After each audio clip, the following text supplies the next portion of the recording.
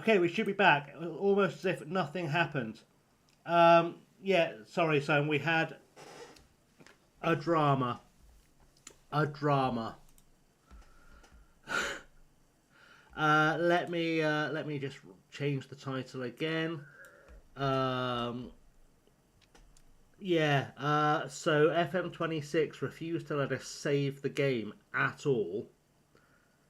So I've just had to uninstall, reinstall, and we had a little look round the journey from last year, and I was just filling time with it. Right.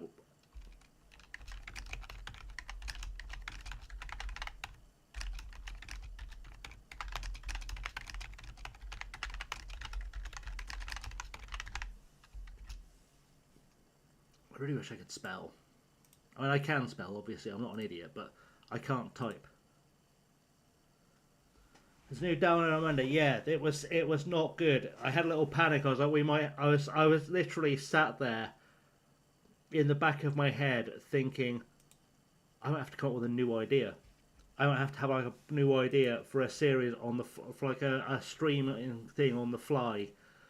But we've got away with it. We've lost about a week of save, but that's fine. Like, it could be much worse. We'll just holiday back to where we were, to be honest. That'll work out quite nicely for us. All the same players should come in. I think I'd done most of my transfer business by that point. Indeed, and relax, Warcraft. Welcome to the stream. Yeah, you did pop in at the absolute peak of panic. It was a moment. I was panicked. I did have an idea. Um, there was something I had in my spreadsheet for either when we get to a point where this reached a logical conclusion, or for the FM27, if it ever appears, save. Um, Assuming SI hasn't been put out to pasture. I was thinking of doing a build a nation in Gibraltar. That was a thing I was considering. I know that's a bit random, but it could be a lot of fun.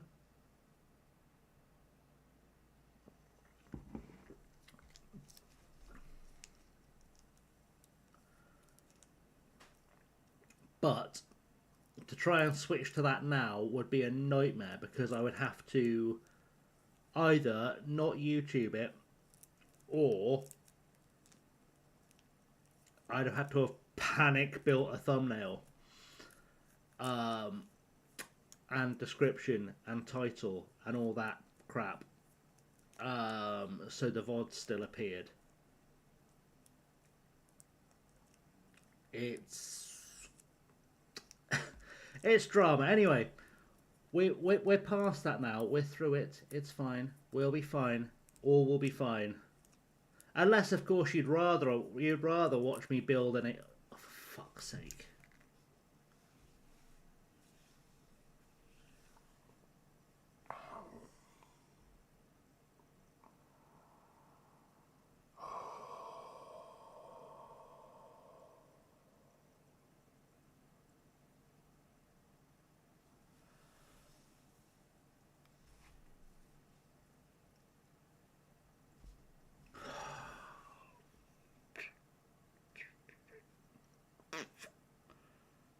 I don't know what to do. I really have no idea what to do. There's no reason it should be doing this.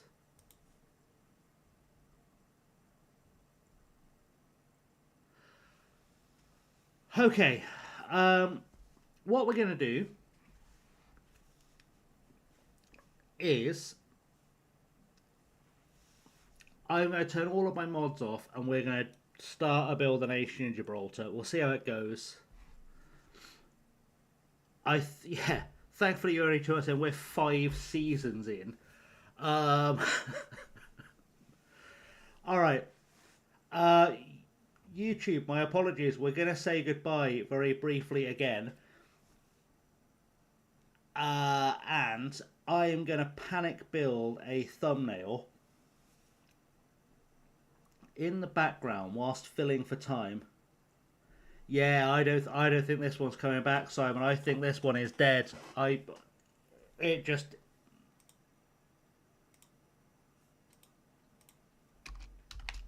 isn't.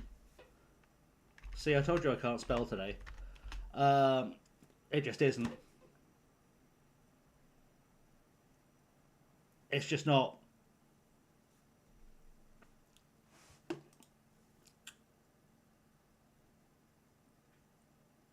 I don't know what's broken.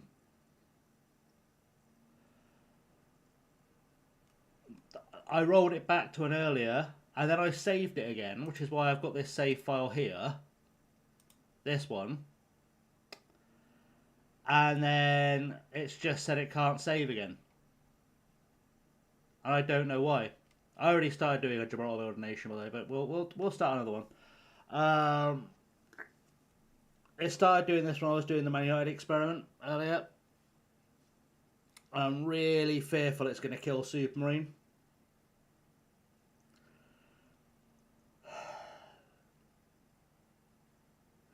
And if that happens, I am not sure what I do, to be honest.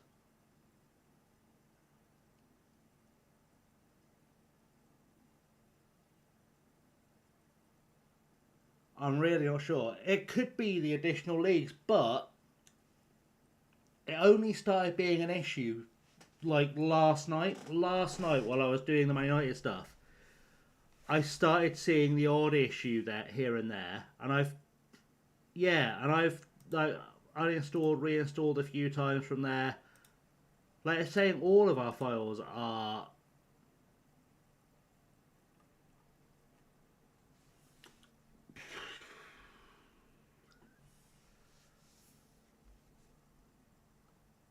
and like I know they're not because I can see the files in File Explorer. And they're not. Yeah, they're still in the folder. They're still there. It's very weird.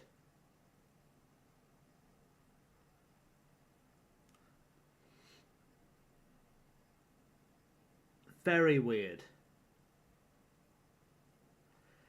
I looked at cloud saving it, but Clouds has a limit on what you can save of 400 meg, which is not a big save on FM at all, which is stupid. Like it just won't allow that. That's a good idea, Liam. Let me see if I can send it over Discord. But at least, you know, chat can say that's definitely broken. It's not just me. No one can accuse me of abandoning the save. The save has abandoned me. That's... You all saw it. Chat all saw it. It's on the stream. We all saw it. It hath abandoned us. So...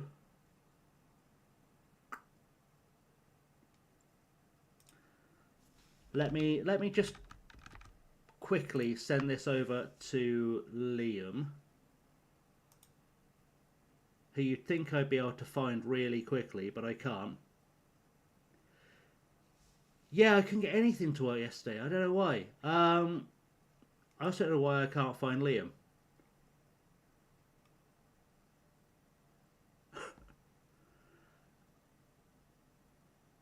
Liam, I've got you on Discord, right? I've definitely got you on Discord.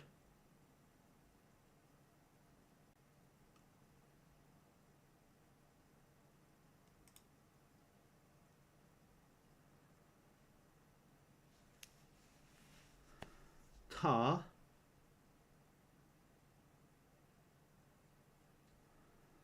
I could have sworn I had you on Discord. There we go.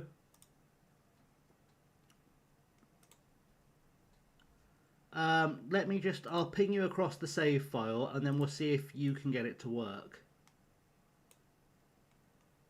Oh no, it says max file size is 10 meg. Jesus Christ. Um, um,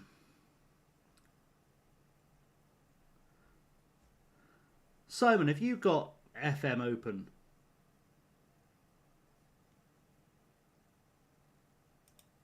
Or are you in front of a PC that can do FM? If I email it over to you, since I've got your email address, can you just have a check, see if it's the file or if it's the game for me, please?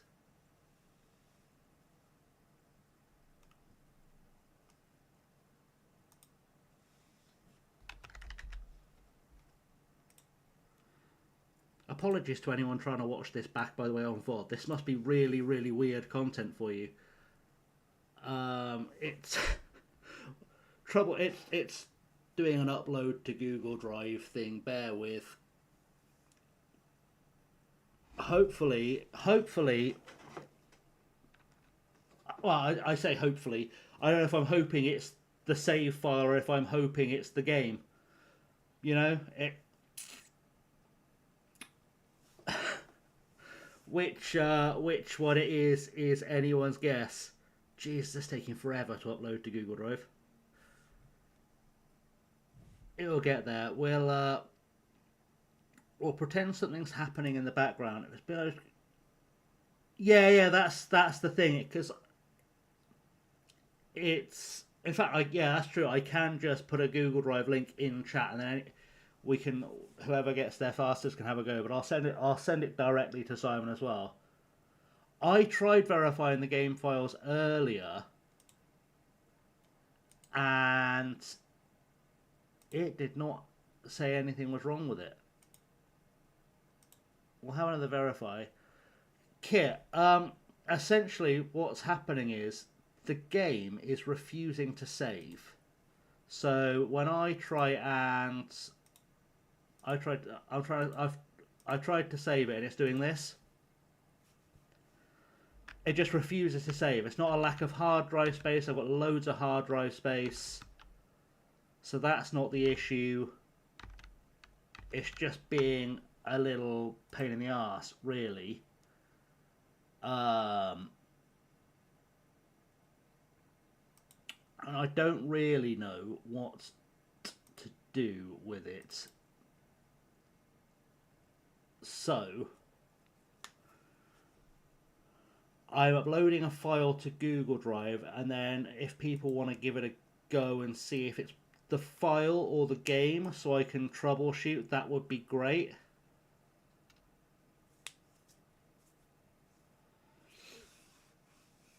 Yeah, so it's currently uploading. I'll put a link everywhere links are needed in a second.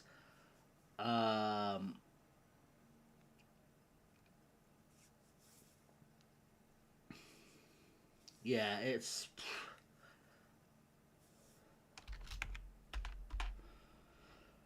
all just a bit of fun.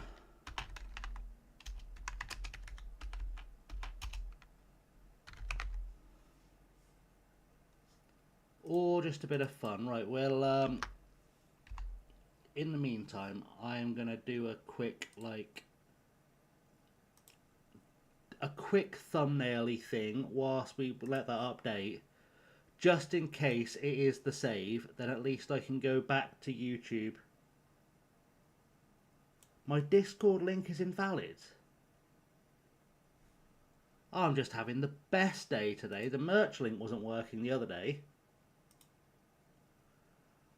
Oh,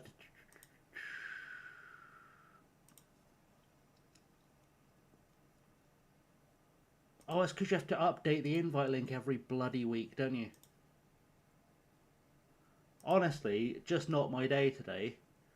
Let me update that link for the Discord.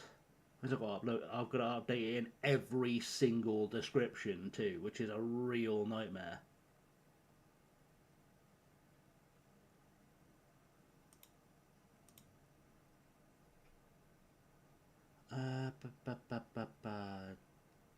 Custom commands, Discords.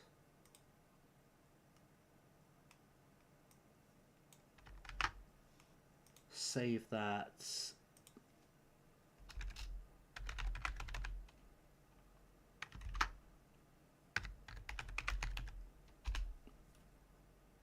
There we go.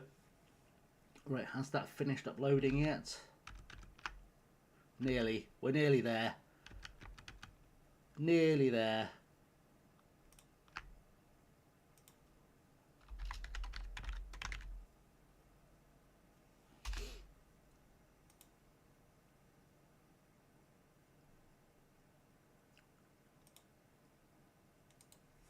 God, trying to troubleshoot and build a thumbnail live and trying to be even vaguely entertaining right now all seem like 5 million different tasks at once.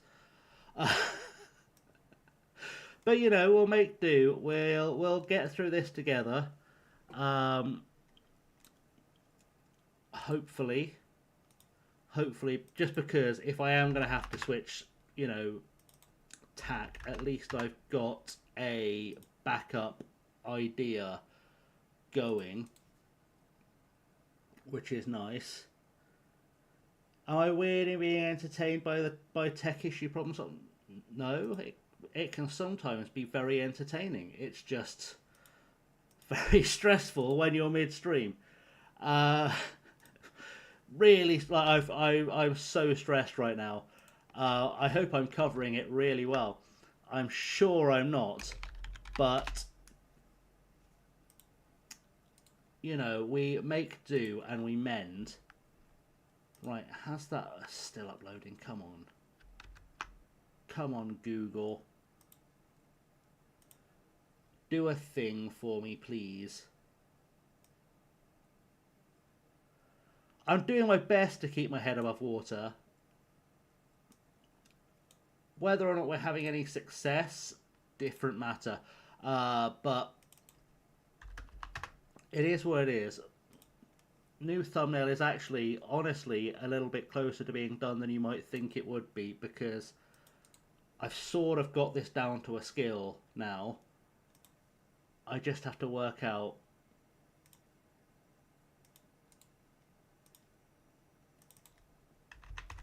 one more layer and then we should be golden for at least having a thumbnail I can fall back on to do something with it. Right, one more thing and then hopefully that's done and we'll be all good and I won't feel quite so stressed. Go away, Windows, don't want to restart up. I'm more entertaining than a Windows update. That's going in my Tinder profile. More entertaining than a Windows update. Whilst troubleshooting Football Manager.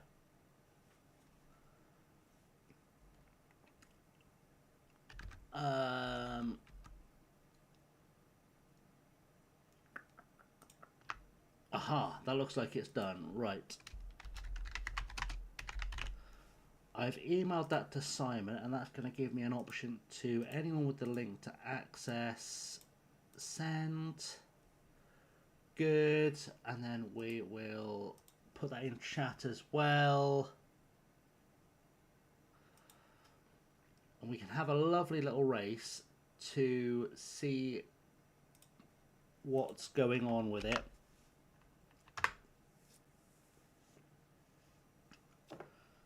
Whilst I finalise this thumbnail quickly.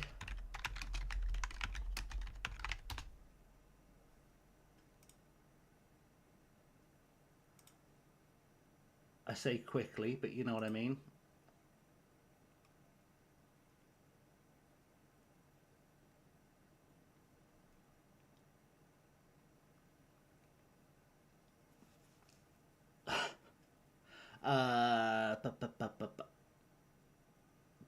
Download is racing my turn timer.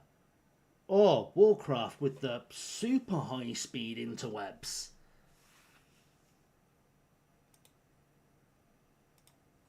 Here we go, moment of truth. Is it going to work for anyone? Is it going to be my FM?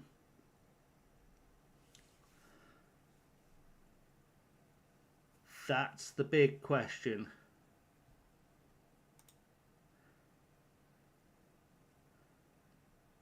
God, can you imagine if Zealand tried to raid now? How fucked we'd be.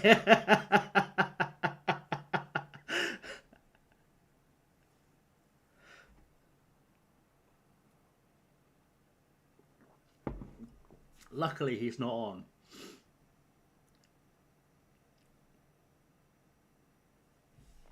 Which is small mercies. This really would be the worst time to get a raid. Don't get any ideas, Kit. Saved for you. Did you? If you continue and then save, does it still save?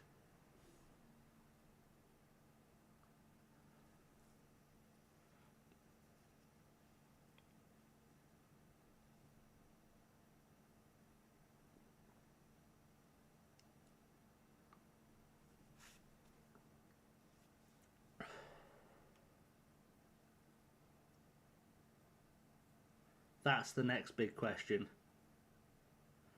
You can if you want, Liam. It seems to work, so at least you can have a play of it, I guess.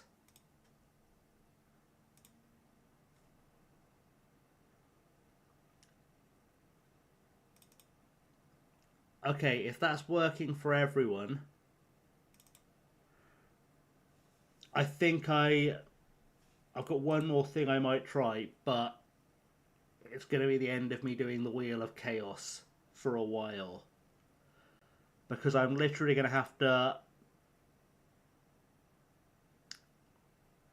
offboard all of my mods.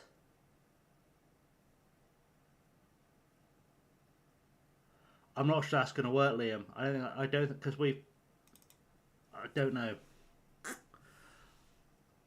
Let me try a thing. Let me just go to the BRB because I'm going to have to shut down FM, and I'm going to have to shut down Steam.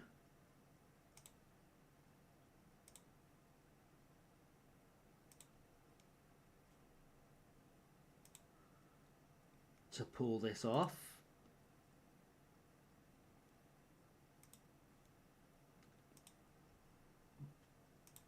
But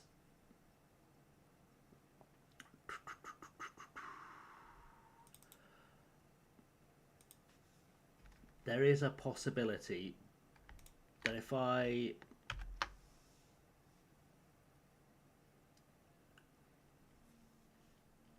don't know, I've got those saved somewhere. If I delete all of my added WotC leagues,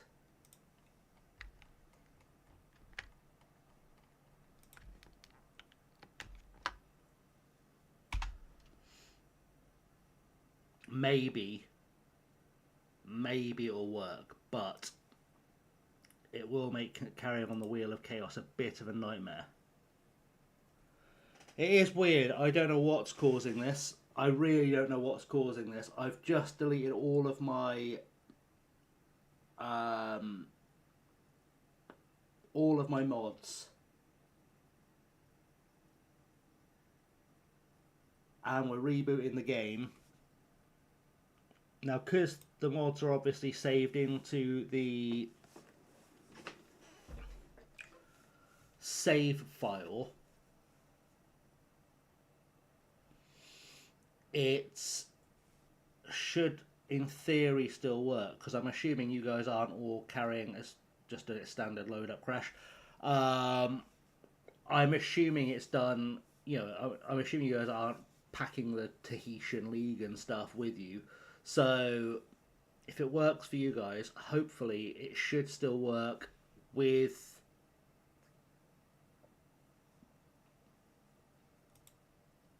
those leagues loaded, or without those database files in. So, we'll see. If this doesn't work, I am really out of ideas. Because I've uninstalled and reinstalled FM26 like 3 times in the last 24 hours.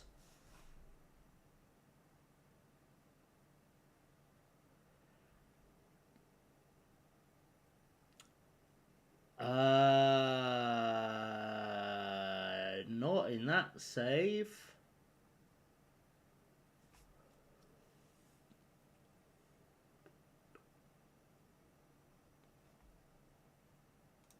Come on, let's see. Is it going to work? Is it going to work for us? Is it going to work?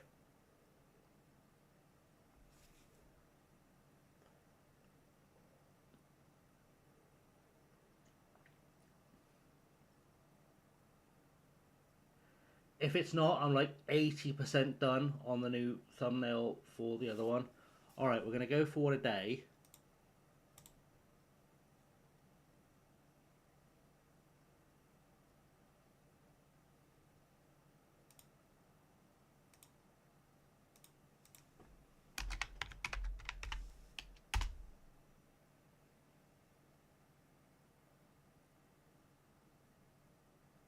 Have we got progress? Have we got progress? It's saving, but moment of truth. If I holiday, we should somewhere around the 9th get a message saying it hasn't worked if it's not going to work. In theory.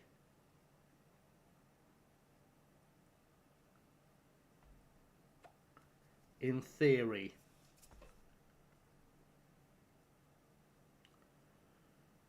Oh, this is stressful. This is so stressful. I'm so stressed out.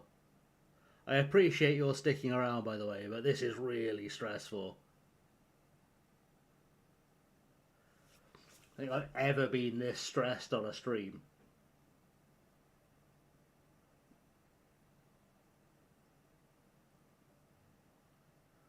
My word.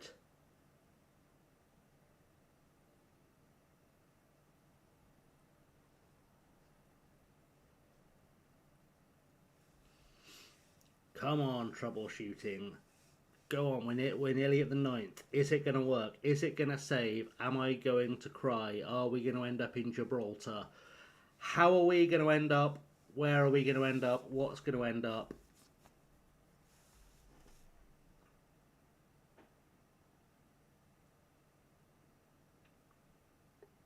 We're almost there.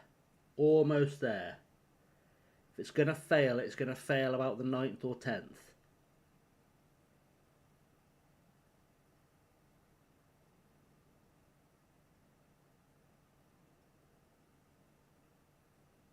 That's got me troubled. It's got me troubled.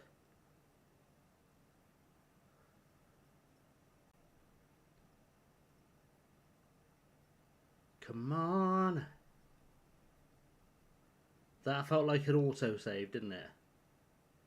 It annoys me you don't see the autosave bar anymore. That bothers me. Always makes me nervous when I can't see it saving.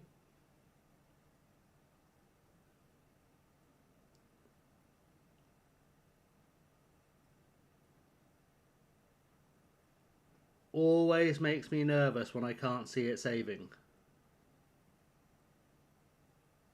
Like, I know it is usually, but it always makes me a little bit nervous.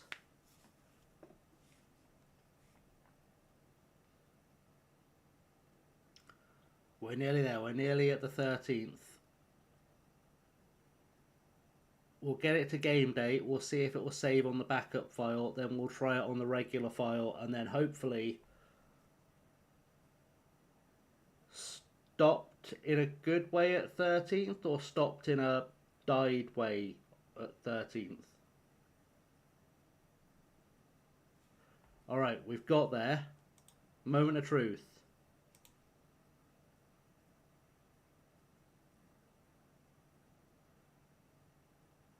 Moment of truth. I think we're back. I think we are back. I think we've got this ticking. I think we're good. Alright, let's save that to the savey thing too, the regular stream.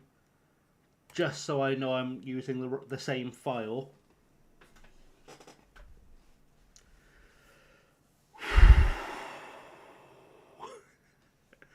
I have never been this stressed by a thing while streaming.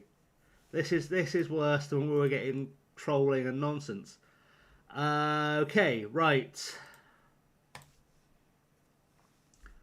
Quick pick still not working.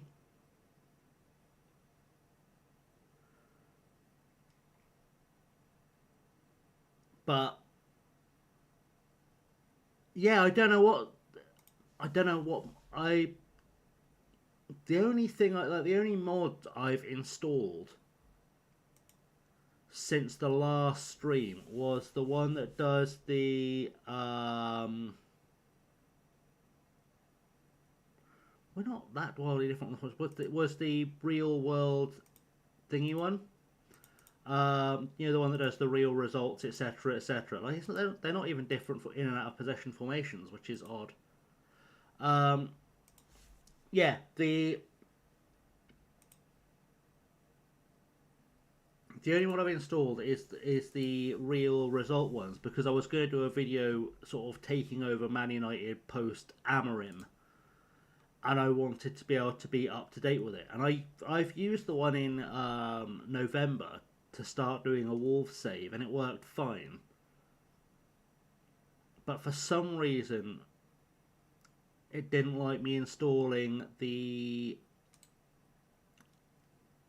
January. I don't know why I can't think of English words anymore. That's probably a problem on my end, not yours. So let's not take that into account. We'll put him in because we know he's a big boy. You even got my avatar now. Oh, lovely. How pretty. It's genuinely the worst avatar. I'll put Danny Power on the bench. I'm going to put Caracas, who should be starting in place of Singh. Let's be real. I'll have Guglino. Have I run out of subs already? Wingers, midfielders. I would quite like another striker on the bench if I may, please. Let's get rid of Singh. Let's put Fabian there. Fabian's going up top. Resort that out in here so I know what's going on. Fabian up top. Shang Xiaming on the left wing. That's because I didn't take into account there was a goalkeeper. I don't know why I put a goalkeeper on the bench. I never put a goalkeeper on the bench. That was just me not thinking like a human being because I was flustered. Now I can't remember who I wanted on the bench instead. Weissner? What's happening here? Lynham's there, Costa's there, Power, Roland, Guglino. It was Singh, wasn't it? Singh was going to go on the bench. Where have you gone, Mr. Singh? That's not that deep. It's not that deep. Come on, where have you gone? Why are you hiding? You were literally there a second ago. That's fine. Do you know what? We're just going to stick Jose Antonio on the bench. Anyone is also ginger with long hair, although more Viking-esque. Fair enough. Right. Give me like 2 minutes, 5 minutes, and we'll play this game. I appreciate you sticking with me. Honestly, I'm going to go smoke a cigarette very quickly and hope that I am slightly less stressed afterwards, and then we will play this first game of the season again and we'll be back. But thank you for staying here. I'll be back as fast as humanly possible.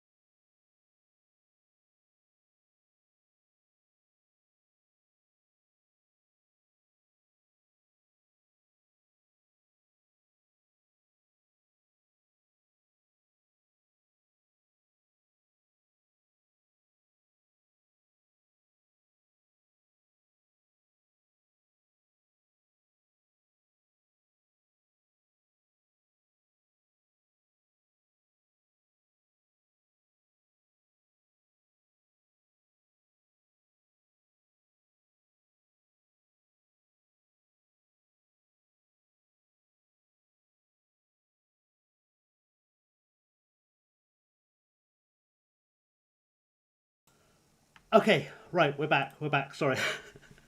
Made the mistake of looking at my phone while I was doing that, and the more drama was afoot. Um,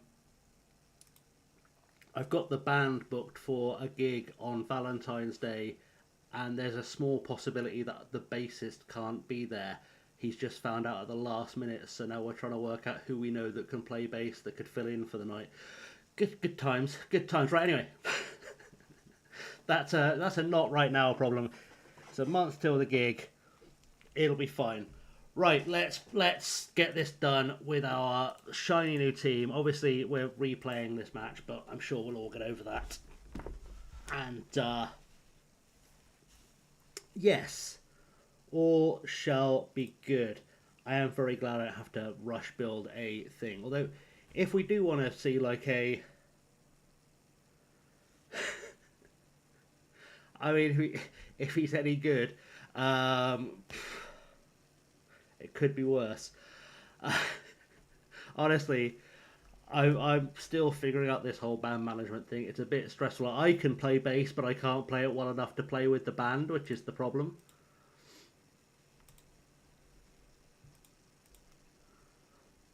Like I'm not the worst musician in the world, but I'm definitely in the lower 50%.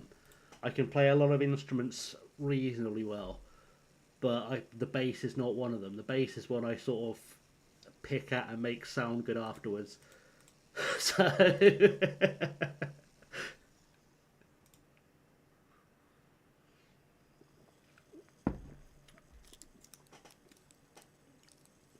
well, to be fair, you're probably lucky, Simon. You weren't here for the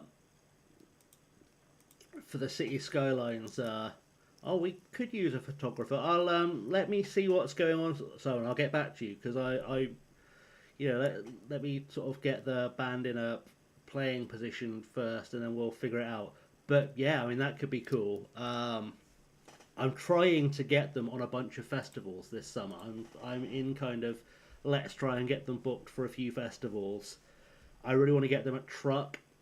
There's one at um, Portsmouth Guildhall Easter weekend. I want to get them on as well. I'm trying to see if I can sneak them onto Slam Dunk, but that's going to be a little bit harder because I don't know the Slam Dunk guys quite as well.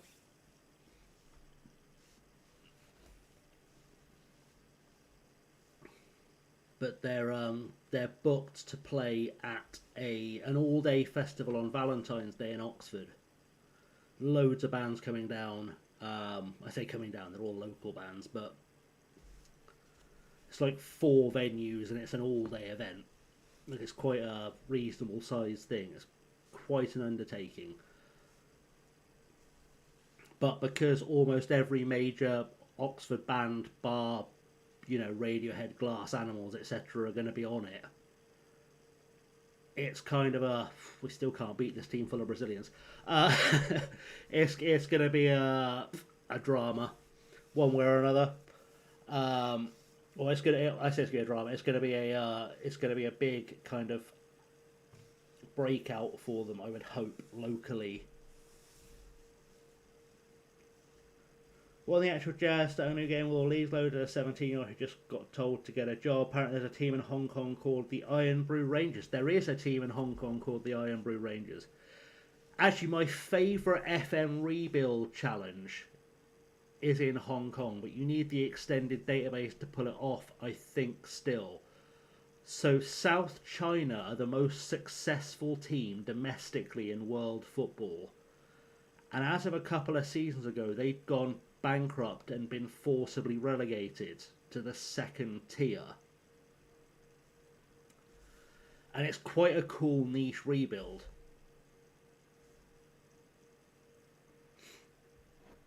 I think South China have got something stupid like 70 plus championships.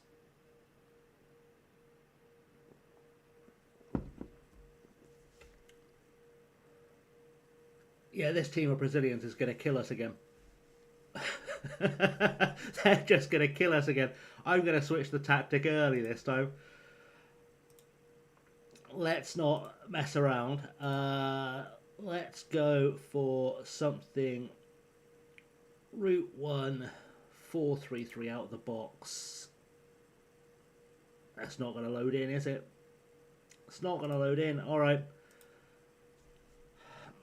I know I've probably said this several times on this stream, but fucking FM26. It's fine, but I do hate it at times. Please tell me you've got some kind of left foot, but you've got no... You can play up top, though. Let's go with that as a placeholder until I make changes. Let's go cautious. Because if we're 2-0 down after 5 minutes, something bad is happening. There is a real possibility this league's a real golfing class for us as well, because like our pre-season prediction is 6th or 7th. And it's very possible that top 5 are just getting battered. I know what you mean, Liam. I do occasionally have those moments with FM26, like earlier, where I was thinking, like, I know I've talked about this before, but I walk the fine line between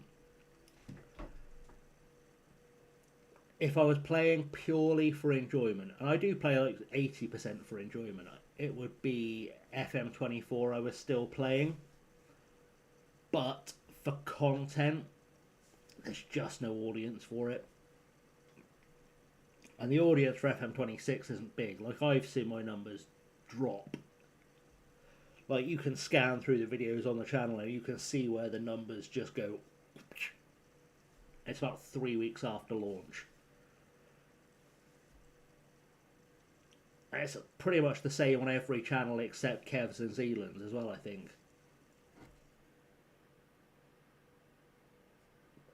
Yeah, it's fair. The fact that you know, I like the fact that it has women's football. That is its most redeeming quality. We seem with this system to be at least in the game, by the way, which is nice. Especially because I've got Caracas playing up top, so Shang Jiaming can be on the wing, even though naturally I'd put him on as a striker in this system. But this wouldn't have been my go-to, and we might have to do a tactics, which is weird. We might have to do a tactics where I just hoof the ball up top at the big players. Just play some like Wimbledon football. Old Wimbledon, obviously, because I don't know if new Wimbledon still play hoofball or not. I've not watched them in a while. Alright, we've not conceded for 30 minutes now. Which can't be a bad sign, can it? It can't be a bad sign. So do let me know in chat if you'd like to see me start a bit of a streamy side quest where we go to Gibraltar and do a build a nation. It could be a lot of fun. I do enjoy playing in Gibraltar. It's probably my favourite league on FM on the base game.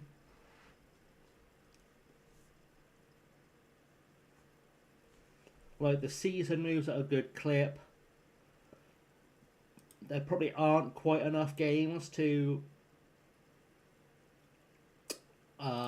develop young players effectively, but it's quite good fun. And after a couple of seasons, you just reach a point where you're playing the youth team in league games and you are saving your first team for the Champions League or whatever, but it is still quite good fun.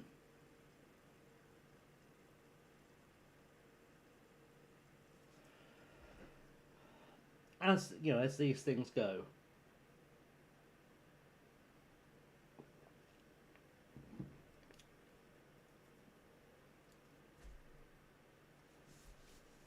But hey, at least we've got the stressful bit out of the way.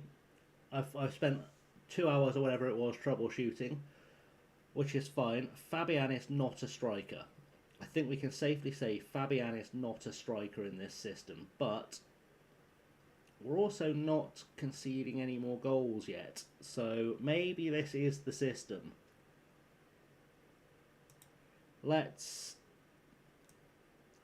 Fabian is in fact a striker.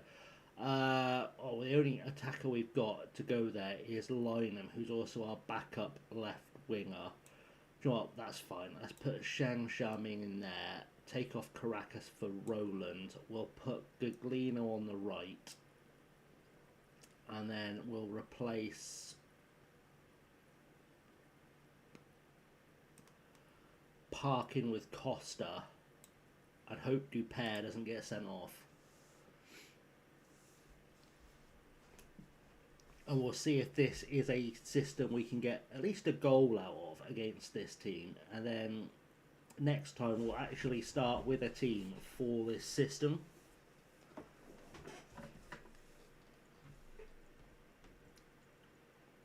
I'm pretty sure it's just an out-of-the-box 4-4-2 Route 1. I don't think it's anything particularly special. Like, it's not, as far as I remember, a custom thing we did. We are seeing more of the ball, which is nice. Doesn't make a lot of sense with a Route 1, but we are seeing more of the ball. Shang Jiamin has found himself on the rock. We've got a goal. I have got a guy playing up top wearing number 3. Which bothers me. But we've got a goal. And I think that's what really counts. Aside from the friends we made along the way. Our young English striker who came to us from Nottingham Forest.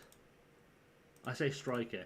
He is very much a left winger who sort of plays left back a bit. But he's got a goal for us, so we can't hate him. Let's encourage them. Let's see if we can get a second goal.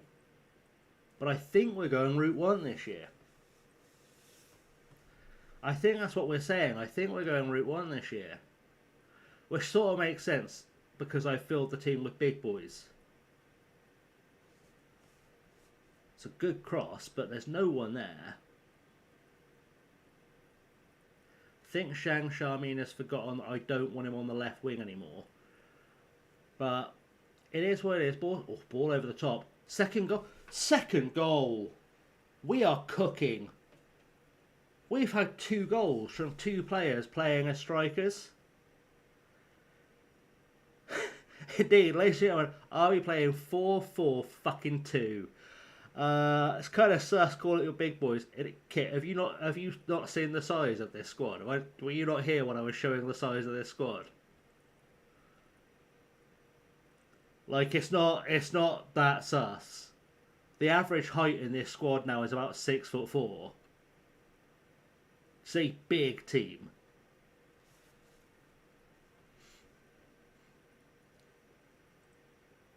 Like, it is a big team.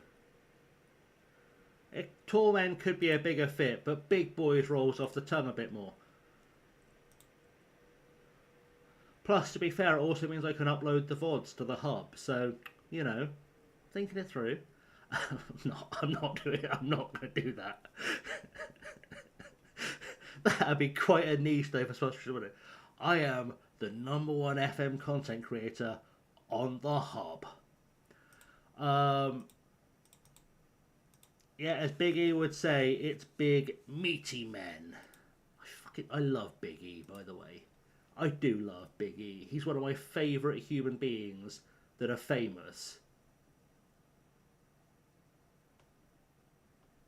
Also, how is that man not just got a massive acting career since he's been forced to retire from the ring?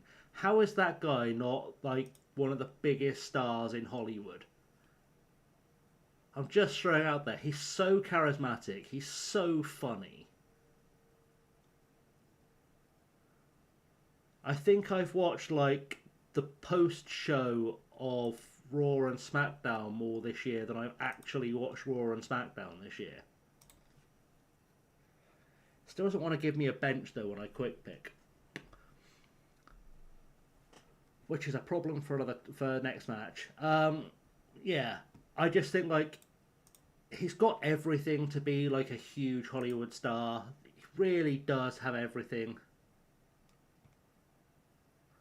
This league's the league with 4 points for a win and a point for a draw. Sorry, 2 points for a point for losing. It's the one below didn't have. That's why I got confused last season. Okay, good. But yeah, I love Biggie. I just think, for the guys who are watching who might not be wrestling fans, by the way, honestly, go to YouTube, just type in Big E, and just check out some of his best moments. Like, he got forced to retire from the ring because he broke his neck, but he's one of the funniest people in the world. He's so, like, I've spent hours just giggling at some of the utter nonsense that man comes out with. It's genuinely brilliant.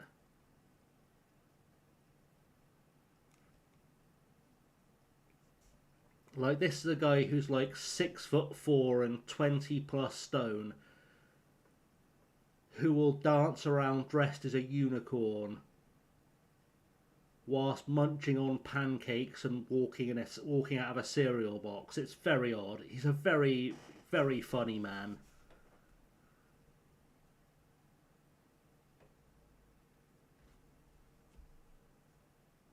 Like, charisma for days.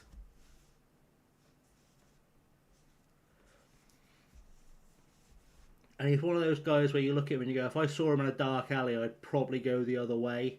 But if you found yourself sat with him down the pub, you'd have a great time.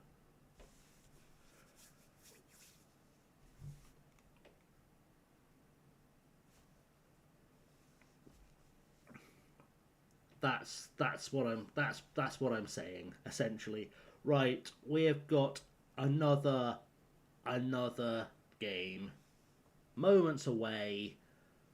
We're gonna stick with this formation with the big boys and the hoofball and the goals, hopefully.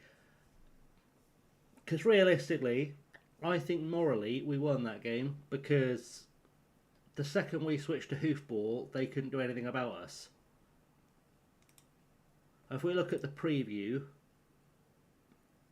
they were the third best team in the league on paper. And like, Tofana are ridiculous. Tofana have an obscene squad. Like, Central Sport have got 2 players in the Dream 11. There are 2 players from Pirae, and then Tofana have the rest. It's wild. And like, if we look at the top player in the league, Ronaldo Luis, I don't want to scout him because I'm afraid of what might show up. I might just give up on life, to be honest. Right, let's go cautious again. Let's not worry about any messages that aren't important, except for the mentoring groups, because that sort of is important. We've had offers made for our players, which is a concern, but I wasn't worried about losing him anyway, and we can probably do without Mark Fialdini. I've never seen Guernsey as a national. Is that a national? Oh no, he's left to join Guernsey. I was like, I've never seen Guernsey appear as a nationality. Is that new? No. No is the answer. Right, let's do this. Quick pick the team. Oh Jesus! Can we best 11 the team?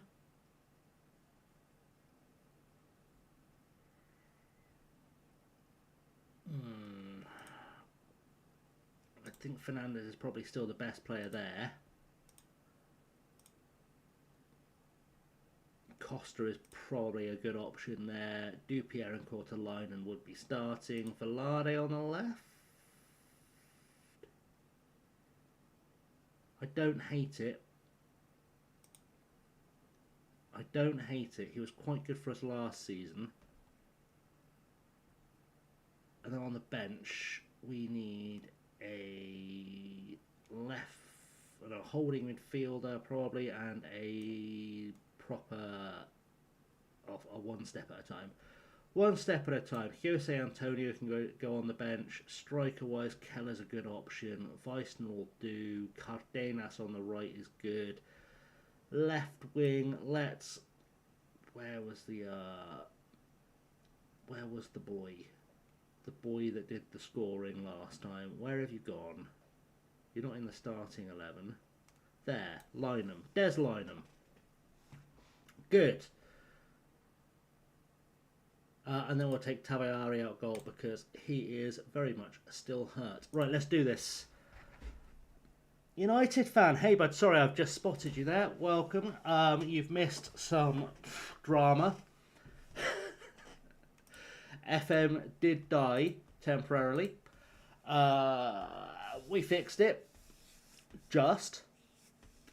After a group effort, we have fixed it. But FM was not liking us at all. And then it started liking us again. So we're going to go with that. We've got our new look squad full of giants. We've gone to Route 1, 4-4 fucking 2. And hopefully we're going to smash this league. AS Dragon are one of the better teams in this league. Every team in this league, by the way, except ours, is just all Brazilians. There are so many Brazilians in this league. It's honestly offensive. Like, far too many. Dragons, do they breathe fire? Elodie, they probably do, but hopefully not too much fire today. Hopefully not too much fire today. We just want to get our heads down and beat these guys.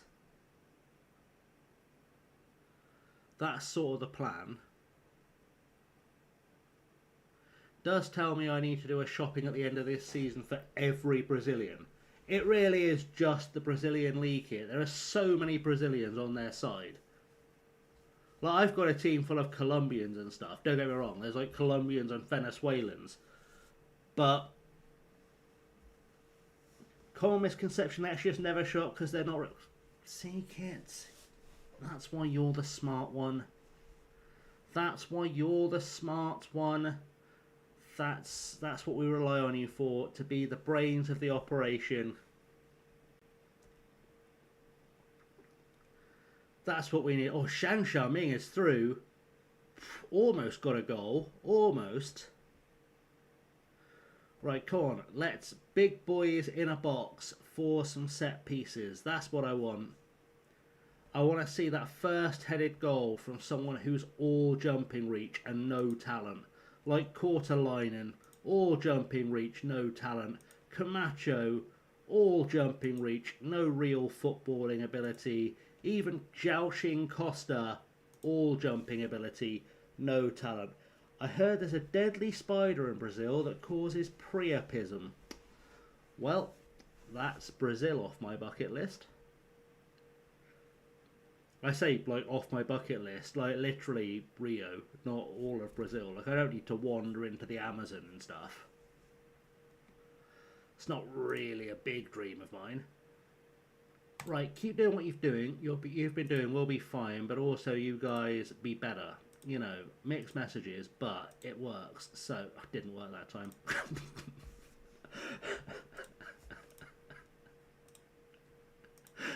My God. It's hiding in the bananas. And that's why you always wear a condom. That's the life advice you need if going to Brazil. Always wear a condom or you will find a deadly spider that causes priapism in your bananas. Life advice. Jesus, it's all gone wrong. It's all gone wrong. I'm making the worst jokes now. After the disaster we had earlier, that's all we've got to, is I'm making knob gags.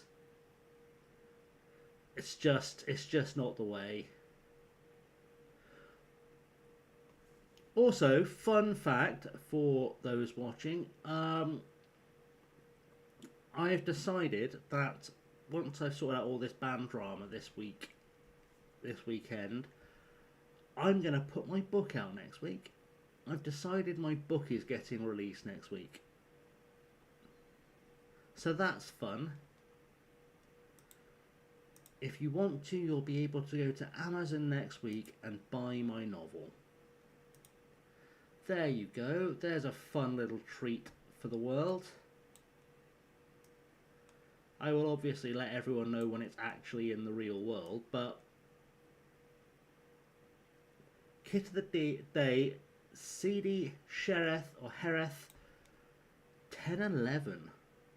That kit's older than you, Kit. My word. Who has the movie rights? Nobody yet. I'm open to offers for it. Liam, the book is sort of autobiographical romantic comedy whereby someone tries to use an AI like a chat GPT as a therapist to help them rebuild their life, and discovers that AI doesn't really help you rebuild your life, people do. And it's kind of a rom-com, kind of like an international thing. Fair enough, Simon, that's all good. Have a good night, mate. Enjoy the food. What we having? Yeah, so it's... Well, back in a bit, fair enough. What are we having, Simon? Let me know what we're having. Make me jealous. Yeah, so it's a bit of a... It's what they call literary fiction. It doesn't really fit into any... Oh, like a Tesco delivery. Raphael Keller's finally scored after 2 seasons. Yeah, it doesn't really fit into any genre. It will be tomorrow, Kit, funny enough, apparently.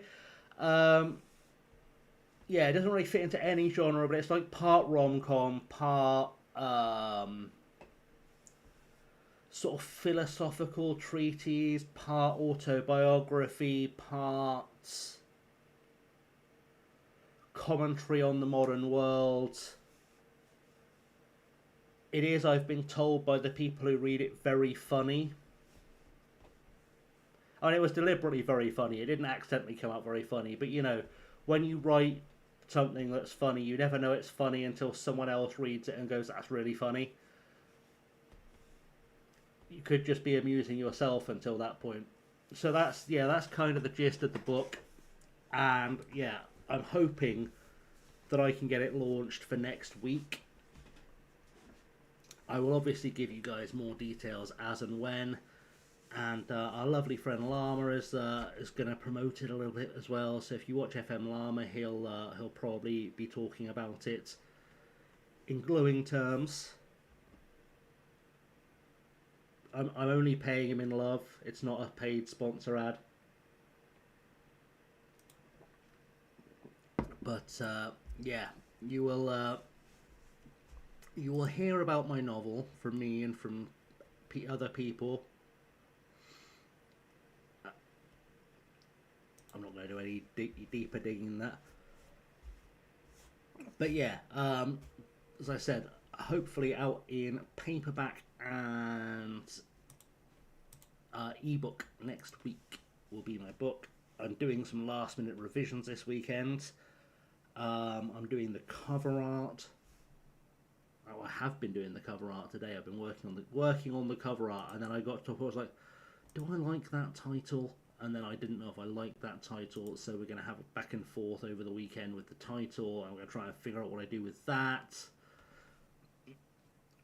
Probably won't be any major rewrites to any of the book over the weekend, but you know, if there are, you'll know about it because I won't be streaming as much. But it's so it's currently called The Rebuilding Plan, but I don't know if I like that as a title. I'm not sure if I like that as a title yet. That's been like the working title for months.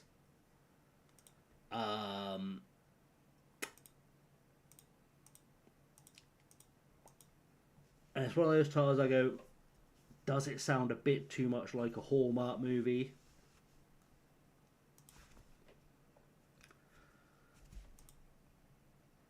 Oh, look, another winger I brought in just because he's quick. Wow, that's such a useful thing. Thank you for that, bud. Bye. Um, yeah, so it's. I saw as it popped up, but you know, so it was a nice race kit. Yeah, so it's currently called the Rebuilding Plan. I'll probably have a think and see if I can give it a slightly more literary title, something a bit more Booker Pricey or whatever, you know. But either way, I will let you guys know when it's out. You know, I'm not expecting any of you to go out of your way and buy it because you know I know we live in a world where money is money and all that kind of stuff. But you know, at least you can have a little scour of the blurb, and if you know anyone who will just read anything you tell them to read, then feel free to send them a link. You know.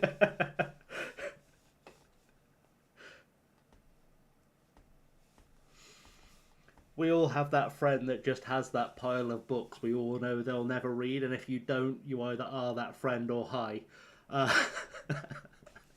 I've got so many books that I've not read yet, and some that I genuinely will never read. For some reason, I own a copy of Joey Barton's autobiography. I don't know why I have that, but well, Simon, you know, Christmas, birthdays. um, yeah, for some reason I've got Joey Barton's autobiography. I'm never going to read it. And I'd sell it if I thought I could get rid of it. But then I look at it and I was like, I can't. No, if no one will buy it, it'll be a paperweight.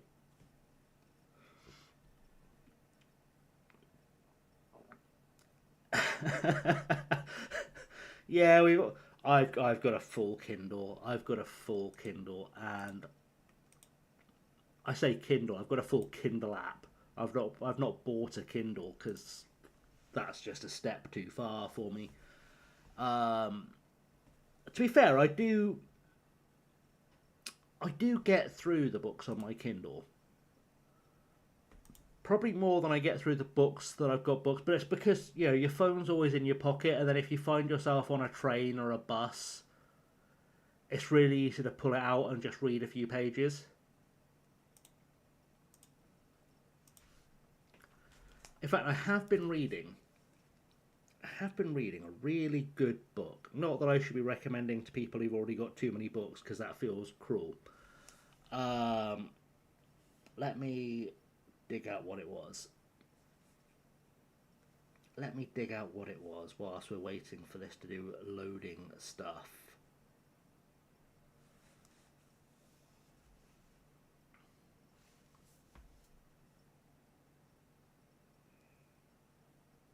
Also, my library says way too much about me. Where's that bloody gone? Has it just rearranged all my pages? Rearranged all my books, maybe? Well, the most recent football book I read, which I highly recommend by the way, is With Clough by Taylor. Incredible book. Cannot recommend it enough. Um, it is a biography of Brian Clough, written by and from the perspective of his assistant manager Peter Taylor, and it was sort of a biography of both of them. But it's genuinely really good. It's a really great insight into probably, for my money, the greatest manager that's ever lived. Um, oh yeah, I've been reading Stag Dance by Tori Peters. Cannot recommend it enough. I loved her first book, Detransition Baby. This one is like a collection of her short stories, and it's brilliant. It's genuinely brilliant. I've also been reading Surviving to Drive by Gunther Steiner of late. I'm a big fan of Gunther Steiner. He's an incredibly funny man. Um, Great book, really good book. I feel kind of awkward about a statement made last night involving the football academy, unaware of the horrors at a certain age, given I may pay more attention to French. Don't worry, Elodie, you had no way of knowing. You had no way of knowing. I feel a little bit bad that I had to break that to you. Um, yeah, it was a whole thing a few years ago. Um, a whole thing. It's one of those kind of I would put it down to a life lesson into maybe let's not take everything that's in FM as numbers as at face value. I'm sure I signed him. He doesn't join yet. This is our Canadian Chinese winger who's coming in, Hui Xiaolong. He's been signed because he's quick and big. Oh, Toninho Guerrero. Guerrero was a player I was going to try and get. Oh, in fact, I was looking for a left winger. Let's try him instead of Velarde. Toninho Guerrero, when I signed him, was a five-star player. And he's not anymore, but potentially because of the step up. We'll give him a go. We'll see how he does. Everything else can stay the same. I feel like this will click. I feel like this is going to be a system that clicks for us.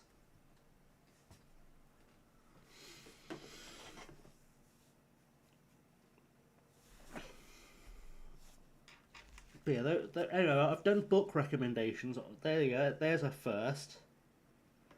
I am a.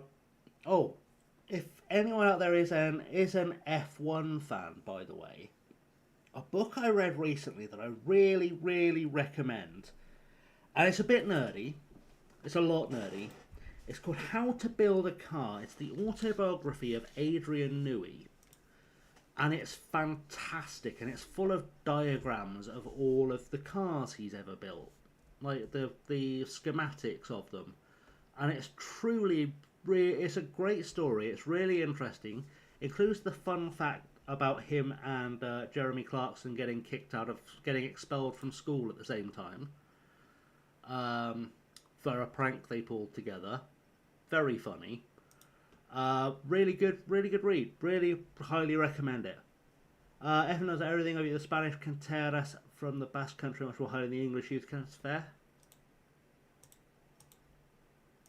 It's one of those things where if you really dig into the numbers, like if you open the editor and you dig into the numbers for youth academies around the world, there are a couple of Belarusian clubs that apparently have world-class youth facilities. And I have questions because I can't name any Belarusian footballers. So surely their academies aren't among the best in the world. And there's nothing like when you sign up to be a researcher for Football Manager,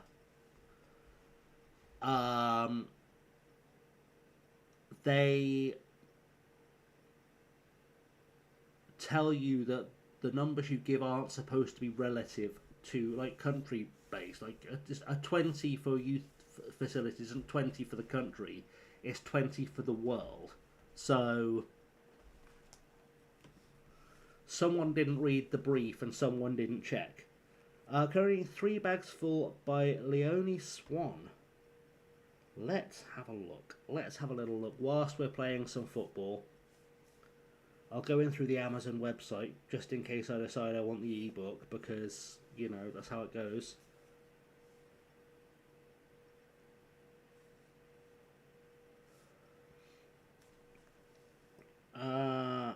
A cheap detective novel. Hello.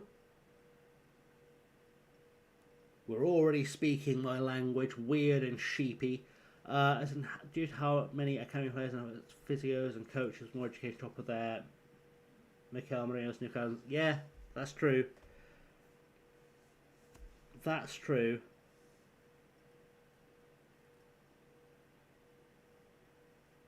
That's it's going to be a film, something about sheep.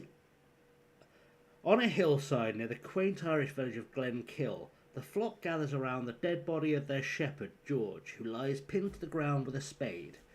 George cared deeply for the sheep, and reading to them daily, and as a result, they are far smarter than your average flock. Led by Miss Maple, the sharpest sheep in Glenkill, and possibly the world, they set out to find George's killer. With an assortment of woolly investigators on the case, there are furtive missions into the village and a collection of two-legged suspects to chew over. Amazing. Going immediately into my basket. That is an excellent recommendation. Much appreciated. That is going to be bought on payday. That sounds incredible. That genuinely sounds incredible. I am genuinely excited to read that. And in fact, I might send that to my mother. I think she'd really like that. I'm sure I've told this. I'm sure when I started talking about when I was talking about writing the book on stream weeks ago, months ago, whenever it was. My mum used to run a bookshop when I was a kid, so I grew up in a bookshop, and my mum loves books, like, and that's right up her alley. But also, like, the good or weird thing, I suppose, about the fact that I've got this book that's going to come out next week is that I know for a fact the second mum gets a link, she's going to send a copy of it to everyone she's ever met. Which is probably a bit far. But, like, she'll be sending links to that book to, like, everyone she's ever encountered. I got a sequel which on Black Friday for 99p each, and the movie has a ridiculous... Yeah, it looks like it. 99p. Maybe I'll hold it in the basket for a while for the next book sale. Yeah. Gee, how are we apprehensive? My God. Apprehensive and nervous. Lads, we're in Tahiti, and with the finest of respect to the people of Tahiti and the footballers who are here, it's not the World Cup final, is it? Like, there's not a lot to be nervous about. There are, and I mean this gently, 120 people watching. This is a Sunday League game at best. Currently reading Blood Over Bright Haven. Let's have a look whilst we wait for this to fizzle out into nothing. We've been better than them? Not really. I was going to say, should I go more attacking?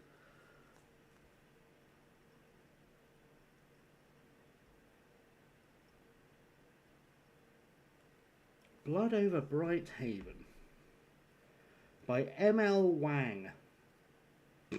Such a child. You could not let me loose in Asia. I'm such a child. Let's see what that's saying. Right, dramatic reading of the synopsis. For 20 years, Siona has devoted every waking moment to the study of magic. When she finally achieves her ambition to become the first woman admitted to the High Magistracy at the University of Magics and Industry, she finds herself undermined at every turn.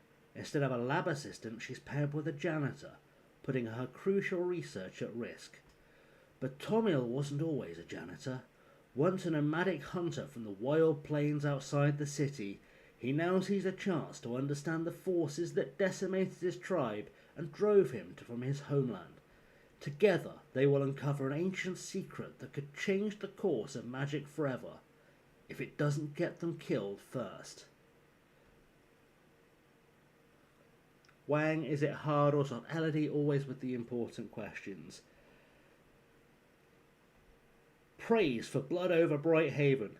This is the new god tier fantasy author. Read a review. I couldn't put it down. My favourite fantasy of all time. I will never emotionally recover. The best book, bar none, I've read all year, says Evan Winter, author of The Rage of Dragons. This book is a merciless reckoning that leaves you reeling long after the last page is turned. Sarah Hashem, Sunday Times best-selling author of The Jasad Heir. Well, those are quite some praises. We shall also add that to our basket. Excellent, we're doing book... We'll have a little book club going soon, a little FM book club. That'd be fun. Pretty sure the point of a book club is just to get as drunk as humanly possible under the pretense of having pretended to read a book, but...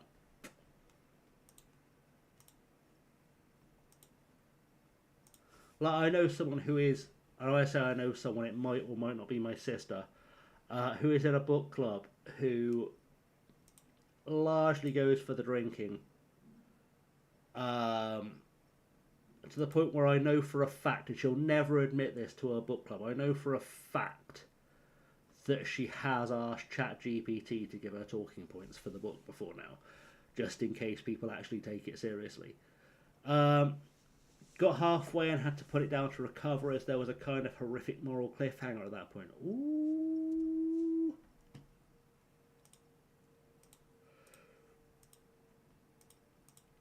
That do be intriguing. That do be intriguing. You've got my interest.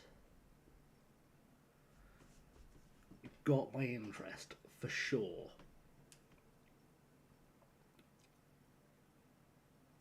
There are a lot of people up streaming tonight for FM, by the way.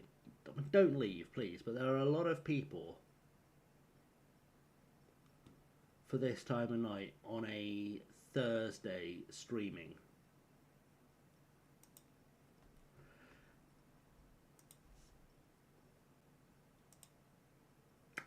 Right, let's get ready to win a game. Oh, I just saw there was a trailer for Sheep Detectives. Ooh.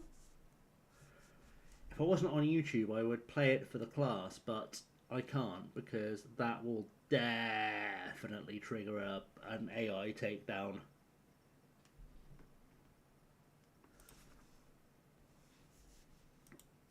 I'm waiting for it to fight me on the on one of the event clips that pops up for like follows or raids or whatever. I'm waiting. It's just a matter of time.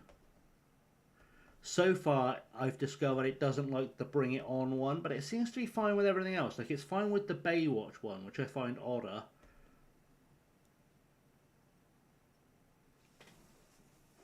Because that was a much more recent, much more high-budget film.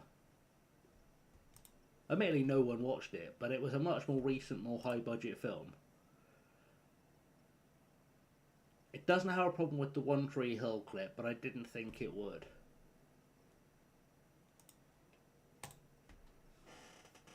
Baywatch, yeah. How to do so much rotation with games every 3 or 4 days? Yep, that's the life we sign up for as managers, unfortunately. Did you watch the Baywatch film, Warcraft? Or are you questioning the clip? I think you've seen the clip. You must have seen the clip I've got for the streams.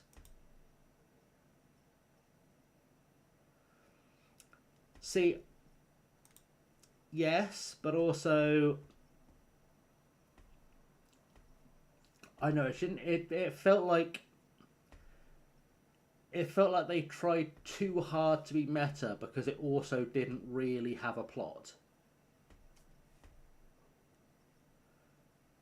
But I have stolen a clip from it because it was the one gag that genuinely made me laugh out loud when I saw it. European competition drain it? Yep, it's true.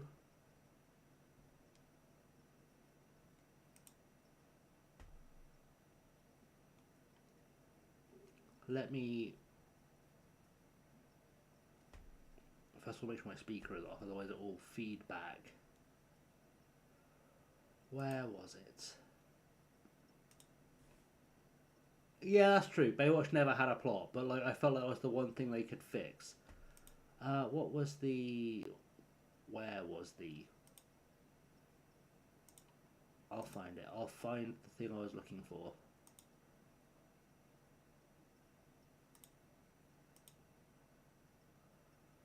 Find the thing I was looking for, because it's got to be here somewhere. Alert box, settings. Alexandra Dario on a stream suit for 2 hours. Yeah. That's fair. That's fair. Where was it? Where was it? Where did it go? Was it? It wasn't the raid one. Was it the sub one? Nope. Follower? Yeah. Let me do a...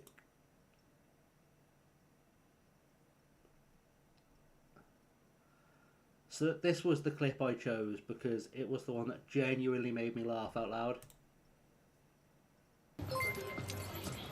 Are you following me? I was actually just gonna ask you the same thing. Okay, look, you're hot. I may resist for a while, but we both know eventually I'll give in. So why don't we just skip that? Why don't you put a baby in me?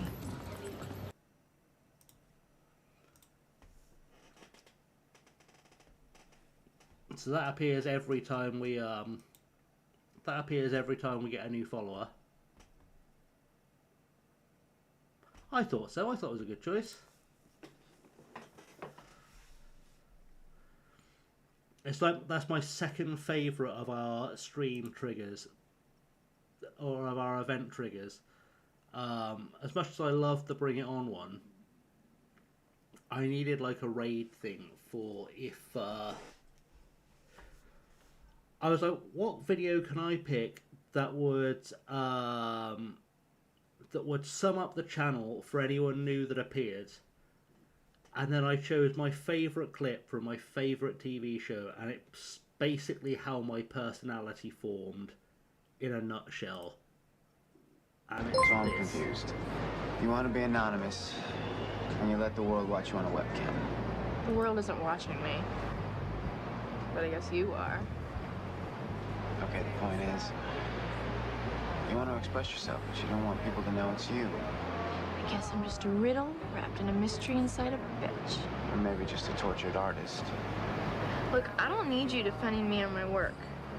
I don't need you analyzing or interpreting me either. And in fact, I'm pretty sure I don't need you at all. Pretty sure? That's basically... I think I could probably hand that to anyone as a basic description of my personality.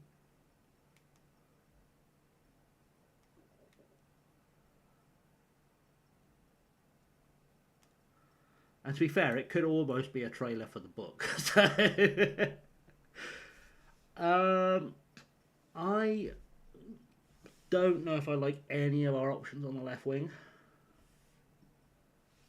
See, Stargate is a good call. Like, my whole thing was basically, I don't want anyone to be in any doubt when they join the stream that this is not by any means a straight space. Like, you know, I didn't want to pick anything like weirdly macho, because if you look at almost any other FM streamer, and it's not a criticism because people are who they are, right? But like, you'll get something from like some crazy action movie, or from like Archer or whatever. I'm like, nah, my clips are Baywatch, Bring It On, and One Tree Hill. Like, you know, we are not the straightest place. And, you know, if you want to be straight, go with God, you do you, but like, it's just not a lifestyle for me. I'm sorry, you know. Plus, like, I think it's nice to have places that are openly not fully straight in a place like the Football Manager space. I think it's really nice to have it. I have no idea who any of these guys are. Well, that's it. I'm just going to be me, and I'm largely who I am. To be fair, I do occasionally stick the old war paint on, but if you see me with it on stream, it's because I've been out doing something. Like I'm not going to waste expensive war paint for the sake of looking marginally better. Unless you can be Batman, always be Batman. Kit, that is good advice for life. That's the love and advice we need. Wouldn't want to be Batman.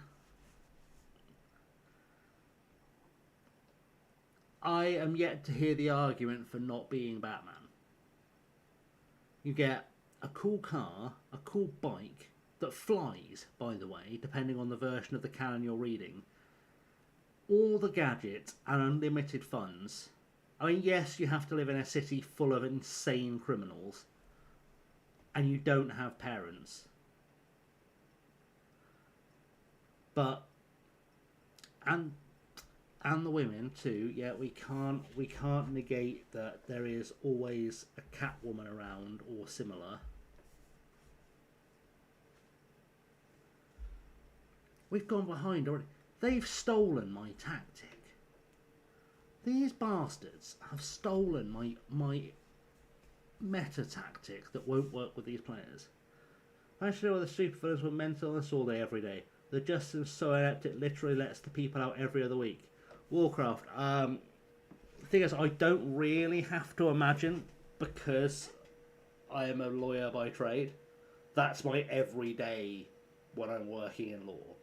Well, luckily I'm not. I say luckily. At the moment, I'm not working in law. So I do get a break from it. But essentially, I was dealing with supervillains with mental illnesses of all day and a justice system that was inept. It's just that the supervillains with mental illnesses I was dealing with tend to work in government offices. Come on, have a goal. Just have a goal, guys.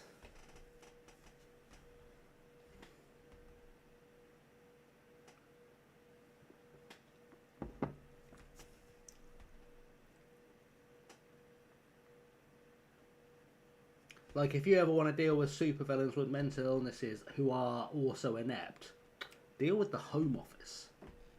My word. They are among the most inept people in the world. Genuinely, some of them breathtakingly so. Like, to the point where if I need an answer from someone in London, it's like... Let me try and, without revealing sensitive details, break down just how inept the Home Office can be, right? So I had a case that was pending for 6 months, and it should have taken 6 weeks. And I'm trying to get hold of anyone at the Home Office, an actual human at the Home Office, to chase things up, right? Oh, Shang Xiaoming scoring. And you think like, oh, just phone them and get an update. Well, you can phone them and you can get an update, but it's not really an update. It's like, oh, it's still processing is the best you get, right? It's still processing. You'll just have to wait. And that wasn't quite good enough where I was at. So I had a contact that I've been working with on something else in the British Embassy in Rwanda, who I sent an email to because I got to work with them quite a lot. I sent them an email asking them if they knew a person I could contact that could actually give me an update at the Home Office in London.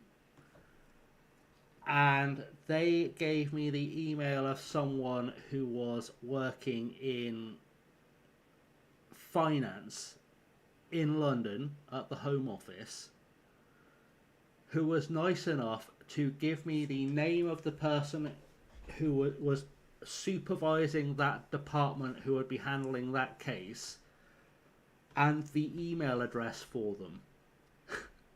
which is an internal email address they don't release publicly, so I could chase it. But I had to have a conversation with someone in Rwanda, to have a conversation with an accountant to get this email address, because you can't get anything from the phone line. It's true there are no humans at the Home Office, and don't get started. Had a proper argument with a member of their staff who processed asylum at a random party. So someone like you process these things, no wonder we have a backlog. Yeah, it's not just that. So the reason there is a backlog on asylum cases, and this is the thing they won't tell you at a party or anywhere else, is that they are told, as a rule, the people who process them are told, as a rule, to say no unless you absolutely don't think you can get away with saying no. And then make someone like me do the work to prove that actually this is something you're supposed to allow, because I've got this document that was released internally to you to say this is what it's allowed under this circumstance. And then they have to pretend they didn't see my email for 3 weeks, because they have like a 3-week response time. And then they have to ask their supervisor if they are in fact allowed to grant the application that I've put in the application for,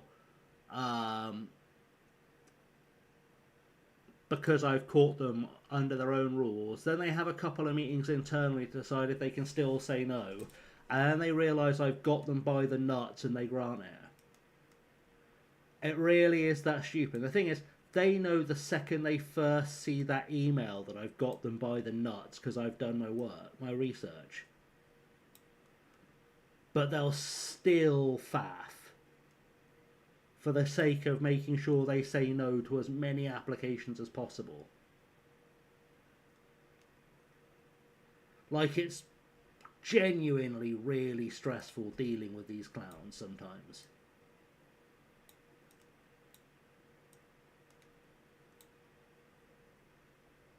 That's it. To some, it's the lefty lawyers who are the problem. The thing is, like, I don't even think I'm particularly, like, I'm not like an extreme lefty. Like, yes, I'm very liberal, but I'm not like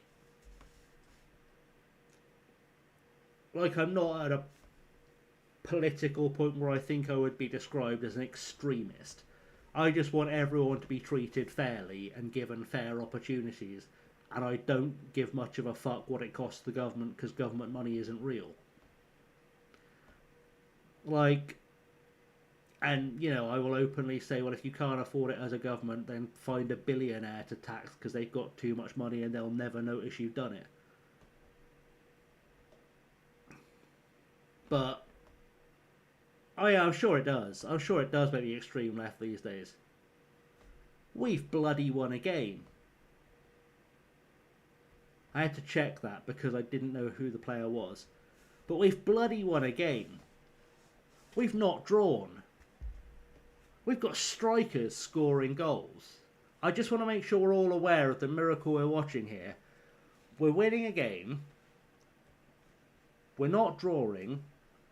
Strikers are scoring goals. And I think AS Taravao are a good side.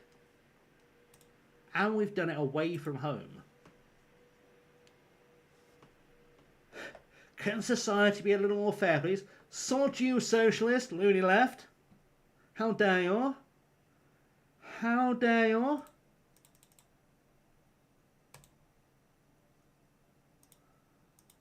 Yeah, it frustrates me, it really does.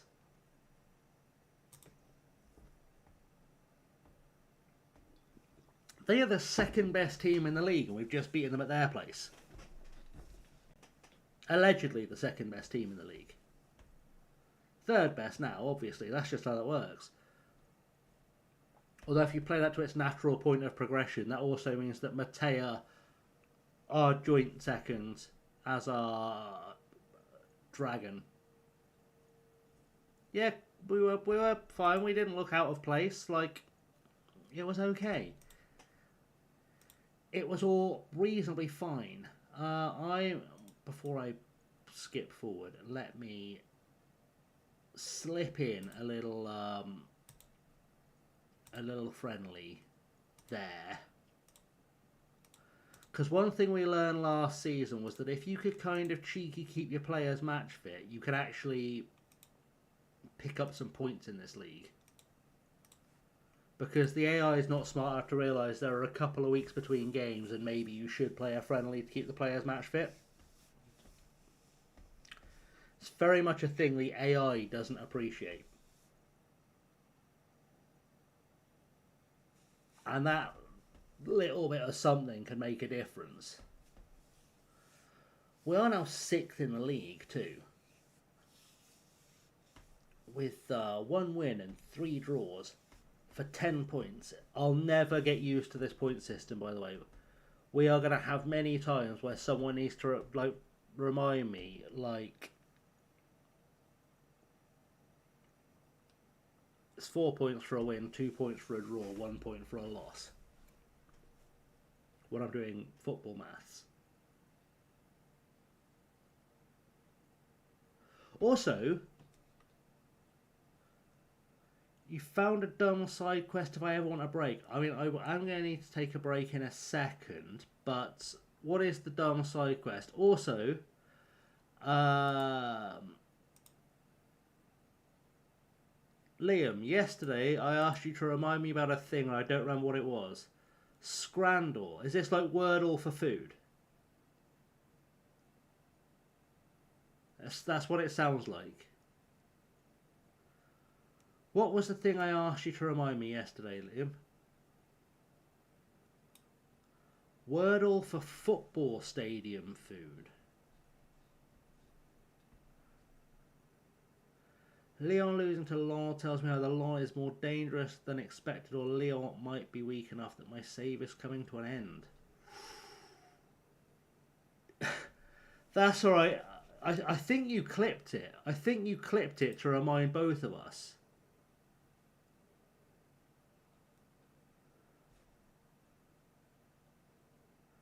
Picking which got a better Scran rating. Okay. Okay. Well, let me BRB and then we'll have a look at that. 2 secs.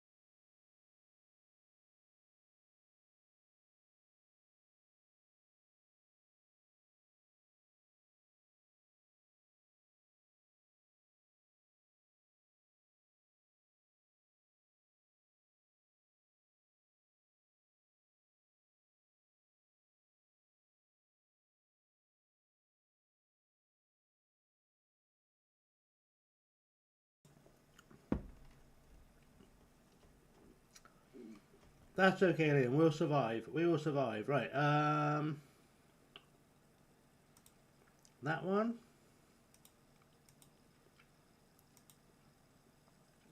That one. Right. So this, I gather, is Scrandle.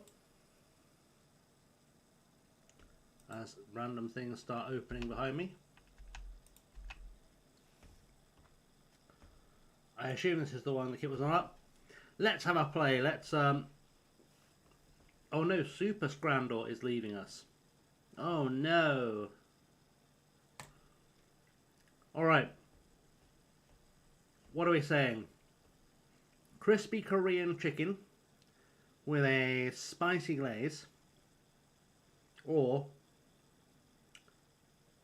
fish and chips. That's a shark. There is no way that's not AI, right? There's no way that's not AI.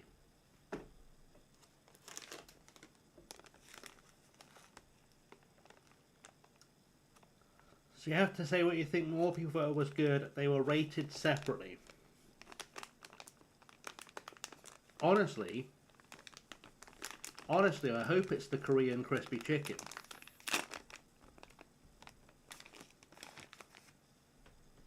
Yeah, I would say the same, Liam, because that looks honestly disconcerting. Also, that's not nearly enough chips for something that costs 15 quid. That's arguably not nearly enough chips for something that costs £9.60, but let's say that. Oh, we were right. We were good. Okay. Tub of grasshoppers for £3.75 in Seattle or Tottenham with the most bougie North London nonsense I've ever seen, aubergine and mushroom katsu curry. Indeed, the fuck Seattle. Seattle Mariners are selling a tub of... Like, if you told me that was somewhere in Asia, I'd have been like, okay, cool. But fucking Seattle, man. I think I've got to begrudgingly go with the Tottenham one just because I don't want to eat a tub of grasshoppers. Are we all agreeing?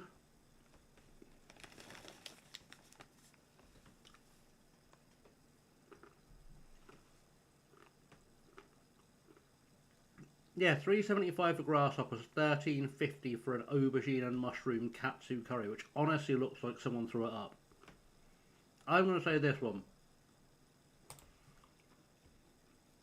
That was a no-brainer.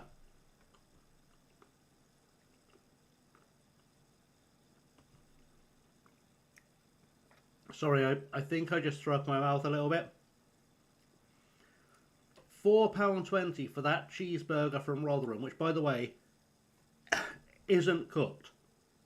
That's not cooked. Someone was going to prison for that. That's not cooked.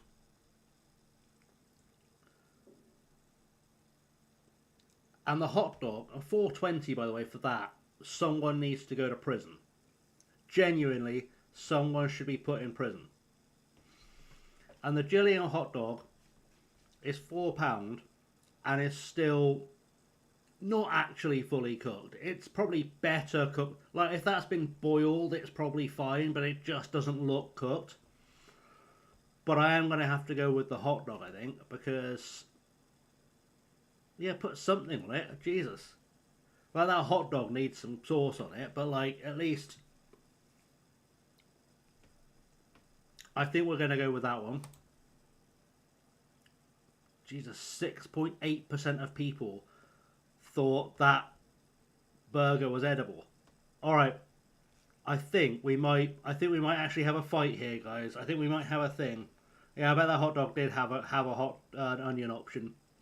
So we have a sharing box from Brentford FC for £20, which, to be honest, I think 20 quid for that. 2 burgers, 2 pies, chicken strips, chicken bites, mozzarella strips, 2 drinks, and a programme for 20 quid makes me want to go and watch a game at Brentford. Realistically, I would watch a game at Brentford just for that. And I quite like a trip to Brentford. Like, I don't know if Liam went when we played Brentford in the playoff semis, but Brentford, fucking great away game. But Doncaster have got this Indian box. We don't have a price on it, which doesn't look bad. Like, that looks way better than the last two pieces of crap we ever saw, like we saw in the last one. But I think I'd have to go with that sharing box, because that sharing box looks banging. That looks incredible. I want that on Deliveroo. I will pay to Deliveroo that shit from London to my house. It did go to Pensleigh. I was there. It was frustrating. Okay, so we've got some saying left, some saying right. Let's... I actually can't access my controls because it's on thing. 1 sec. I was going to say let's poll it, but I'm on the wrong browser to be able to poll it. Oh no, I am signed on my other browser. They are both going to be high scores. Let's not make any bones about it. Alright. Poll. Let's do a poll.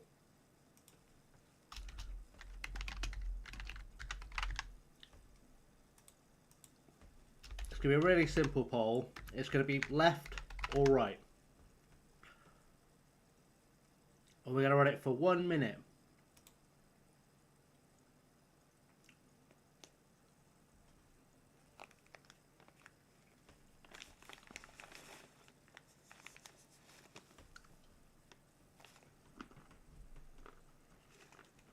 Also, forgive me shoving nuts in my mouth. It's been a while since I ate food.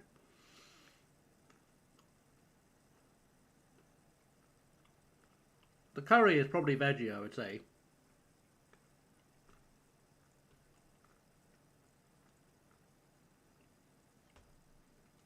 Everyone get your votes in.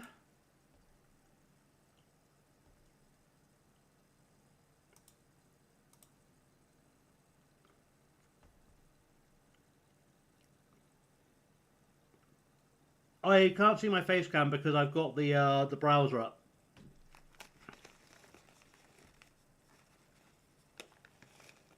It was just a thing I set up so I could show internet things. Right, poll is saying left.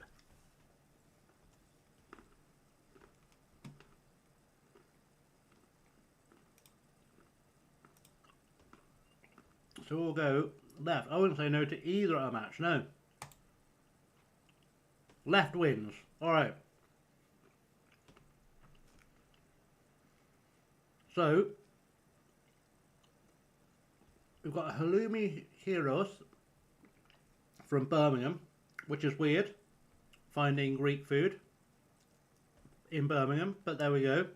Or the Stadion Plat from Midtjylland. I honestly think the Stadion Plat looks a bit shit. It was a chicken curry, fair enough. I think that looks a bit shit, to be honest, especially for £6. Whereas a hero is always pretty welcome, I would say. Yeah, deconstructed hot dog or okay cooked halloumi heroes. The Stadium Plat is a bargain, looks great. Let me re-poll, shall we? It's very annoying that it won't let me just rerun the same poll.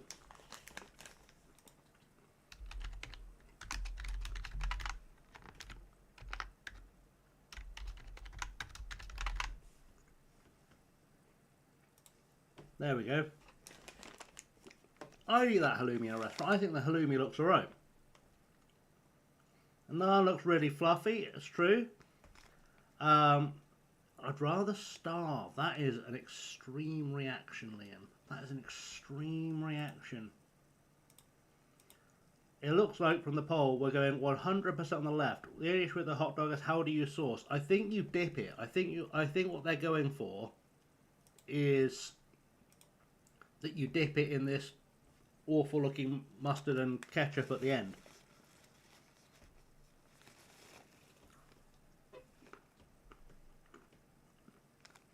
Alright, it was close, but well, it is close, but it looks like we're saying 60% left.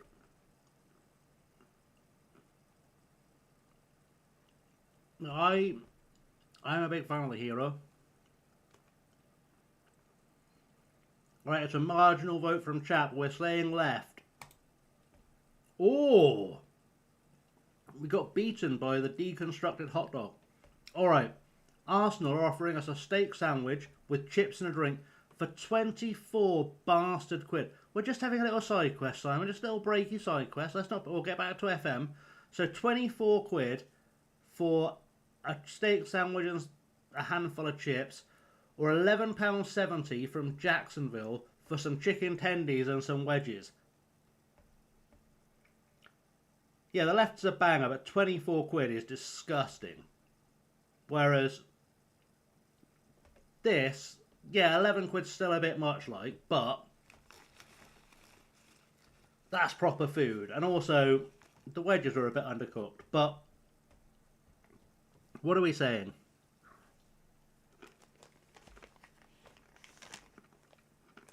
Let me pull up the poll again. Hang on.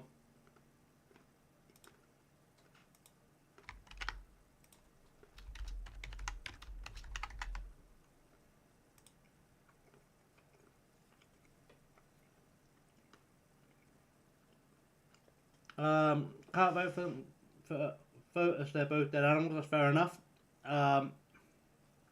Tenders are probably insects based on how Seattle lives. Yeah. To be fair, that was Jacksonville, so it's Florida. It's probably alligator.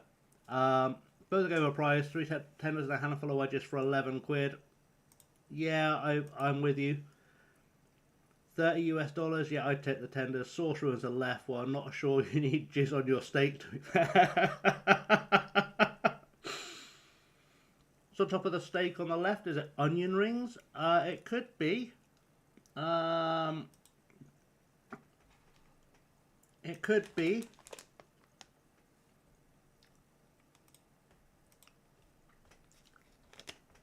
Yes, possibly.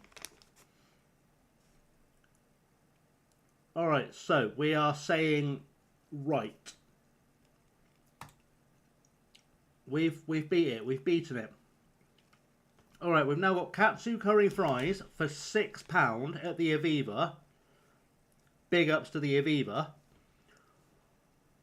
Or a pie and mash at West Ham with a lager for £21.80. And that's the most depressing looking pie and mash I have ever seen. Are we all saying left on this one? £21.80, yeah. I think we're all saying left. I think left is going to be consensus for this one. Don't think we even need a poll for this one. The fuck is that cheesy chips? What the fuck is that steak pie? So we've got £3.50 for a slice of plastic cheese on top of some chips. Or we've got £5 for a steak pie that looks like it was cooked in a volcano.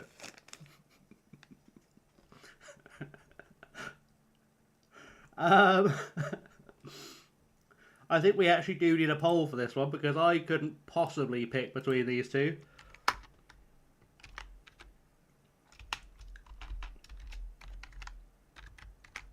We're gonna have to have a poll for this one. This game is actually brilliant. I actually quite enjoy this. We might have to make this a regular thing, you know.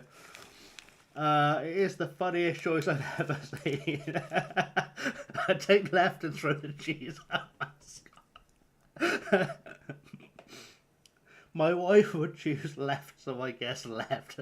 So fair. I think I'll take the fries, at least they're edible, it's true.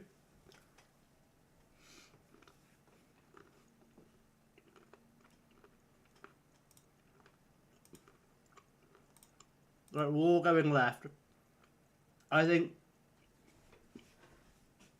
That pie could probably break a window. The history and the practice modes, there's plenty of content when needed. The pie will be used in Michigan as a hockey puck. It would.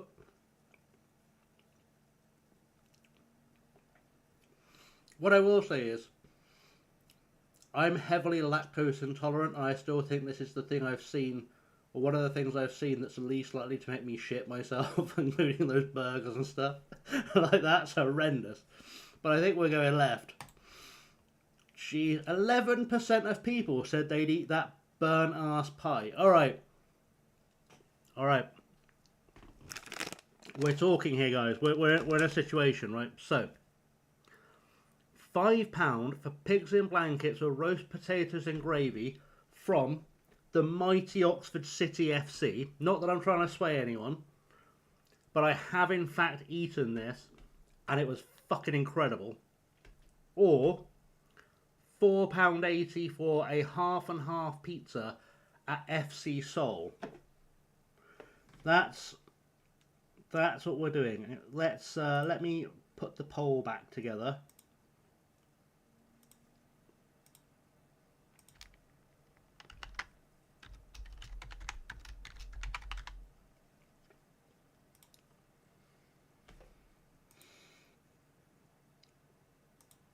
The pizza does look good, and it's a good price, that's true. The Korean pizza, fair. Liam thinks pigs are overrated.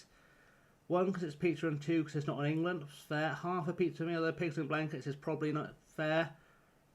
We're going to end up split on this and going for the pizza. We're going to on the pizza for this, aren't we? Let me assure you, these are bloody incredible. Voted left even though it's not veg. See, that's what we need. We need the support. Alright, we'll go right. 94.9%. Cheeky. Alright, we're back in the big leagues now. We're back in the big leagues now. We've got a pulled pork and beef brisket roll, £7 at Wimbledon. Or whatever the fuck this is. They claim it's a cheeseburger for £5. I'm not even going to poll this. This isn't even worth polling. What is this? This is cursed. If you're going to sell a cheeseburger, even a shit-looking burger like this that's undercooked, the cheese has to at least cover enough of the burger to look good.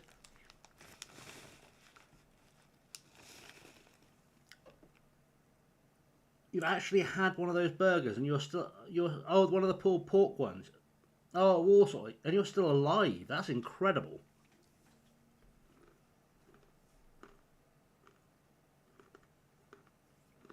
Alright. We'll say left, we'll get back to some FM. Unbelievable. Right. We are silent as Cransons. They did throw it at the burger and missed. Alright, should we play some FM again? Jesus, that was a nice side. I'm very much glad we did that side quest. That was a great suggestion. Genuinely brilliant suggestion. I cannot compliment that enough as a suggestion. I believe we will. Phil needs to play their whole concession stand is one burger van in a corner. My word. Alright. The French would riot if they saw a Warsaw burger. Probably. But to be fair, at least then they'd set it on fire and it'd be cooked. Just saw it on a YouTube I follow, thought it fit. That's the vibes we need around here. Any randomness we can get, but that was quality. That was quality.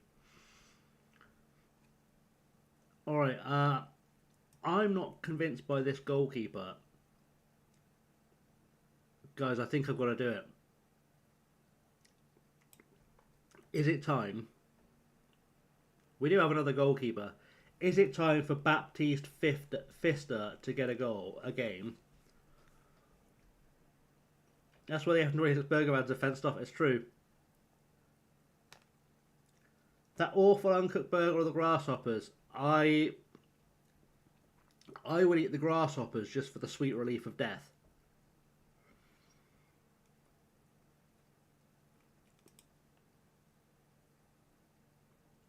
Aerial reach 6, exactly. But, to be fair, you don't need good aerial reach if you're a fister, do you? Just saying. The other LA is from Quebec, drunk and not okay. 9 out of 10. I agree that cheeseburger is inedible, yeah. Look, oh, that's Granite Brentford, by the way. I need Brentford to get in the WSL and play at that stadium. I think they do play at that stadium.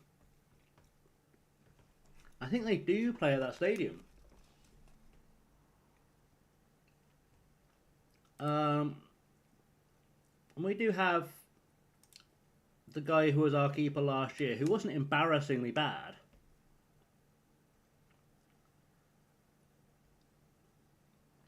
Like, his reflexes could use some work, and his jumping reach is a bit shit. Fister is a better vaccine than a goalie, but rumour is that he does make all the boys hard. So, it's a joke you have to be of a certain age to fully understand. My word. We've got Luis Vargas, who 5 handling.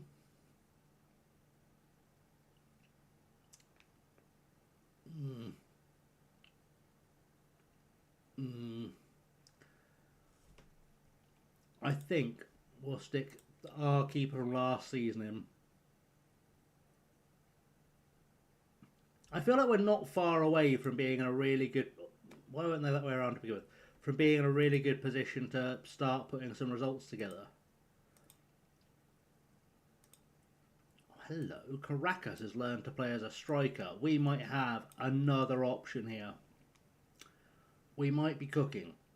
Can I have, please, another centre mid? I know I've got 50 of them, but let's put power there for Fabian, because Keller has scored, right? Yeah.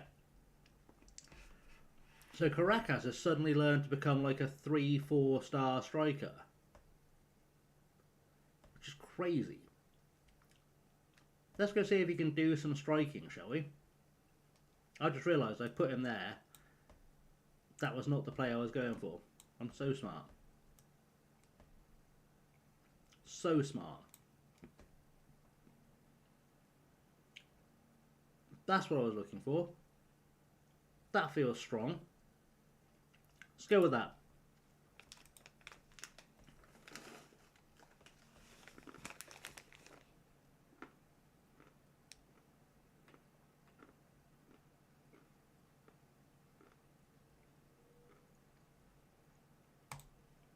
Maxwell Sachs, that's quite a name.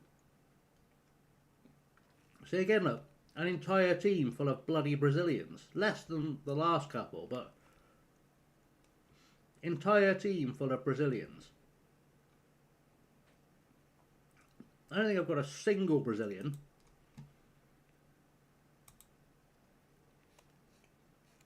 Then arguably they don't have a single Chinese winger, do they? So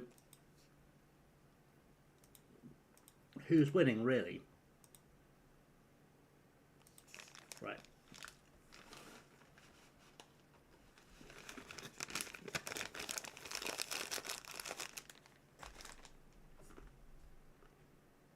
Mm-hmm.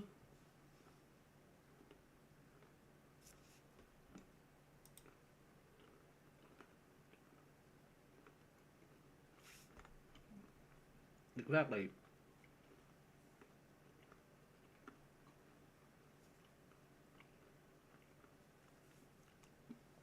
My team is incredibly diverse. I bet I've got the only player from Finland in this entire league. Possibly this entire hemisphere, to be fair.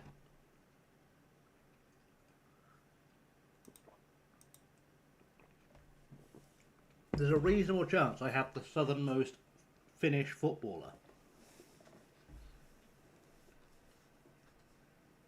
in this side.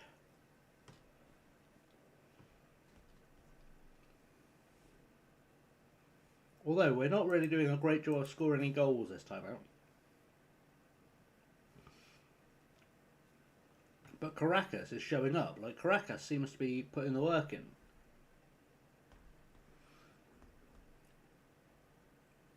which is a good thing because I signed him as an AM and I then moved to a system that doesn't have one. Hey Leon, how are you?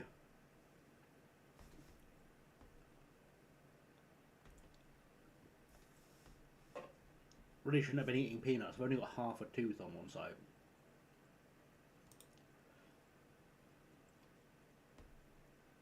The whole gang is in now. I'm good, thank you. I'm good.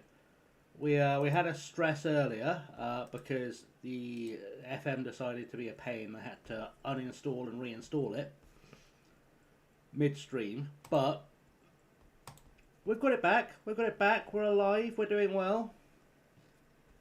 We're slowly getting this team to play some football. Very slowly, admittedly, but we're slowly getting this team to play some football. We've just been rating some football ground scran, and that's been nice.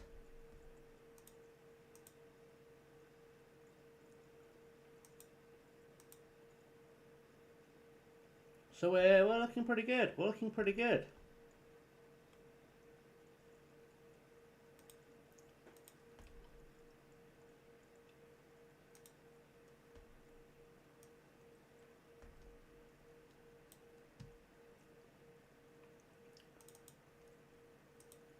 Right.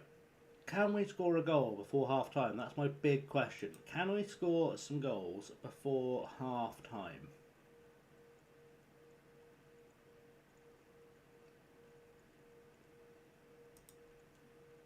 I love when Twitch gives inconsistent information.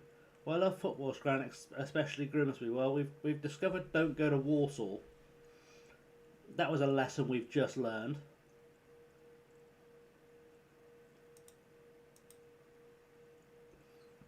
Very much learned that the hard way. Don't go to Warsaw. It looks disgraceful, and none of us are here for it, I think is what we're saying. So bear with, I'm just trying to sort a thing out. Wowzers, we've hit the big time, guys. We've hit the big time tonight. Crazy. After all that nonsense. Anyway, I got the entire chat involved. It was good also avoid Seattle. Exactly. That was a strong new segment for the stream. Don't go to Birmingham. Oh, okay. I think did we not learn that along the way? I know Birmingham had that really good looking hero, didn't it?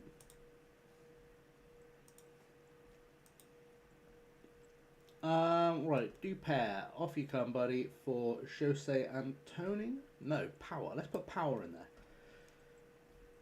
It's very rare you'll hear me praising anyone called Power, but that one I will say looks decent. Keller can come off for Fabian. I'm not sure I want the apprehensive or nervous players on. Let's get rid of them just because their body language looks a bit shit.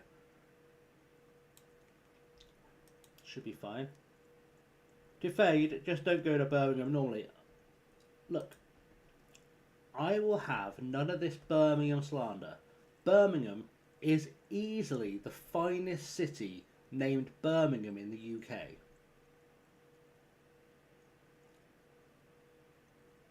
He just fell over. There was no one near him. How's that a penalty?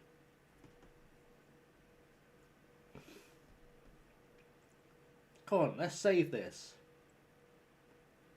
Bloody did. It's still 0-0, but we bloody saved a penalty. Look at that. Heroic work in goal. Now we just need our players to kick on, get a proper goal going. Get the old counter-attack bashing, and then we are fine.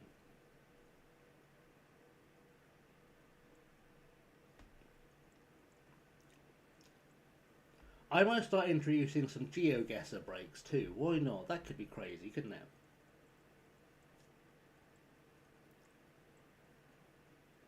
Quite enjoy GeoGuessr.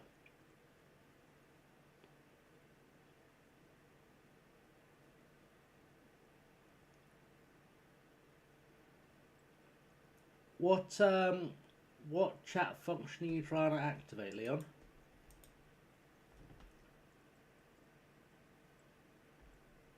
Random browser games, yeah? Ah, there we go. Je have the Discord, which now has a working link. Because apparently it didn't for a long time. Oh, what was that? Oh my word, can you imagine if we conceded there? That's almost rage quit worthy.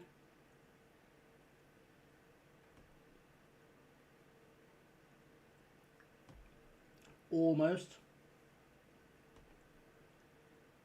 Right, oh, we're on a counter-attack. Fabian is running. Come on, buddy. You've been rubbish so far.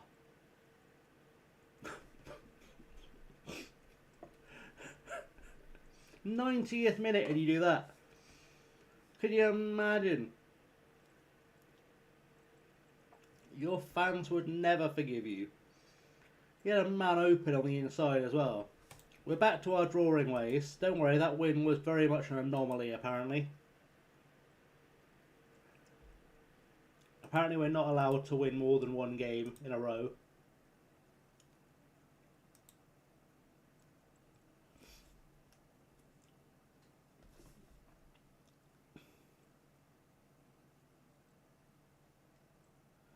You know, it is what it is.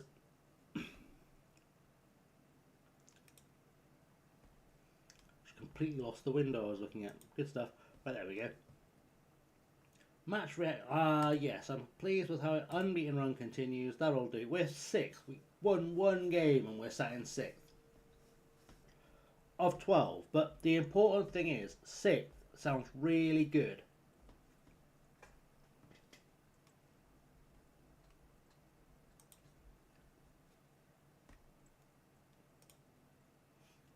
Five unbeaten. It's magic. It's magic. We're slowly getting there.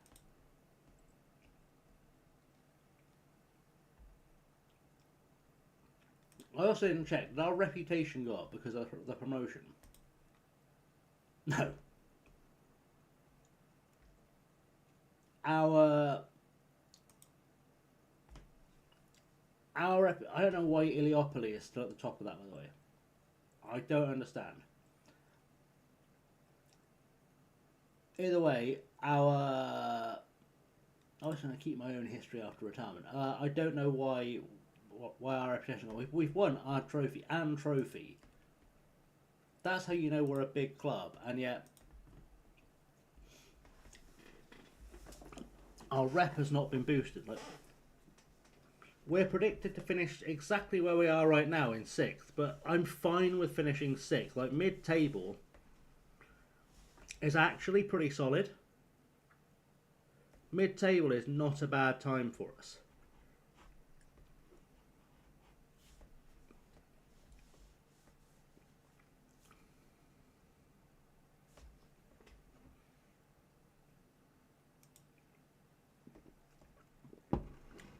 Jacques reports on Fista progress.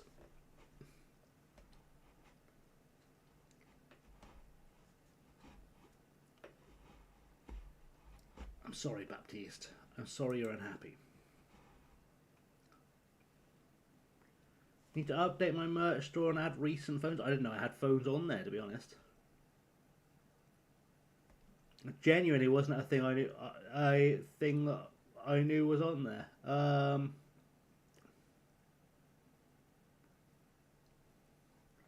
I don't know where my merch. Oh no, phone cases. I don't know if I have the option of doing that, to be honest. I don't know if that's an option I have.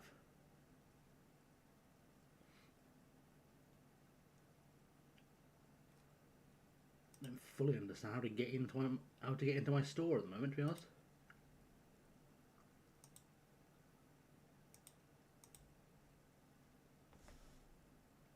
Let me have a look. See.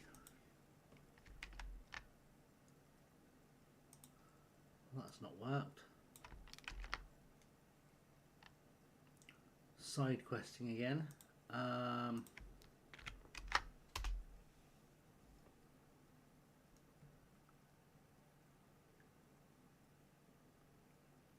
Which one are you looking at? Because it looks like the the Stream Elements one's not working. I don't know why.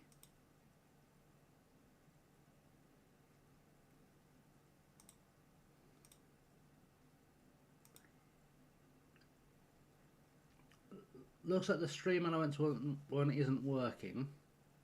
And I'm trying to remember where the YouTube one was.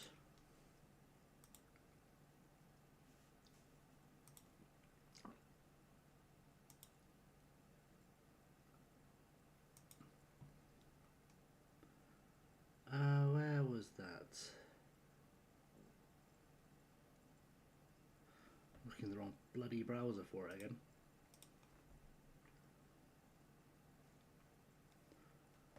Looking in the wrong browser for it. History. I know we looked at this the other day.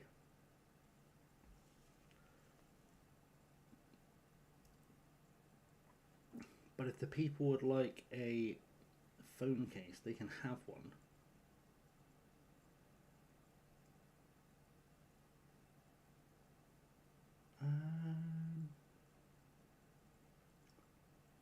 So Tuesday, wasn't it? Tuesday we looked at this.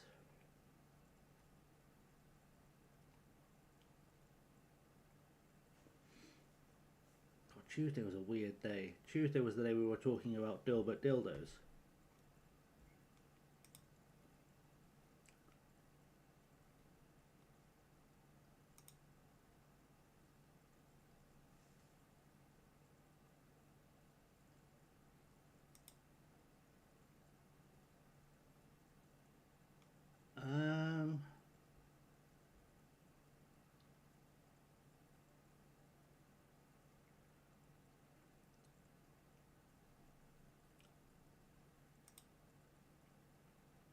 It doesn't give me the option, is what I've just learned. After all that,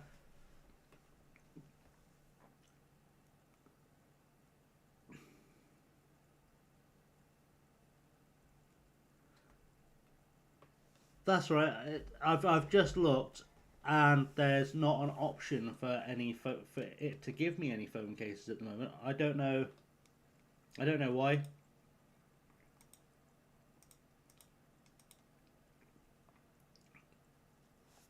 Looks like I'm likely strong enough to at least see the playoffs, although as seeded I'd be forced to play rounder in the playoffs, which given their stars versus even Chappelle's valuation is the gulf that is wide. 800k versus 1.7 million. Interesting. Look at you with your big star players.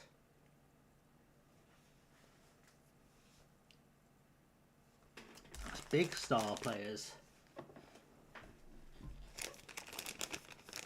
Oh, this is our sort of bye week, isn't it? Our off week. Dong Chai taken ill. As with most of the players in this squad, I genuinely can't remember who that is. I know he is because he was our backup right back last season. He's our 19th choice right now. I will have a proper clear out at some stage, but it's not like life or death. Because we're not paying any of them every week anyway.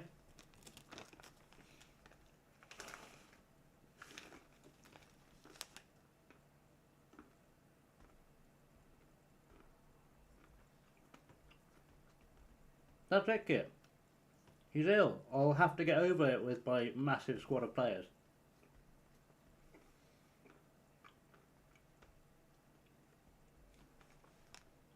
My summer transfer window that doubled the population of Tahiti.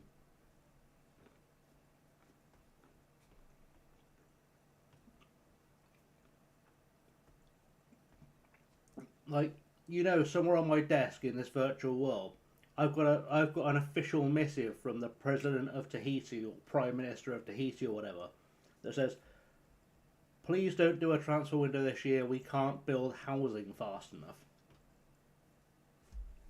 Any players you sign will be forced to live in a tent.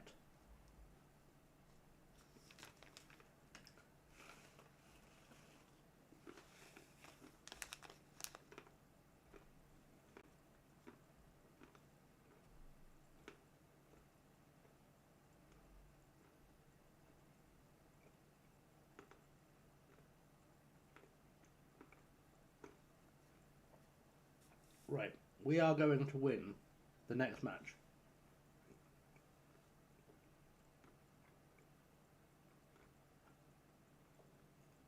I'm going to say that now.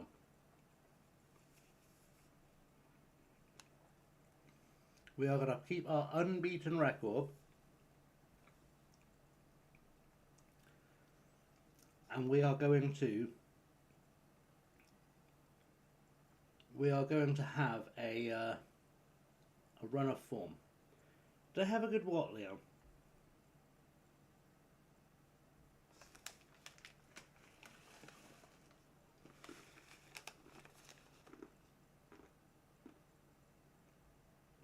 Oh no. No no. No no.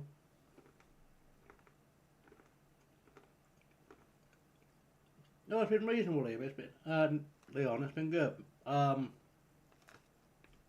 By the tech drama. Yeah.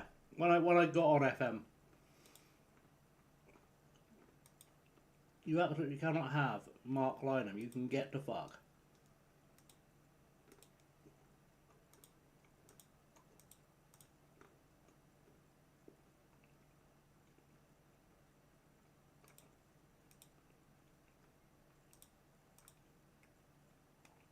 I am outraged you'd even suggest he was for sale. Outraged. I'm not letting Des Lynham leave us. That's not going to happen. That's not acceptable. Like, we don't sell players with famous names. Oh, they're doing it again. We've got to the end of November and everyone wants to sign all of my bastard players again.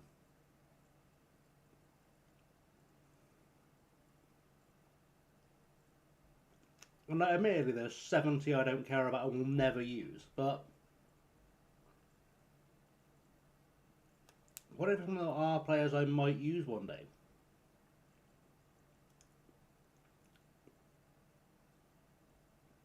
You know, they're there sharing tents with their teammates.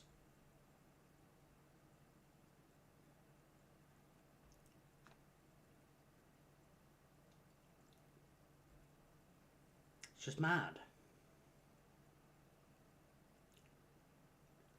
Bennett, pleased to see overseas influence at AS Taravao. Well, yeah, because every other bastard team's got a team full of Brazilians. Like, let's not get it twisted. Everyone else has a team full of foreign players. You can't jump on my back for having foreign players.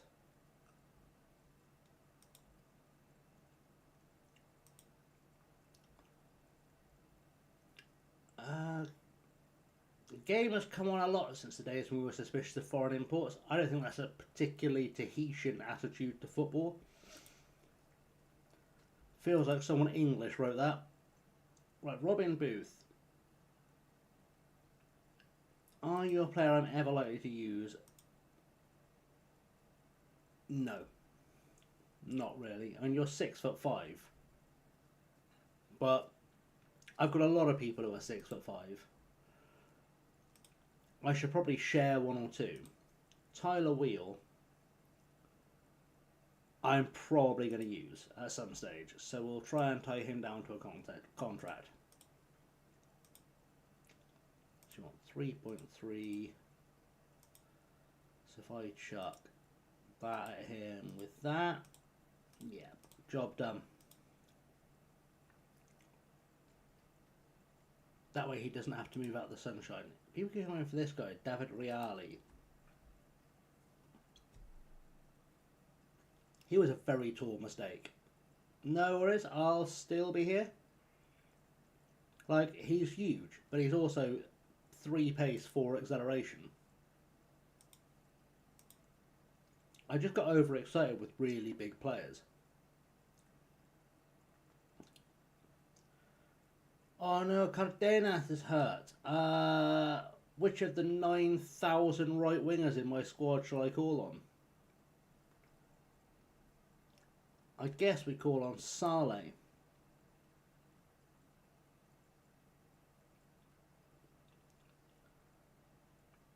I think we do. We call on Saleh.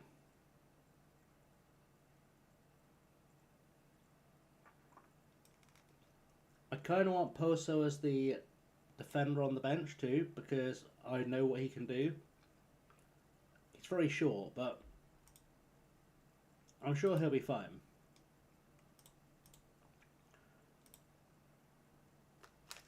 Sure, he'll be fine. Right, we are ready to go. We're going to win big.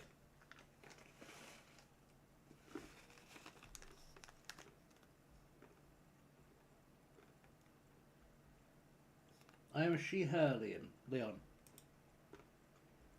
Having Liam and Leon is going to confuse the hell out of me, but I'll get over it.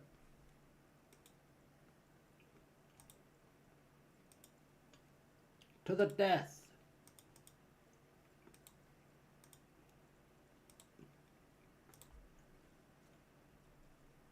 Good goals win games. We want to win, obviously. Good. It's okay. It's polite to ask. That's fine. It shows you've got good manners. Should be in my bio, but I never remember if I put it there or not.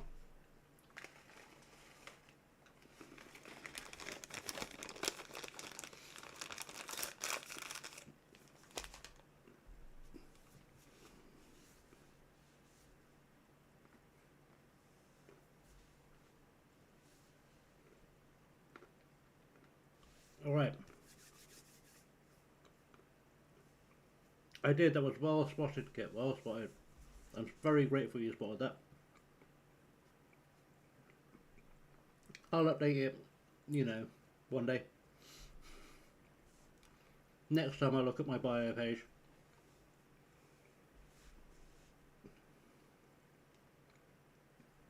Exactly. There aren't many guys called Arya, to be fair. It's a very uncommon male name, at least in the West. My name is Arya and I'm white as the driven snow. I think it's a good put together, an easy put together.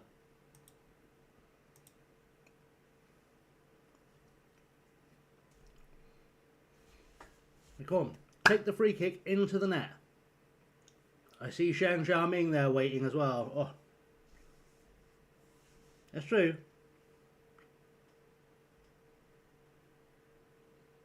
To be fair, I probably put it there in place of she/her because I'm old.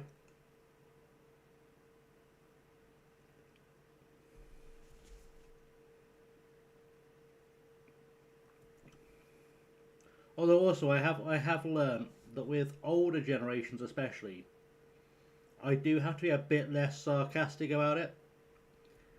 My uncle over Christmas was having a rant. Was like, I don't understand this whole pronouns thing. She, her, he, him, they, them.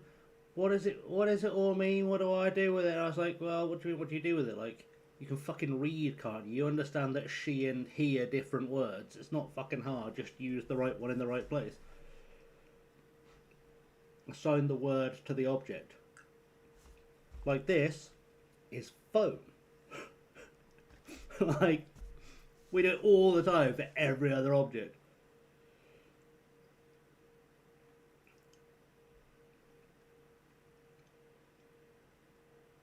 Oh my word, come on. Have the goals. We want the goals. So many goals, please. So that was Florian Wirtz playing in Tahiti. I know he's struggling to score goals, but that's a come down. My word. I don't think his career ever go badly enough he ends up in Tahiti. It'd be funny as hell if he did, but oh my god, we've got the ball. Shang Xiaoming, come on, let's get this ball in the net. Raphael Keller, in his second season with the club, he didn't score a single goal last season. He's had about 3 or 4 this year. You're probably about to do it this league, that's possibly fair. But I also shouldn't take the mick because I probably wouldn't score any goals in the Premier League anyway. Does prefer the system.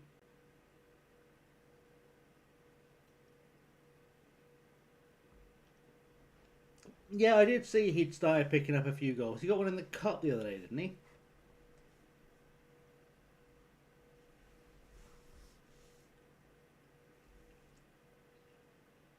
Well, I'm just going to assume it took a few weeks to learn how to adapt to English football properly.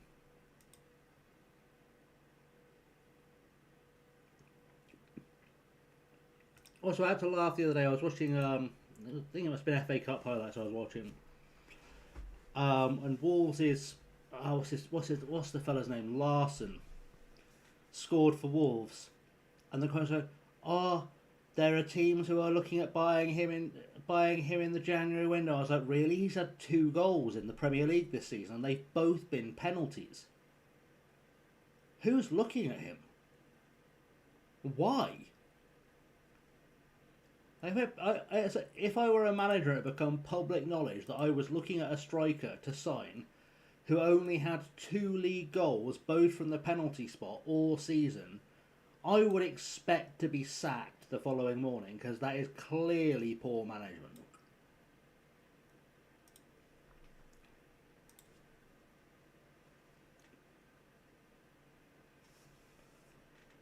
Have I seen Sophie Turner's Lara Croft for the upcoming series? No, but now we're going to pause the game so I can have a look.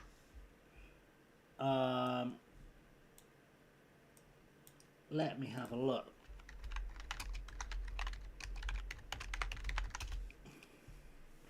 That's not off topic. That's perfectly fine. That's perfectly fine on topic. We'll allow that. My God. And it's on Amazon. Does that mean I can order one? My word. Yes, please. How do I order that on Amazon?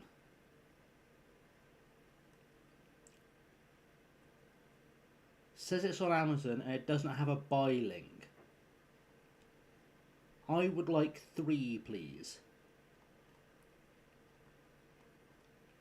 I don't know, but I would like 3.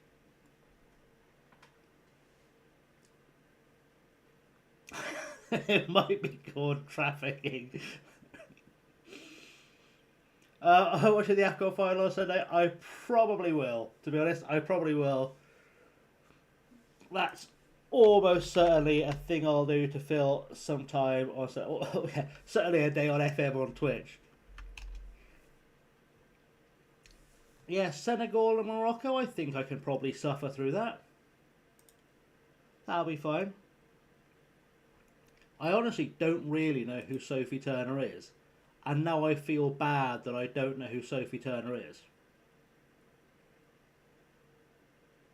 Oh my God, the show's being written by Phoebe Waller-Bridge as well. Oh. That is going to be exactly the correct level of filth for my liking. I figured she was an actress. Thanks for that, Warcraft. I'd have got there. I'd have figured out that she was an actress. She was on Game of Thrones. She was hidden from me on a show I couldn't watch. Yeah, at least I didn't suffer through Egypt. Senegal, assuming it was bad. Or apparently Nigeria. Well, maybe I shouldn't watch the final. Maybe I'll see what you guys say about it. I'll watch the highlights. Yeah. Well, I've learned Sophie Turner exists. I've gained a new appreciation for her. I'll be looking on Amazon for a link to buy 3. Gonna buy 3 in case you were the first 2 out. And I love Phoebe Waller-Bridge. Funnily enough, actually, when I was giving my book to other writers to sort of give me feedback on, they all said it reads like it was written by Phoebe Waller-Bridge, which I took as like the highest compliment I've ever had from anyone. And I once got told I look really good by Gillian Anderson. So we're, wait, she's only turning 30. Oh my God. Alright, now I feel like a dirty old cow. Now I feel wrong. But yeah, genuinely, when someone said, "Oh, this reads like it was written by Phoebe Waller-Bridge," I was just there like, do you know what? I'm gonna take that. I'm gonna take that on a run because that's, as a writer, I think that's probably the highest possible compliment you can get right now, to be honest. So yesterday she was a 14-year-old in Game of Thrones. This is making me feel really dirty now. She's married, had a kid, and divorced with Joe Jonas. Joe Jonas is still alive. My word. He wasn't even the best Jonas.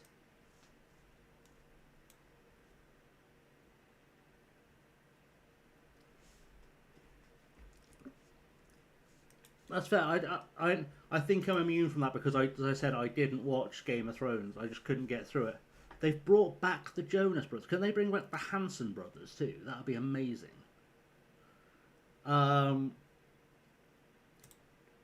It's always one of those things that I find like really, really odd. Like, it's like what's her name? What's her name? I'm gonna have to Google this to know like who I mean.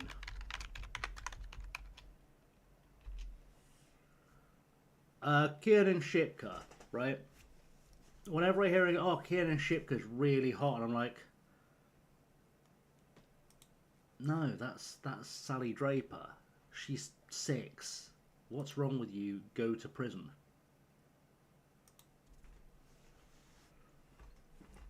She played Jean Grey in the last few X-Men movies. I didn't watch those either, to be honest. It's been a long time since an X-Men movie has appealed to me. They always just seem like no one involved ever read the books. That's one of those things that I'm really big on, is that if you're going to make a comic book film, read the sodding books. Now, you have to read all of them, obviously, because that'll take you forever. But read enough of the books that I feel like you've read the books. Like, I've recently been watching Marvel's Runaways, the series. And I absolutely fucking love those books. The Runaways books are my favourite series of comic books, outside maybe the new 52 Harley Quinns. To the point where, in fact, I even wrote a sample, like, I got asked to write a sample based on my love of the characters for a Runaways series by Marvel many years ago. Which unfortunately went nowhere, otherwise I'd be wealthy, but I'm quite well known for my love of the Runaways in the sort of Marvel fandom community, and I can write a pretty good comic book if I need to. But the Runaways is my favourite series of Marvel, and they've got it dead on. Dead on. Like, you couldn't have done a better job with it. The series also cast Sigourney Weaver and Jason Isaacs. That's nice. Sigourney Weaver is a lovely person. She's a genuinely lovely human being. Her husband's very nice too. Both genuinely lovely people. So I'm happy that she's in this show I'm going to watch. Whether it's good or not, because I've learned who Sophie Turner is and I want some. As in multiple. What's with this guy's nostrils? Did they just take this picture from underneath him? What was that about? This has got very weird very quickly. Maybe I should bring back the AI bots just to make it more weird. They announced a few of their game stuff recently on Amazon, like Kratos being played by Ryan Hurst. Fair. I will say, on the one hand, Amazon have done such a good job of Fallout that I now have faith in them to do a video game adaptation really well. But it does feel a little bit like what's going to happen is they're going to go, well, we had this success with Fallout, and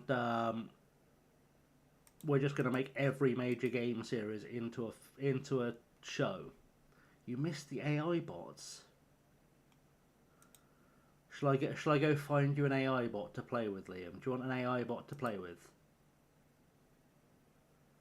I won't give you all of them.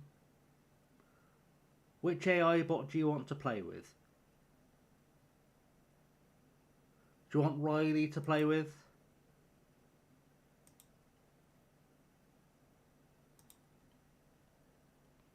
Do you want Jesus to play with?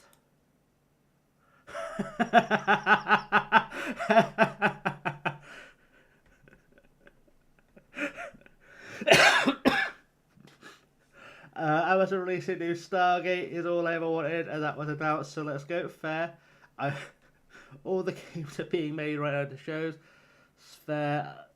We'll let Liam play with AI Jesus for a second, because at least that'll be entertaining. Who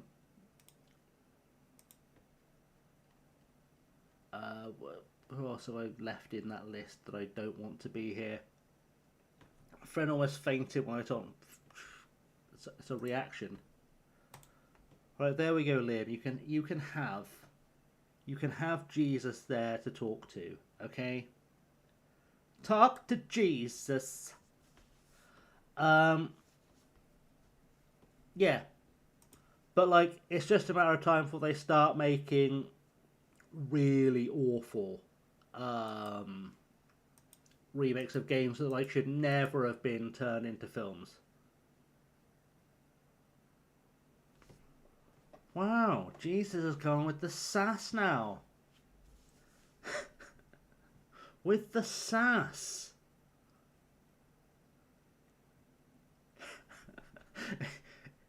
If Jesus starts... If they started to make... These jokes are not okay. Started to make jokes about volcanoes erupting.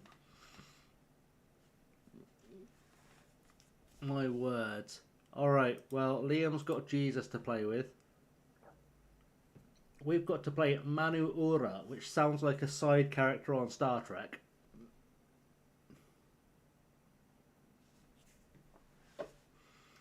For those who haven't had the AI bot experience,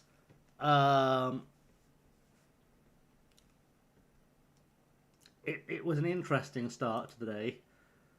I just found them and decided to try them out. Wow, Jesus, it's okay. It's okay.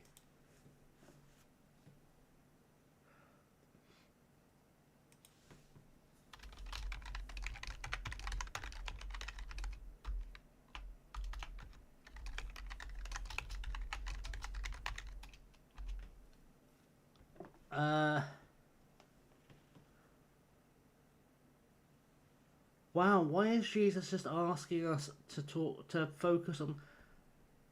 Oh my word. I don't think I like this sass that Jesus is giving me. I don't think I like the sass that Jesus is giving me.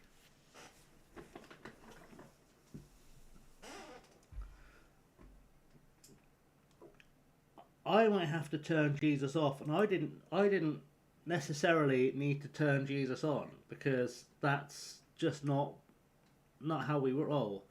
Bye, Jesus. Let's say goodbye to Jesus. Jesus Christ, that was awful. At least it wasn't weird, champ. That thing is odd. That thing is possessed. I might have to call it the Motivar replacement. Chancel ever. Is often one of the highest rated on FM26 potential, for some reason have got relegated with Chancel still on the roster. She flirting now. Yeah, poor Jesus. In terms of necessity, faith is what changed humanity to its past. Simon, you seem to have inhaled the Jesus. You may have inhaled the Jesus, which, as we all know, one should only do after a brief tap on the forehead. If you know, you know, and if you don't, you're too young for that joke. Far too young for that joke. Apologies to any children or parents of watching the VOD.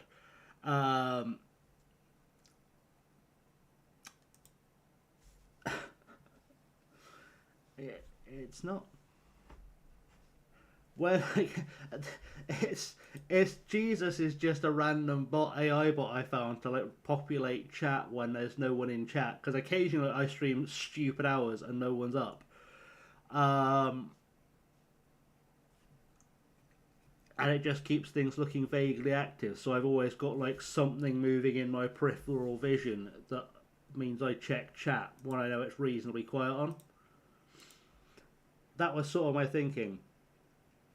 So I can't remember your thought on Life is Strange, but after a couple of weeks of leaks and rumors, they've confirmed a new game that apparently stars Max and Chloe. Life is Strange is my favourite game of all time. And I am delighted. I am delighted that we're going to get more Max and Chloe. It is my favourite game of all time, and it is my favourite pairing of characters of all time. I fucking love Max and Chloe. They are just the dream couple. They are amazing.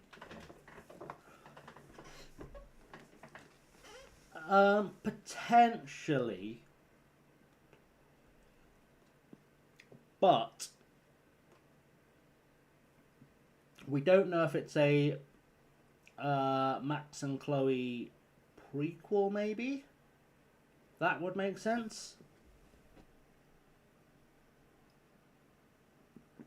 Liam, I highly recommend skip the second one because I thought it was terrible.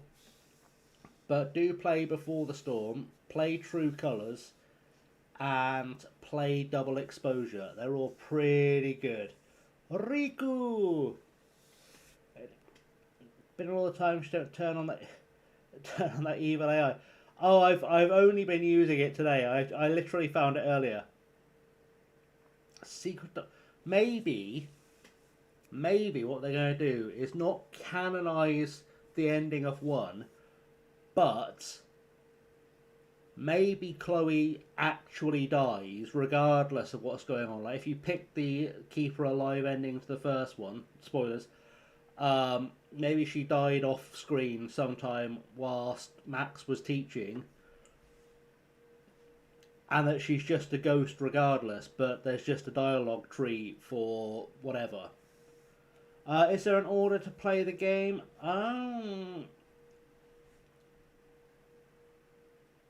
Yeah, I mean, I would play the first one, then Before the Storm,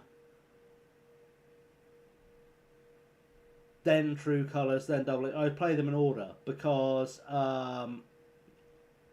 Before the Storm sort of fills in the backstory of Rachel, who was the missing girl from the posters in the first game, and then True Colours has as one of the sort of main characters in the story Stephanie, who was a side character in the first one, and it catches up with her a few years later, and then Double Exposure catches up with Max a few years after True Colours.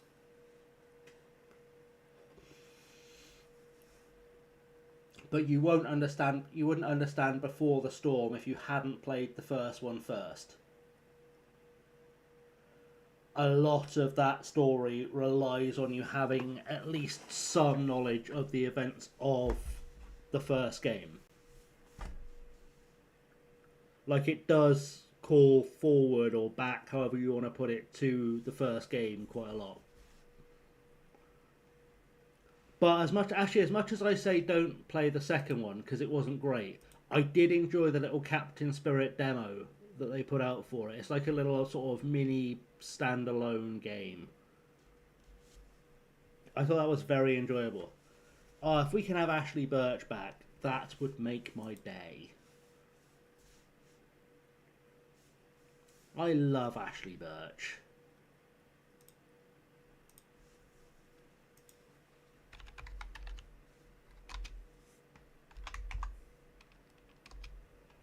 In fact, I'm just going to go to a Google to see if they've confirmed her yet. Have they confirmed it yet? No, it doesn't look like it yet. Oh, he scored 3 goals. My words. It was a little bit jarring. they kind of got away with it just because Chloe was supposed to be a little bit younger.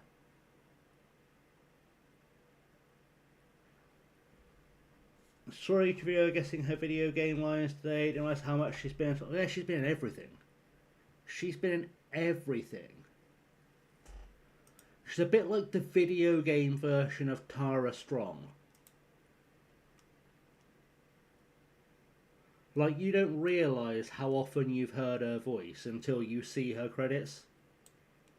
I have played all the Life is Strange games. Yeah, I'm a huge fan of them. I just think, like,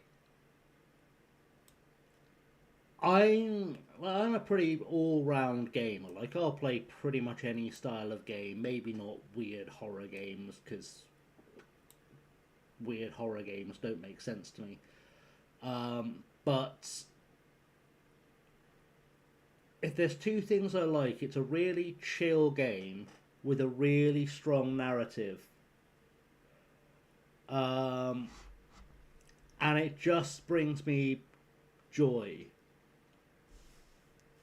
If they make a new one, you should play it on stream. If they make a new one and I can afford to buy it, I will play it on stream.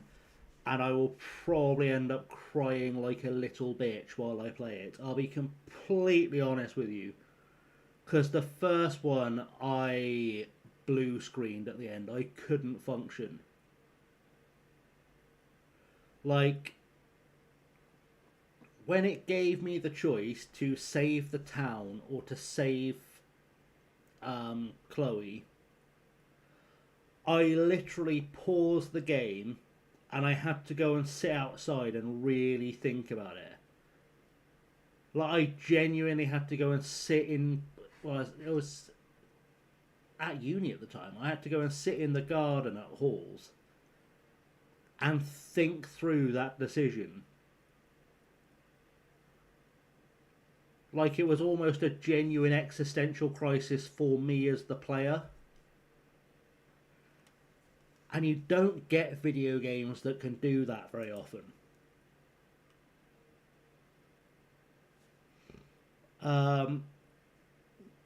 For reveal Tuesday, and yeah, the Tara Strong is the video game version of Tara Strong. She is and everything. Horse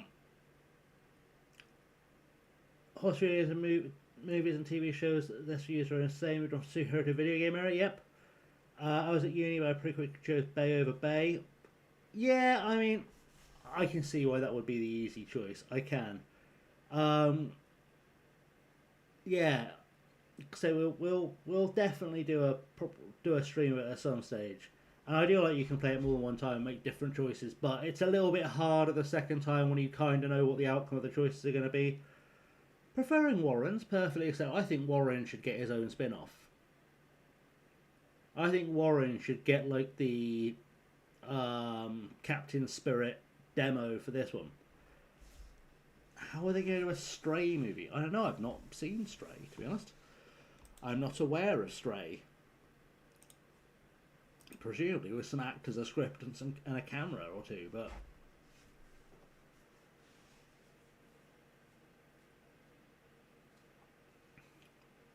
I mean, to be fair, like, video game adaptations aren't new. Good video game adaptations are certainly new, but...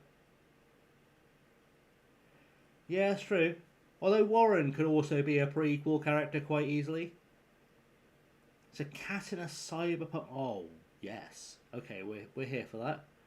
Cats, tick. Cyberpunk, tick. I am very surprised that no one has made a Grand Theft Auto movie yet. We have a rumoured casting for Max in a Life is Strange show or movie. Ooh.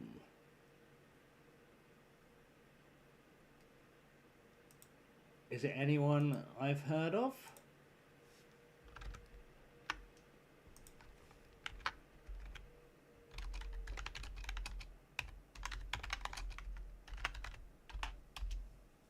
Maisie Stella. Fast Furious GTA, right? Sort of. Oh my god, Margot Robbie is making it.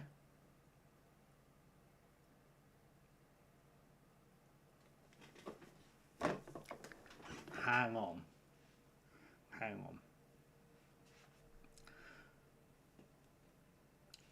That is incredible for so many reasons. Also, apparently, Emma Myers is up for it as well, which, yep. Box ticked. Apparently, Emma could be Max. I think, and I'm gonna chuck this out there, especially because she's paying for it. Chloe's mum would be an incredible Margot Robbie character. I know it's like a bit part, but she would nail the shit out of that. She would absolutely nail that. Tell me I'm wrong.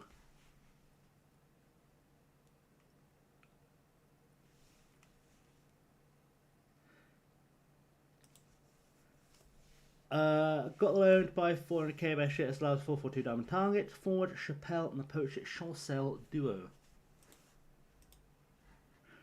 Huge tangents. To be fair, tangents are what we expect, Kit. I do go on like the odd side quest. I'm not necessarily on Ank's level of side quest, but I do go on the odd side quest here, and it's not unknown for a side quest or two to happen. Like, that's definitely a thing we do, is the side quest.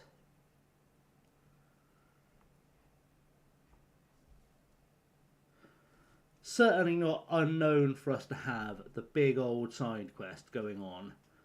That is a thing I would say for certain. We've had the side quest more than once on the channel. More than once. We're third in the league. That's how side quest we were. I didn't realise that we were third in the league. 6 PM Tuesday for the game reveal. I am good with that. How are you going to make a Simmons movie? It doesn't have a fucking storyline. How is that a thing they're going to make happen? How do you make a sandbox game into a pissing movie? I have questions.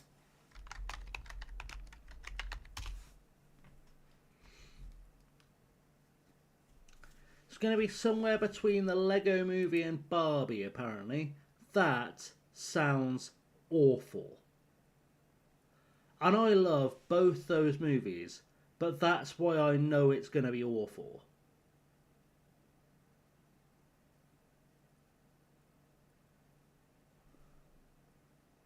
I'm okay with the James Bond game being delayed. Like, I want to play it, don't get me wrong, I really do want to play it. Of course I do, I'm only a human being. Naturally, I want to play it. We all get that we want to play it, right? That's fine. But I want it to be as close to out the box perfect as I can get it. Like, because I'm gonna fire through that. I see whether they want to do Phasmo or a split faction movie. Yeah, that's what I actually would really like to see. I don't think it's happened. If it has, it didn't happen well. I would like to see a good Half-Life movie.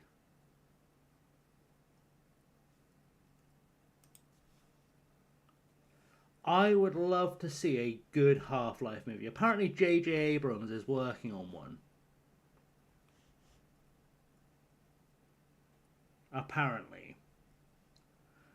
Good optimized. Well, yeah, that's it. If it's optimized, then I genuinely wouldn't be sad about the worst thing that they can do, that IQ can do, so IO can do, is end up in that situation that like SI have got into now, where they've delayed it and it's still not ready.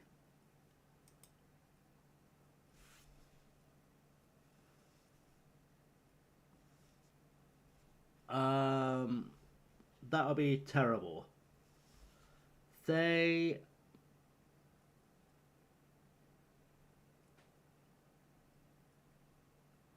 apparently are still being written. Everyone's getting adaptations with how they're performing. Madden would be odd. I actually think Elden Ring and Watch Dogs would make really good movies. Elden Ring could probably make a really good series. Bioshock 50/50.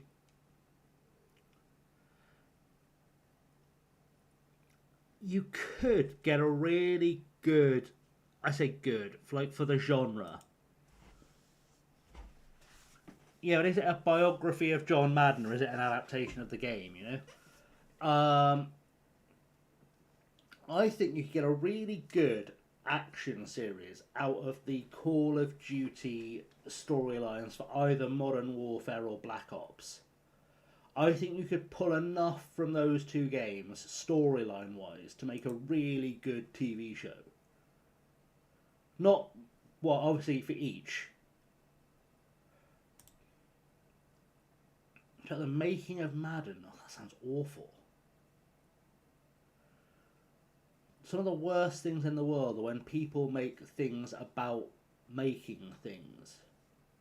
Like, it's a pet peeve of mine as a writer when people either write or make things about writers. It's so boring.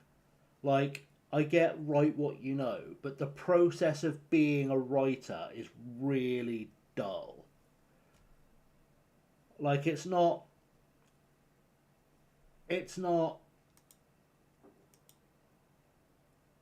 romantic and shit like you see in films.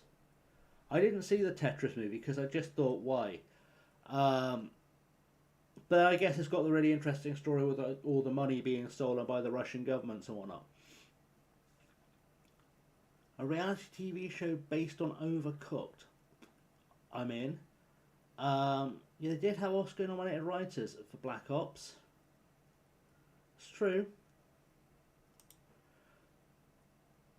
But like the whole story of like Soap and the gang from Modern Warfare is actually quite good.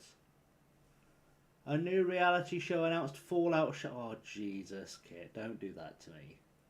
Please don't do that to me. I bloody love Fallout Shelter as a game too.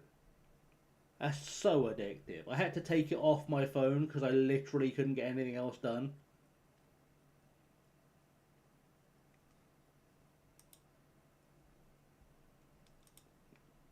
Literally couldn't get it. I was just playing Fallout Shelter all day.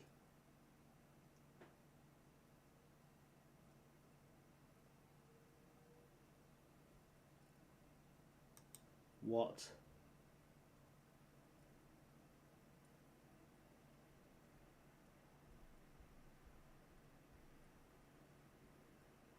Hang on.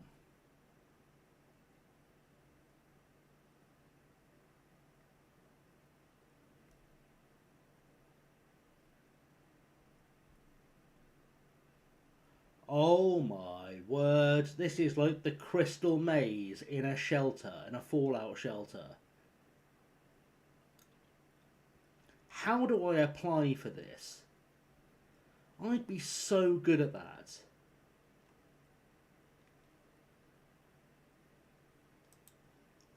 We have side quested Crystal Maze. Oh, don't. When I was a kid, I really wanted to be on the Crystal Maze, but it won't have Richard O'Brien, so what's the point? And so as who has alloy tested on the same? Fair. I don't understand the why, but I mean I'll watch it because I fucking love Fallout and I love the Crystal Maze, and if you're gonna find a way to combine them, I'll watch it. Who is presenting the Crystal Maze coming back? And I ask this question because there's one person who would be perfect as the host of the Crystal Maze if they were going to bring it back now.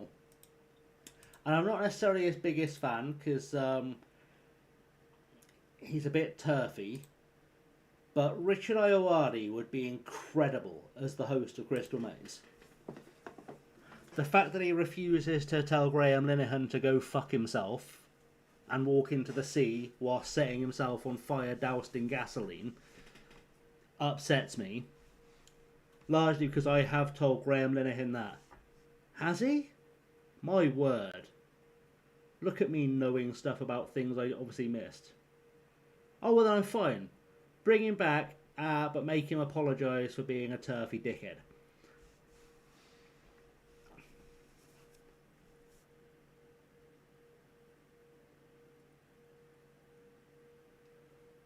Fair. 2021 was like a lifetime ago, though, wasn't it? So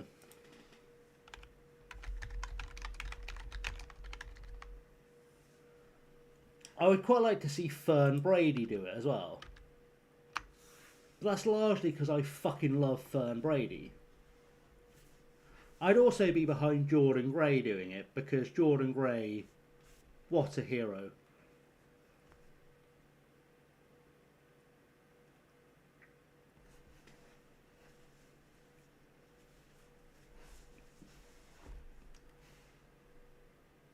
If you haven't yet watched Transaction, you have missed out. It's the funniest show that's ever been on British TV.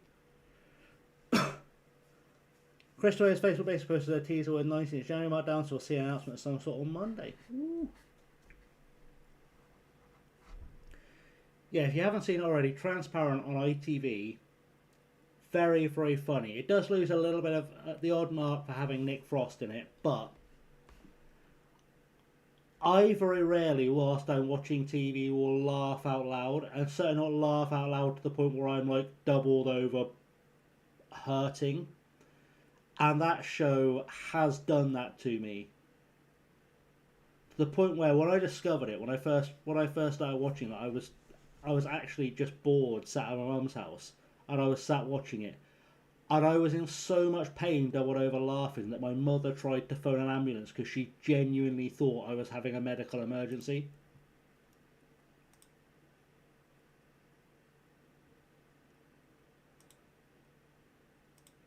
Like, I was so doubled over in pain from laughing that she thought I was having some kind of episode. Like,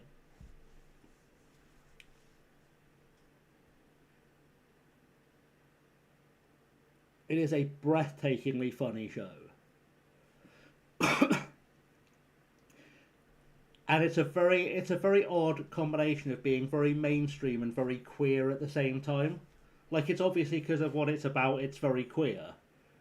But, like, it's really hard to believe once you start watching it that they let that much queer humour on mainstream TV. Like, ITV allowed that level of queer humour on primetime television.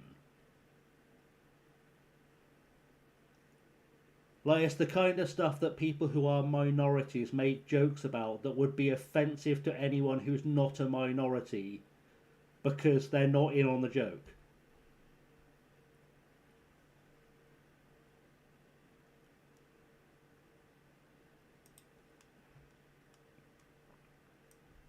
But it's genuinely worth a watch. It's such a funny show.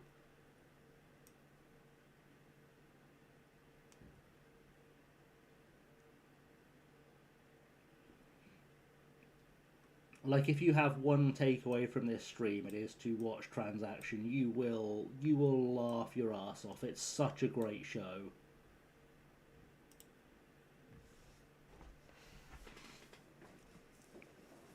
And it's all very good-natured humour. Like, all of the people are in on the jokes that are being made about whatever their particular minority group is.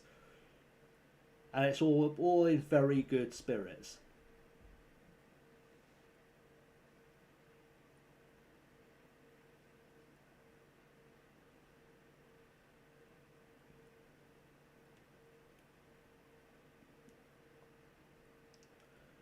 Just one of those, and it's really nice because it actually has like a really diverse cast too, so it really feels like people are being seen and heard. Also, we're about to win 1-0 again, so that's good. We are putting wins together now, which feels really nice. It does feel really nice to start actually getting these wins together. We might actually be in with a shot of winning Tahiti. Like, not the league, they're literally going to hand me the keys to Tahiti and I can decide who lives there like some kind of god. It's sort of what I'm saying.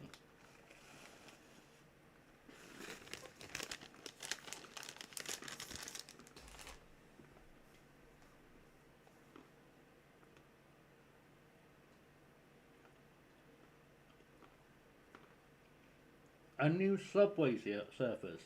Wow. Didn't see that coming.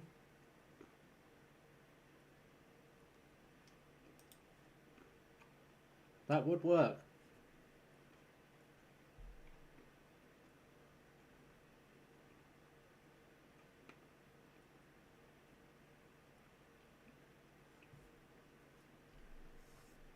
Oh, come on, score this free kick.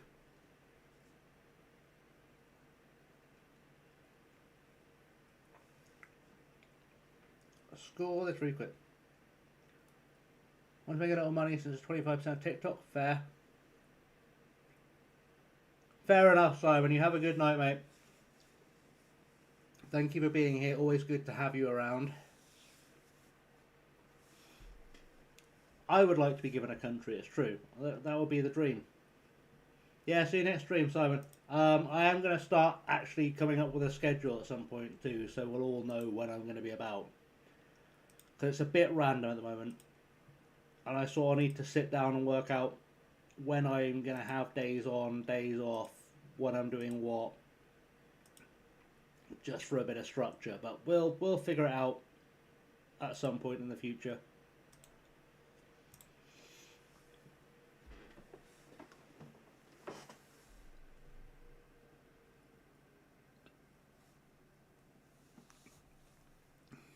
Talking of which, I've not seen Kit stream in a while. When are you streaming next, Kit?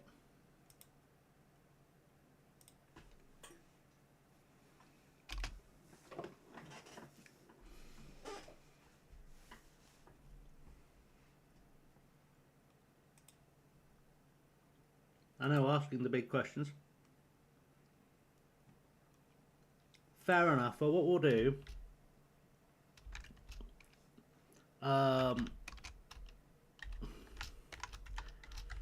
everyone who isn't already, and you should be, go give Kit a follow. And stop in and watch Kit next time we have a stream up there, because Kit's a good time, a good streamer. And you'd never believe it, but despite being, you know, a very witty and capable member of our community, you'd never believe that Kit is actually a really tiny, cute blue cat. I know you think Kit's a human, but Kit's actually a tiny blue talking cat. It's really quite remarkable. Like, there should be some kind of TV show about this.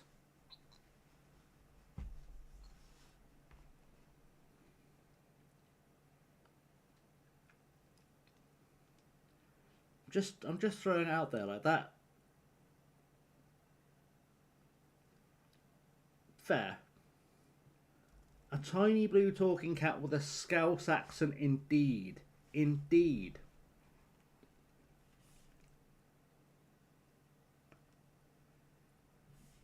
It can't be that hard to find an artist. Surely there's someone on Fiverr for a fiver who can do it.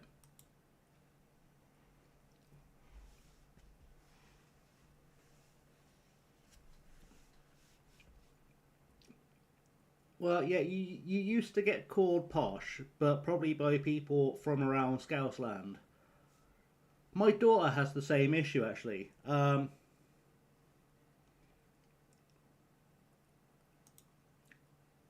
don't know why that's just popped up with the shout-out. Weird delay. My daughter gets called posh, so she was born and raised in Blackpool.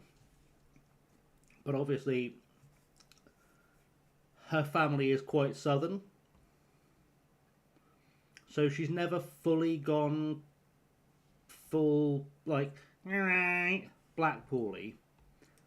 And so everyone up there thinks she's really posh. It's really funny.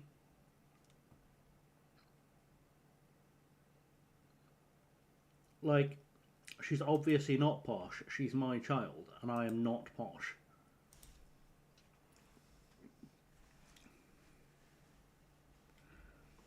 That's fair enough. Like, I didn't have professional speech therapy as a kid, but I did have and you'll occasionally hear me you'll hear me fighting against this when I'm talking on stream or on a video. You'll hear me fighting against this. My mum has always been a big proponent, if you're going to speak properly. So my mum, despite the fact that we are from a council estate type background and very, very common poor type human beings from the south, insisted when we were kids that me and my siblings would speak properly with received pronunciation like a BBC newsreader from the 1940s. And I occasionally hear myself slipping. Now I've done that, you'll hear me slipping into it. It comes occasionally, and I have to work really hard to sound like a human being sometimes. I call all sorts, no one knows where I'm from based on my accent, so it defaults to posh. That's fair.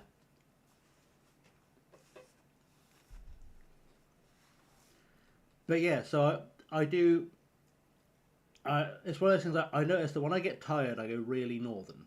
Like you'll always be able to tell if you're watching a stream, because I'll start going more and more northern, just slowly going more and more northern because I've got tired and it's how I rest my voice. But then if I'm talking, like if you ever hear me on the phone, I do go very proper, very prim and proper, very BBC. Can I connect your call through the telecoms, please? And then I also will occasionally, when I'm not thinking about like not sounding like a twat, I do turn into Joanna Lumley,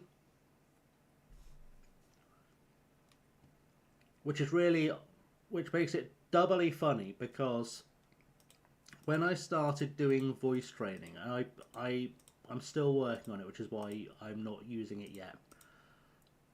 I actually found I sounded almost exactly like Joanna Lumley. It sounded like I was doing a Joanna Lumley impression, and I had to stop because I would do the recording to see where I was at, and I would find myself laughing so hard because it just sounded really weird.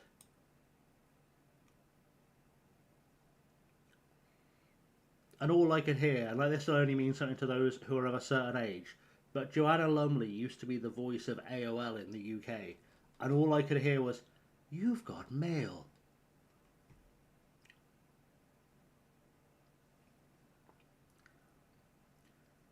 I had speech therapy trying to get me to pronounce sounds, but there's actually a linguistic trait which might be a relic, as if I was a French person trying to speak English.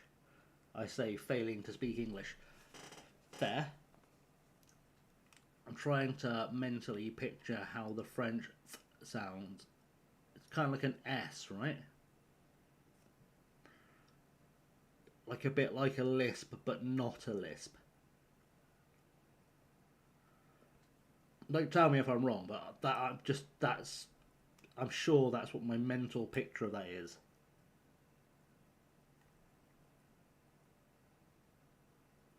Good, I'm glad my mental picture wasn't a billion miles off. That could have been really offensive to someone if I was wrong.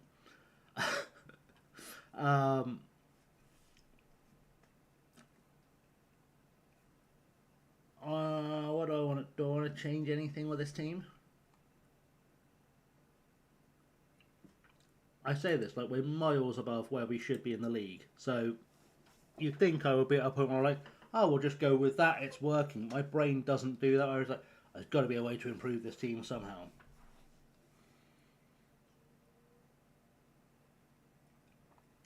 It's like earlier when we were having the technical faults and I was just going through the FM24 team we put together for the journey at the end whilst I was filling time.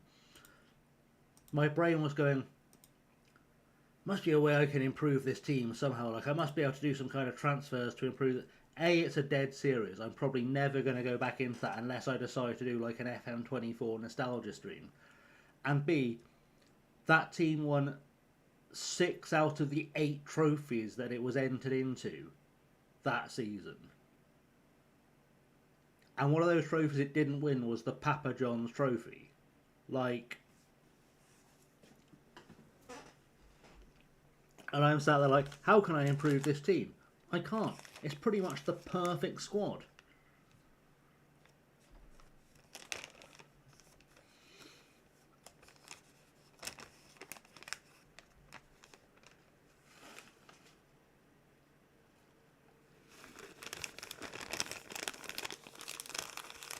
Mm-hmm.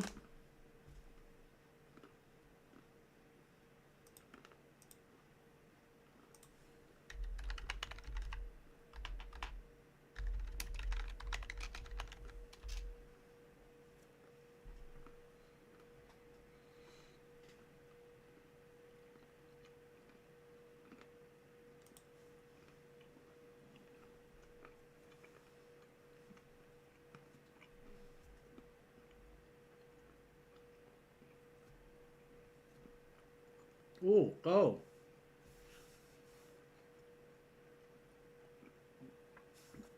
Also, though,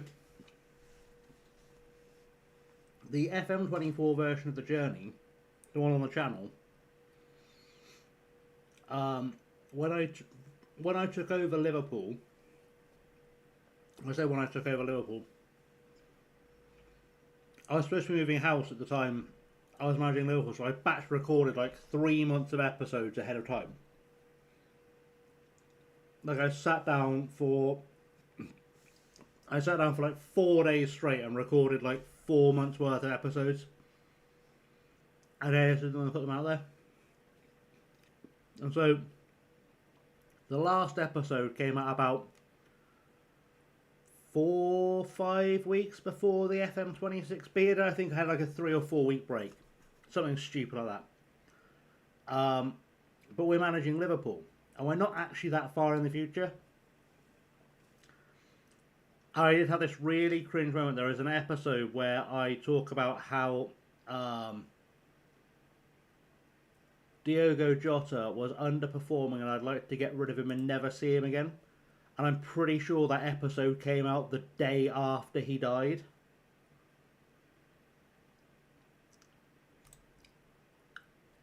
And I remember hearing the news and I just felt fucking awful. Because I knew that episode was coming out sometime that week. But it had been recorded like 3 months before. Like, there was no way I could have known.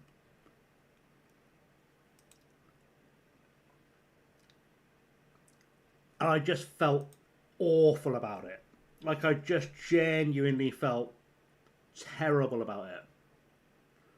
I could go in and edit it out, but the YouTube editor is so shit. It's so hard to find stuff like that and make it work.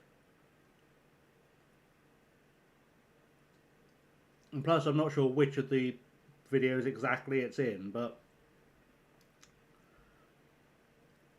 and the thing is, like, also I know that realistically, anyone that goes back and watches that series now without me having prefaced it with saying, like, I did this thing that came across awfully, like 10 years from now, they're not going to know. So I say 10 years now. Let's say 2-3 years from now, someone stumbles across that video, goes back and does the time machine and watches it, right? They probably aren't going to put 2 and 2 together. That episode came out the day of or the day after he actually died. So it won't mean anything to them. Like, the people that will really have kind of made think I'm a bit of a prick are the people who were watching it when it came out. And those people have already decided I'm a prick and they're not coming back. Like, it just kind of is what it is, you know?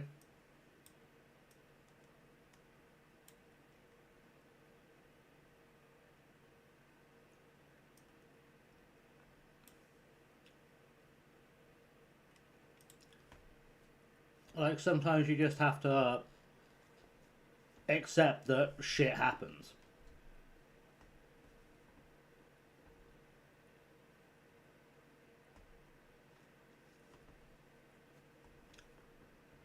Thank you for the follow, Craig. Are you Welcome. following me? I was actually just gonna ask you the same thing. Okay.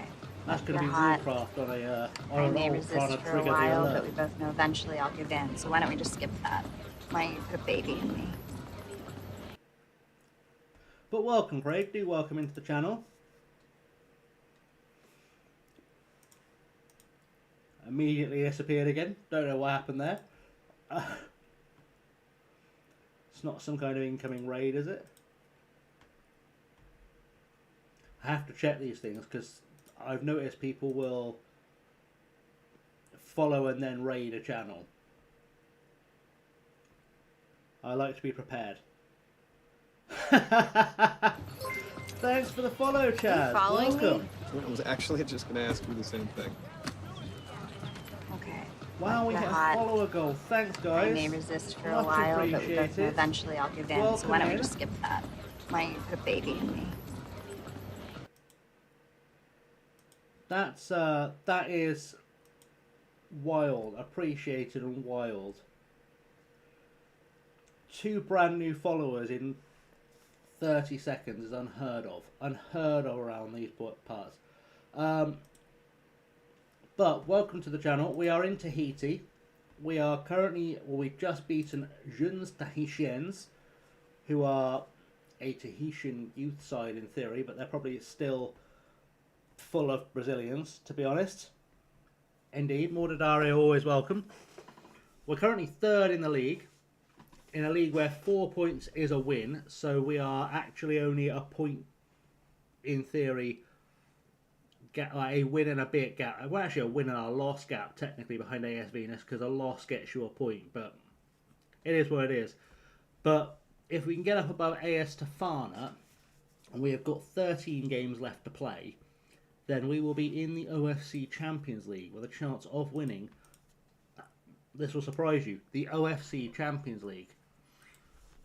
So we also potentially, and we've not had a chance to test this properly, potentially have the opportunity to work ourselves to the bone with a right sprinkling of luck, and we could in theory qualify for the Europa League, but we would have to qualify for and then win the Coupe de France, which seems incredibly unlikely, but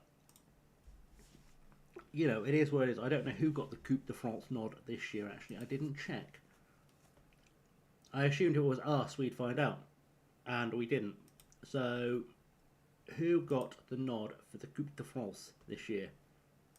Really hate that you can't go into that screen and find the right round. 7th round drawn yet? It is. It's going to take me forever to figure out who got drawn here, isn't it? Oh no, it's Perai. Perai got the nomination this year. What did Perai win last year to deserve that?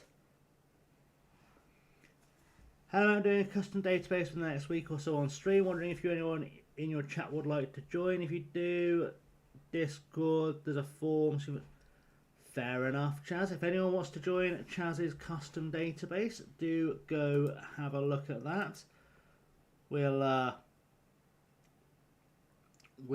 have a look at that momentarily. And because I'm guessing Chaz is also a streamer, judging by what's just popped up, let's give Chaz a lovely follow and see the results of that, shall we? Because that's just the nice thing to do. But yeah, thank you for being here, Chaz. We appreciate that, and we'll keep an eye out. We'll keep an eye out for what's going on with your custom database. Do go careful with it, because one of my custom databases slightly broke the game earlier. So there's that. Wow, it's making me do bloody captures. Who knew? Who knew? I'll figure it out later. It's not letting me sign into Discord at the moment. I don't know why. I'll figure it out. I will figure it out. Right, let's do a thing. Should we finish off the calendar year, which is the halfway mark of the season, because it's 1:15, and then we will go find a human being to raid. How does that sound? 2 more matches, then we find a human being to raid.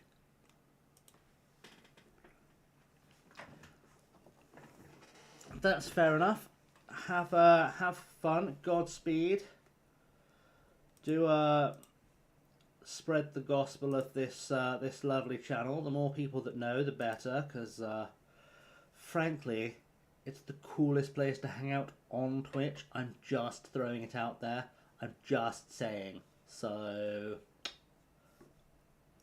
like Benny. I'm aware of Scheme. Think I'm following Scheme. I'm certainly aware of Scheme, so I'll keep an eye out. Yeah, Benny Kage is the guy to go see. Benny Kage is one of our mods. Currently playing FM23, but they're currently trying to win he's currently trying to win every trophy. I don't want to use neutral pronouns for everyone. He's currently trying to win every single trophy in FM23. So he's worth checking out. Well, we haven't done a Benny shout out for a while. Let's do a Benny shout out, shall we?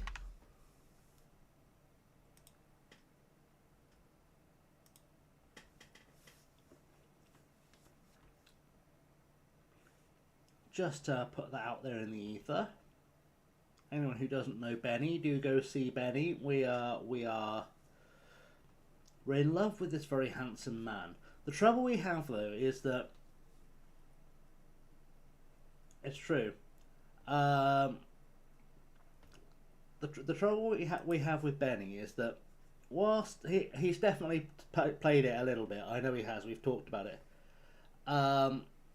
Benny is a very handsome man, and we love Benny. But I tuned into his stream the other day, and I witnessed something that I found genuinely horrifying and hard to adjust to, and that was that Benny had shaved off the beautiful beard, and it took me a while to realise that that was in fact him. It was a moment. It was a moment. He looked about 10 years younger, and I felt bad for how handsome he is. Because he went from looking like a grown-up to making me feel like I was in a van shaking Haribo.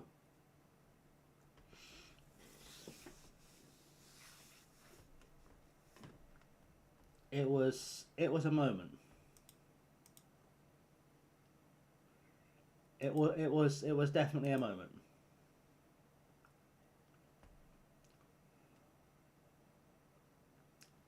Well, we know Mrs. Benny is lovely, but there's no accounting for taste.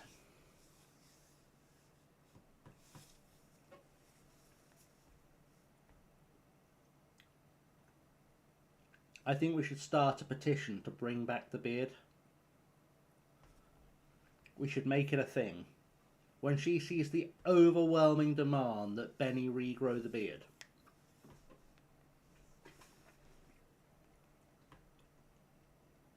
She'll have no choice but to admit that she made the wrong call. Who just left? And why do I feel like they were probably important?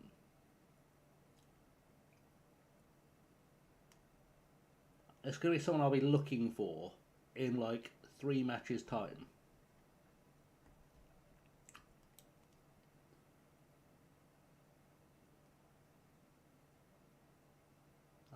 Quick maths in my head. Hang on. Oh no, it wasn't. It was okay. I was like, was that Lynham? Is Lynham gone? It wasn't Lynham. I'm sure it was someone important. It's true. At least he has stubble. I did just have a check to see if he'd been allowed to grow stubble, because the smooth was disconcerting. It looked like he'd had his beard waxed. And I wasn't entirely sure we were down with this. Hey Dylan, welcome. Welcome in. How are you doing? The save is going better than it was a few hours ago when I was having drama getting FM26 to work. We're currently third in the league, having just been promoted to the top flight in Tahiti and signing 90 plus players.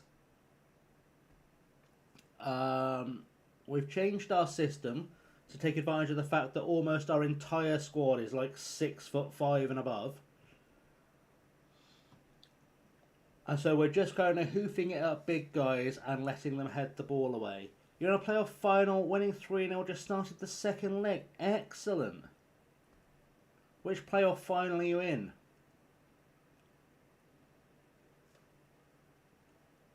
Oh, come on, let's do a tackling, please. This is another team full of Brazilians. Every team in this league seems to have like 9 Brazilians in it.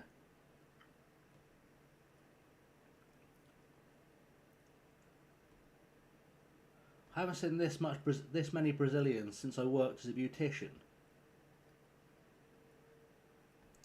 It's a terrible gag, and I also never worked as a beautician. That would not be a job I'd be good at.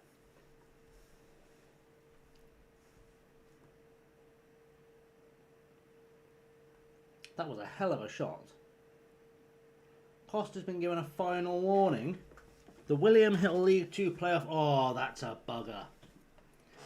I'm so glad we didn't have to play in that because I'd have done badly. Taviari just made another penalty save. That's his second one of the night. What a beast he is. What a beast Taviari is. That's the second one we've saved tonight, Kier. It's our second penalty save from the same keeper. He is on fire right now. Now we just need him to save this free kick. Bloody does. Oh, he doesn't. Alright. Alright, he doesn't. Beat Allen in the Lowland Highland playoff. Now beat Edinburgh City 3-1. Okay, I have a question, because you might be in a good position to know the answer to this. Are they Edinburgh City or are they FC Edinburgh now? Because FM seems to think they're FC Edinburgh, but I think they're still Edinburgh City. And I don't know if that's an official change or a licensing change or a mistake or if I'm an idiot. I mean, I know I'm an idiot. We all know I'm an idiot. But it's very confusing and also a little bit embarrassing, because if they actually have changed their name, then I've got a whole video on my channel talking about them being one of the best like saves in FM, where I look like a complete knobhead.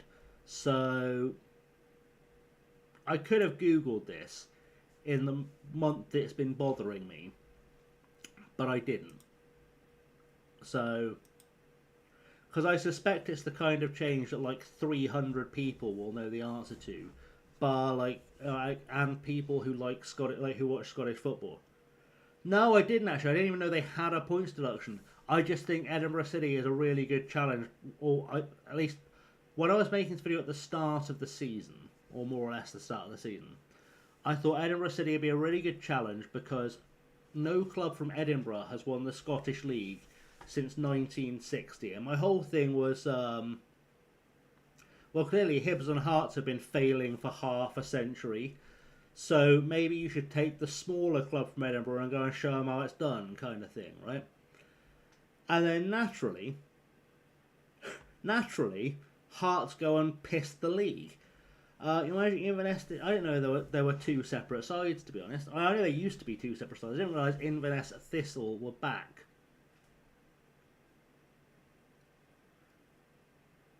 Because the club used to be a merger of Inverness Thistle and Inverness Caledonian originally, wasn't it? I know.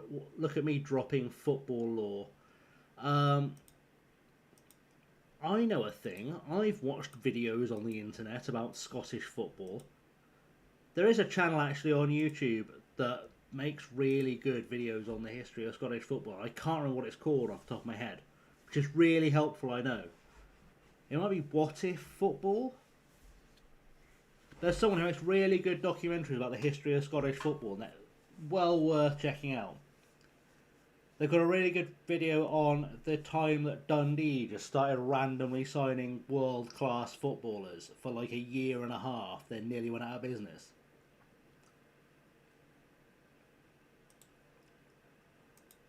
And it was fascinating, because even though I was alive at the time, I knew nothing about it when it was happening. Like, I knew that Claudio Caniggia had signed for them, which then you have to be very careful about saying on YouTube, by the way. Really careful about saying that name out loud on YouTube. It's not a name the algorithm likes. And it was really good. It was a really interesting video. While I've still got that pause, let me just have a quick side quest / check. I'll give you guys the link, because I think this channel's really worth watching. Oh, the new episode of Fallout came out today and I haven't watched it. First thing that popped up was a heavy spoilers. Why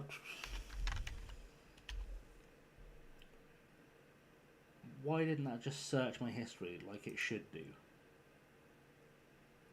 Because I used the wrong search bar. Flashback Football is the channel. This is the channel. Go give these guys a watch. They're really, really good. They're a really good channel. Lots of Scottish football history videos on there.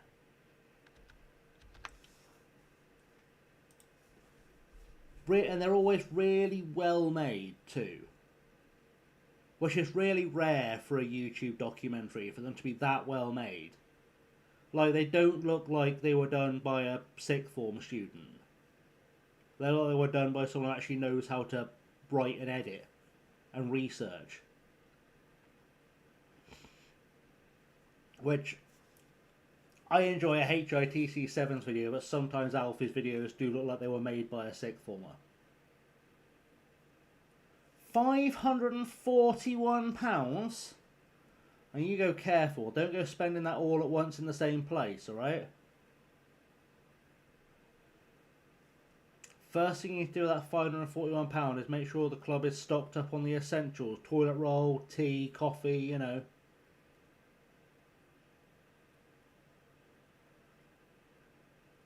Gotta make sure the basics are at the club before you spend all that on Messi or something.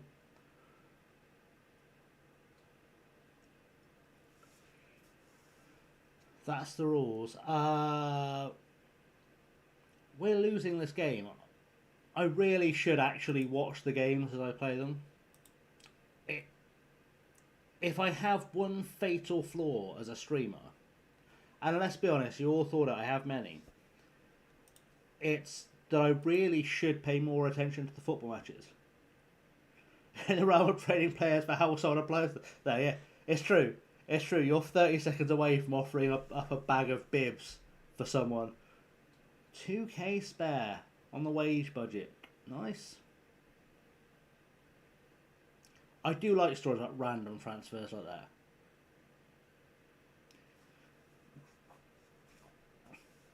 You know, the lad who gets signed at tier 7 of the English League for a Kit Kat and a hand job or something. It's like, why even bother at that stage?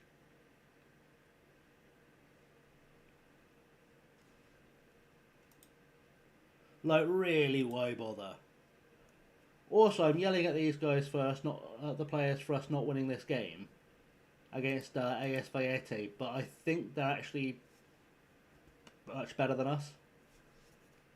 Potentially a lot better. I think this is actually a good result. And I'm there yelling at the players like, you're not good enough. Stop it. We're behind. No, we're 3-1 down, but I don't think this is actually a result we should... Oh, it's going to be 2-1. I don't think this is a result we should be mad at. I think we are actually yeah, we're playing AS Venus, who are top of the league, and I'm like, we should be playing better. No, like, these guys have won almost every title for this country. Like, they're a big side, and we are 2-1 down at their ground. Like, they should be smashing us.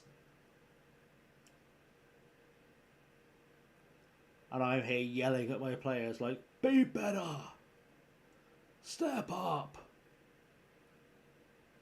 Like we weren't the division below them just a year ago.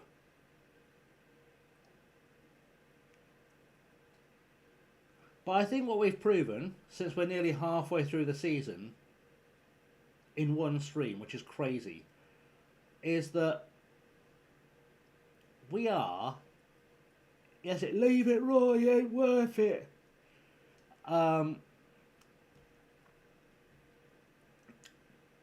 I'd love to be able to do her voice, by the way. That would be the dream. If I could train my voice to do that voice, like to do Kaylee, I would. You'd all get annoyed as fuck with it within about 3 weeks. But if I could train my voice to do Kaylee, I'd be all over it.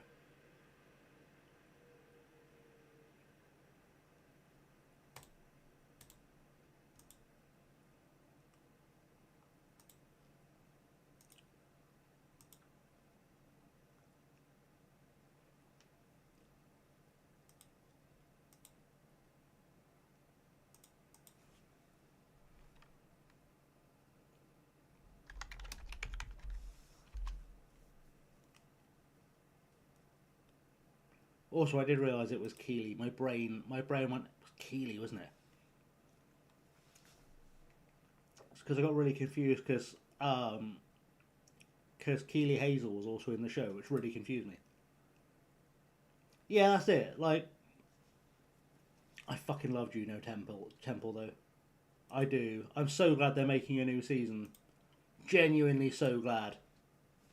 It does mean I'm going to have to spend £8 to watch Apple TV for like a month to watch it all. But worth it. I know I could steal it, and I probably will, let's be honest. But I'm so glad it's back. I'm so glad it's back. Or coming back. I don't know if it's out yet. Is Ted Lasso Season 4 out?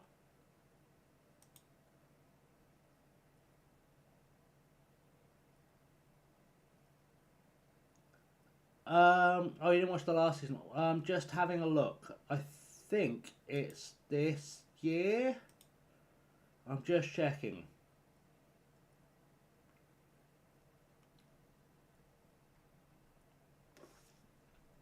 It's been announced, but there's not a release date yet. But they are definitely making it.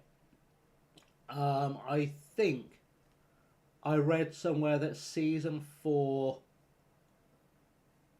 was going to be focusing on the women's team. So they want out of the same... That makes sense, actually. That does make sense, because it's the only way you can get Americans to watch football.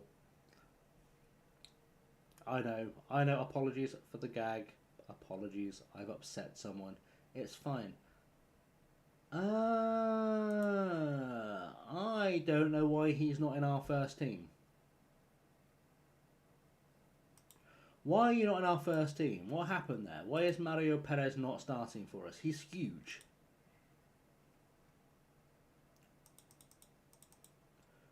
Rumour has it that when they launched the World Club Cup, they had to send Jason Sudeikis to the White House to explain it to Donald Trump.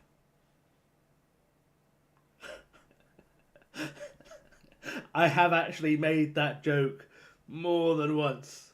More than once. I have paroled it many times.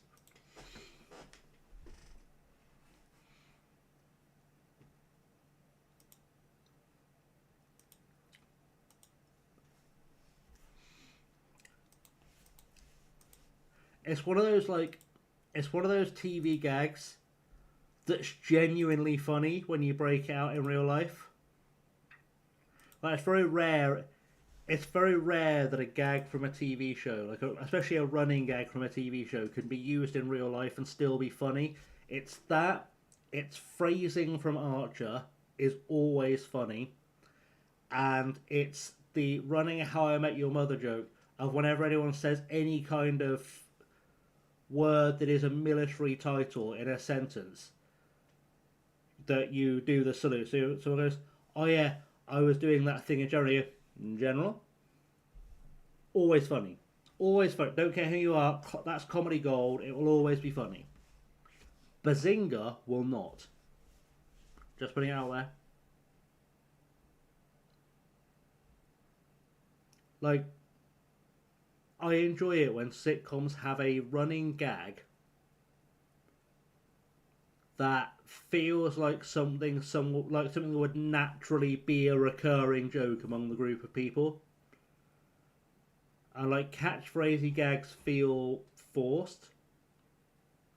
Like all the catchphrasey gags in Big Bang Theory always felt way too forced. Whereas the kind of repeat gags you get in Brooklyn Nine-Nine and stuff, they always feel like they're just part of the banter of the environment. And that's what makes a great joke for like use in real life. I just accepted that without even looking to see if he was a player I needed. I don't. I forgot we signed Ronaldo. I didn't mention that earlier in the stream. We signed Ronaldo. Not Cristiano or, the better Ronaldo from the 90s. This guy's a 6'5" centre half who is really tall. Like, he's the fella you take to the supermarket to reach the top shelf for you. I am aware I'm also loaning these players out to other sides in this league, but building a nation feels like it's not a bad idea for a little while. Because if I could make these teams like Tiara Hinano, they are 2 leagues below us, that's fine. And Papara, the same. Kilmarnock are giving you a job interview. Bloody take it, mate. Take it. Do it. Expect the behind gag was done by one of them off script to end up being a thing. Was a script writer doing it just makes it. To be fair, I don't know how much of Brooklyn Nine-Nine is scripted. I'd love to sit down with some of the guys involved in that show and ask questions about it. Because it does feel like the kind of show where it's like, this is the plot of the episode, go play. Because so many of them are improv comedians anyway, that it feels like it would just work.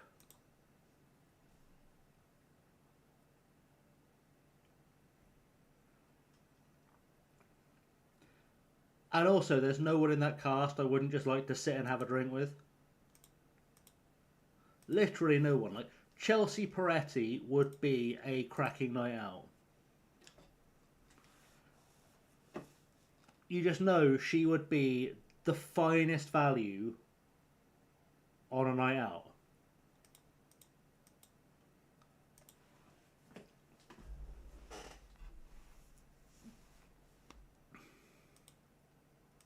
Also,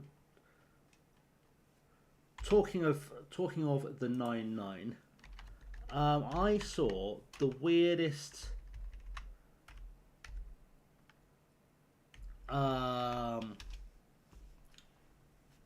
alternative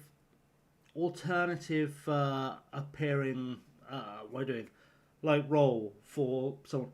Oh, I love The Good Place. I love The Good Place. So Stephanie Beatrice is in the new series of I think it's in the last series as well, of Man on the Inside.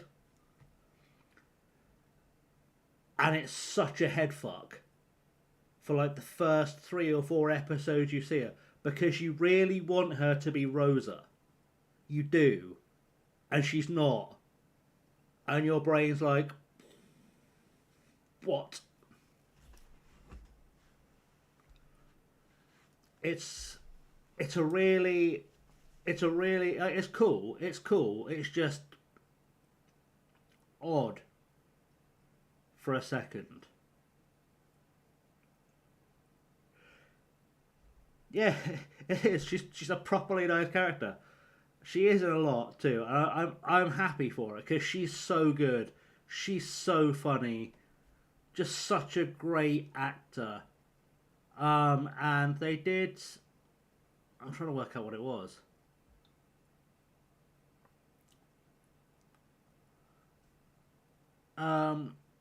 What show was it where she appeared? She appeared with Melissa Fumero as like the cousins of the main characters, at like a funeral or something. It was like a 2-minute cameo.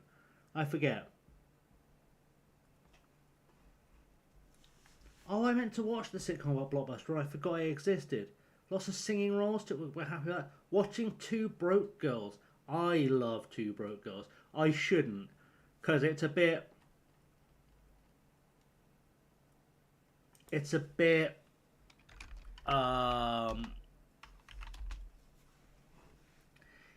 It slowly shifted to being a little bit too right wing towards the end. But I do enjoy Jennifer Coolidge. I find her very, very funny. And I love Kat Dennings. I will always love Kat Dennings. But when they brought Jennifer Coolidge into that show, done. She's so funny. She's one of the funniest people in the world.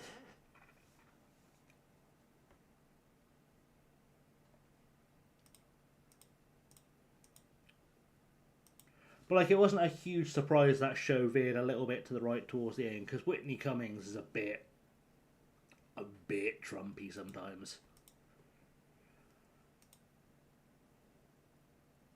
Yeah, that's it. Some sitcoms do just need that extra person. Like, it was kind of like the Chevy Chase role in Community. And I know Chevy Chase is awful, but and it always helps when it's someone a little bit older.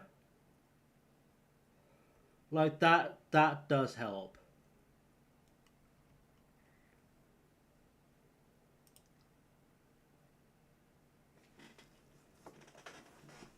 But it also helps when that person is Danny DeVito, because Danny DeVito is incredible.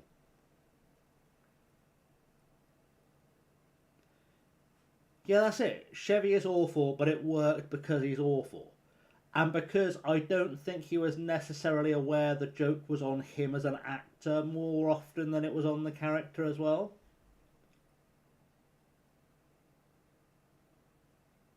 Like, I genuinely think he was completely oblivious to the fact the character was at times just the writers taking out their frustrations with him on him.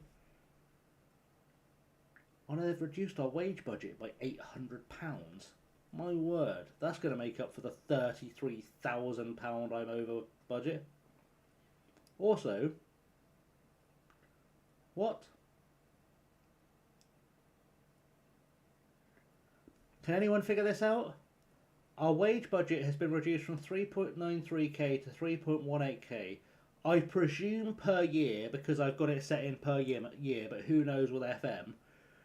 But also, I'm spending £200,000 a year and I'm only £33,000 over the wage budget, and that math ain't mathin'.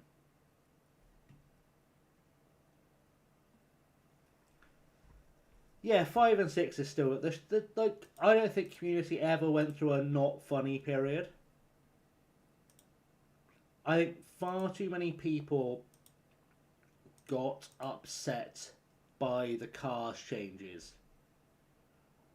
But those people were demonstrably wrong, to be honest. Like, I went through a worse period when Dan wasn't in charge. That is true. That's true. But the show did get better when Jim Rash became a regular.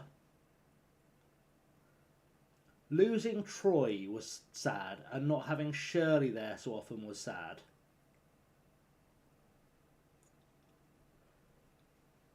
But having Chang become more a member of the main cast really, really was a brilliant decision. I love Alison Brie. I fucking love Alison Brie. There's a film on Prime that she did with The Rock, an action film, that I thought would be,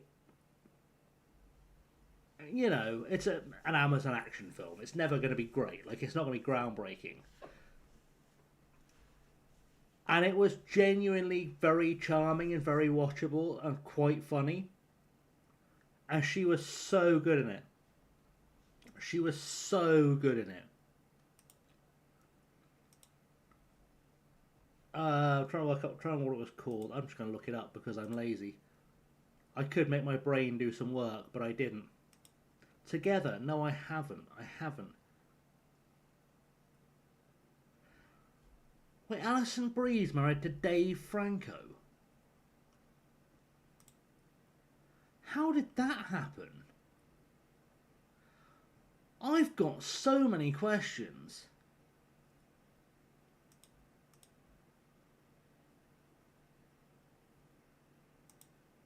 Like, imagine deliberately marrying the least attractive Franco brother. Anyway, oh, that makes sense. I feel bad now. He is categorically the third most attractive Franco brother. Possibly the fourth most attractive, and there are still only three. Freelance was what the film was called with her and... Oh, it's her and John Cena. That's why I can remember. Her and John Cena. My brain, I don't know how I got John Cena and The Rock confused.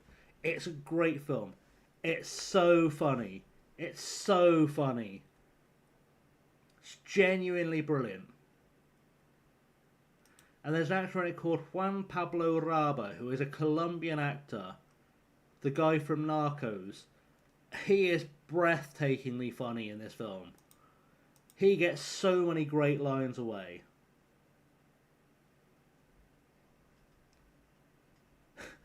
We had to have a do do do do do do do do. So you say least attractive, but probably the only one that's an arsehole kid. I quite like James Franco. I have a lot of respect for James Franco.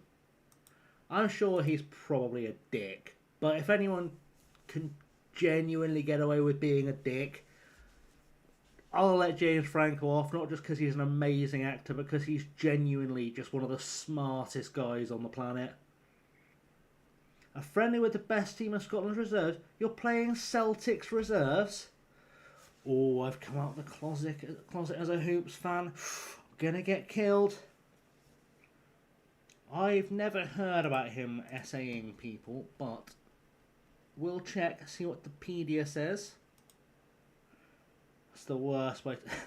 Sorry, Dylan. It was a gag. Don't worry, don't run away. I'm clearly not a Celtic fan. I quit being Catholic a long time ago. And with it, I turned in all my Celtic shirts because I had to. It was the law.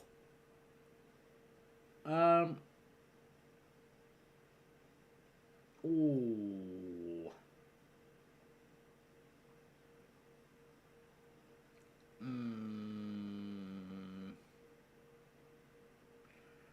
Okay, wish I hadn't read that.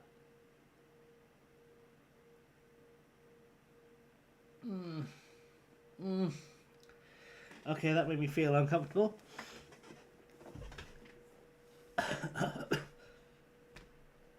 A Michael Schur comedy fanboy is fine. That's fine.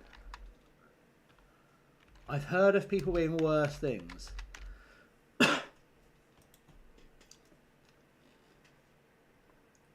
People have been far worse things. I mean, admittedly, like...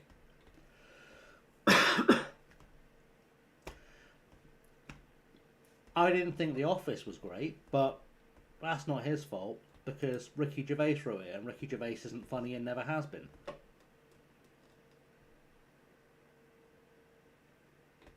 it's okay to burst my appreciation for him. As long as I know this is perhaps a tad selfish, but can I please keep 11/22/63 because that's genius. It's probably the greatest book adaptation to TV I've seen in years.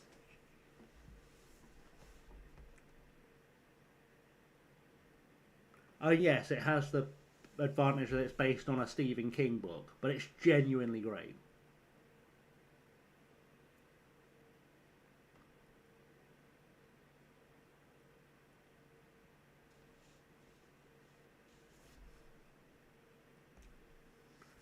Which also, if you've never read the book or watched the show, you should. Even if it does, the book doesn't have James Franco in it. You're safe with the book. But it's an outstanding piece of writing. It's genuinely one of the smartest pieces of historical fiction I've ever read.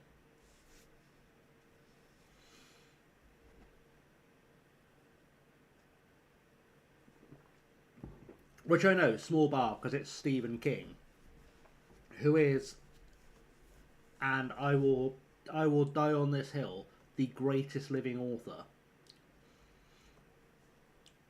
11/22/63. It's incredible. I cannot recommend it enough. I will never not fangirl over that book.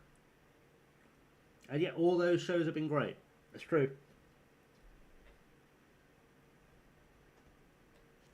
It's 11/22/63 by Stephen King. And it's a story about a guy who discovers a way to travel back in time and tries to stop the assassination of JFK. And it's brilliant. It's so clever. It's so funny. Everything this character does is what you would do in that situation. Like, it's what the average person would do in that situation. And everything everyone that's aware of this sort of time hole does with it is exactly what you do with that situation. But it gets put together brilliantly, and it's a bit Forrest Gumpy as well, like the book, not the film, in that he does come into contact with a lot of very real life people who are relevant. Like, he meets Lee Harvey Oswald. You know,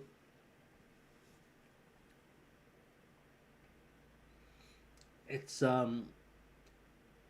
brilliantly put, like, it all feels plausible. Like, it doesn't feel like someone just went, "This would be great." An episode of Black Mirror. What? What? Was it a recent episode of Black Mirror? Because I don't think I've watched it for 2 or 3 years.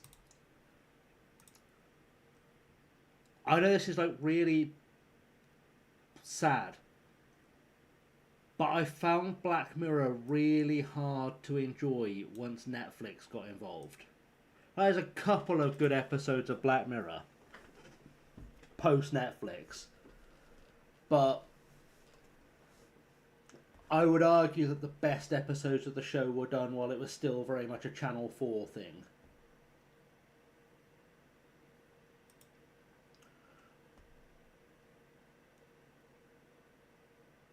Oh, I did watch that one. Like, I will say that I know this is predictable for me. I will say I thought the Miley Cyrus episode was fucking genius.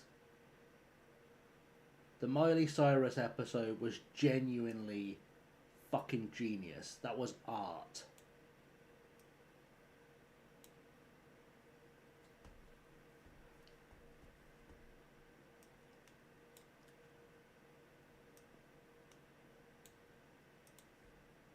That it had no right to be as clever as it was.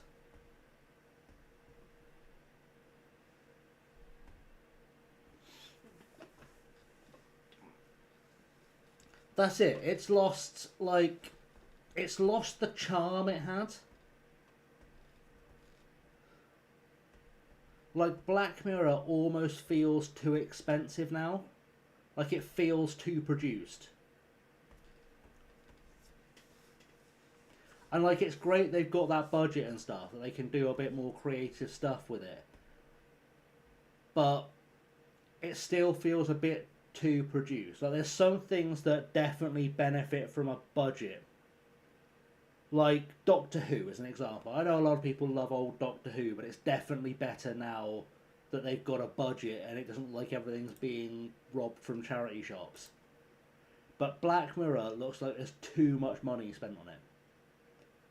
And it has lost all horror elements. Some of the horror elements though were like, it was never supposed to be a horror anthology show as such. It was just supposed to make you think about the world. It would just happen that a lot of them became horrible.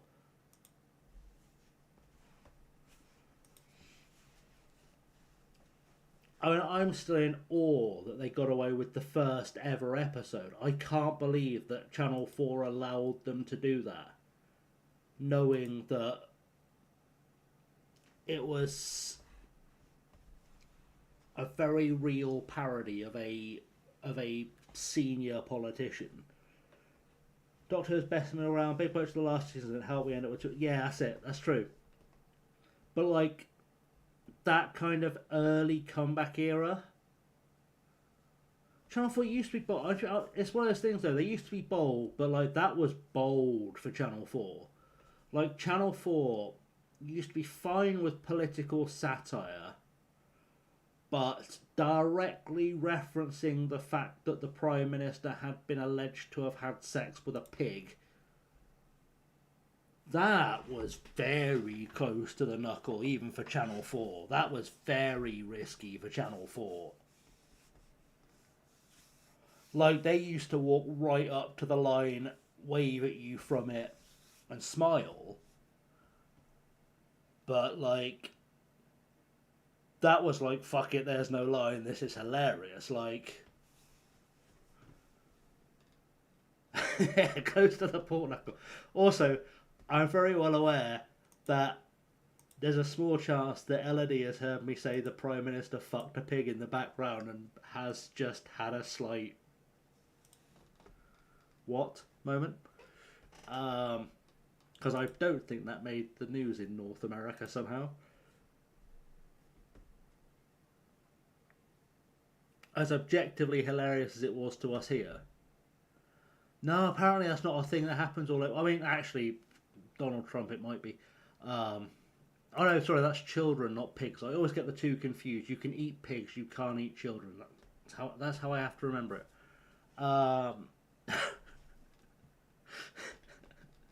Channel had no. They created Brass Eye. Oh, Brass Eye. Brass Eye is art. Brass Eye is genuinely. Alright, Dylan, Jesus. Jesus Christ.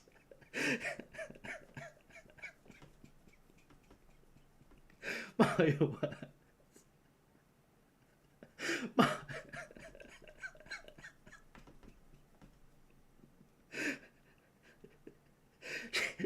Jesus wept. It's true, I've just been broken.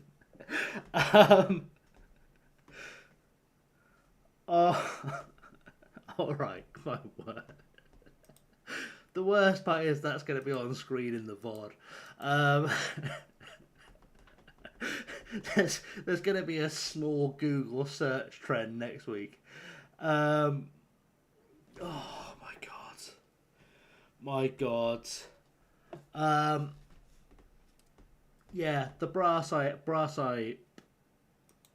outstanding. Finest example of British comedy. Cake is a made up drug. Oh. Just no words.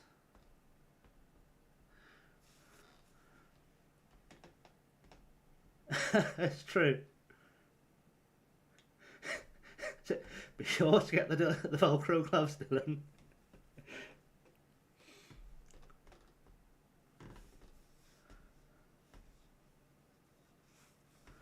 Also, one of my favourite lines from Brass Eye is, in order to try and understand why these people are like this, we went to the offices of Peter File, a local paediatrician, to find out why he does what he does.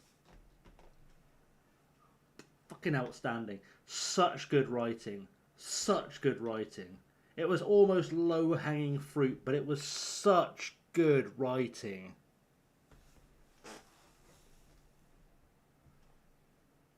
Like, that was such good writing. Exactly. That was such good writing that we got shown that in school as an example of how to write. My English teacher showed that to me in secondary school as an example of perfect writing.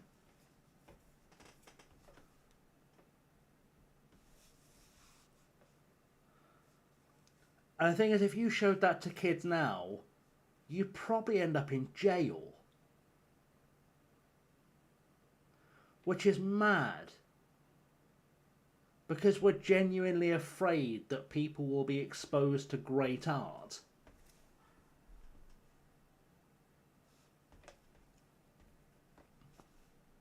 Anyway, you know I said I was going to make it to the halfway point in the season and wind up the stream. We are in fact now at the halfway point of the season, which is pretty special news.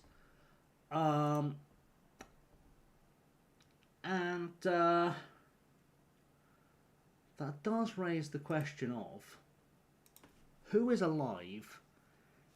We sent one into space, but in a clerical error, a child was sent with them.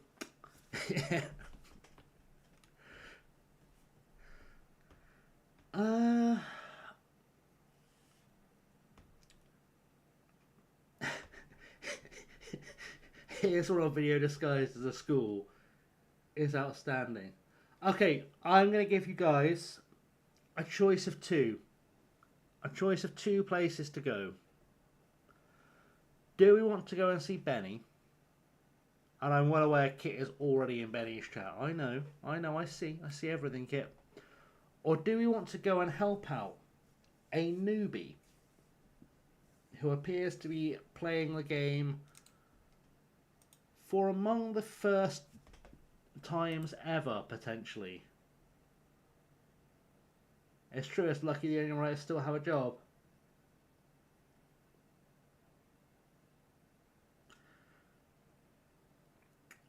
What do we think? Benny or newbie? Okay, fair enough. I'm going to leave it as an option for chat. First one to speak up. Benny or newbie? Where do we go?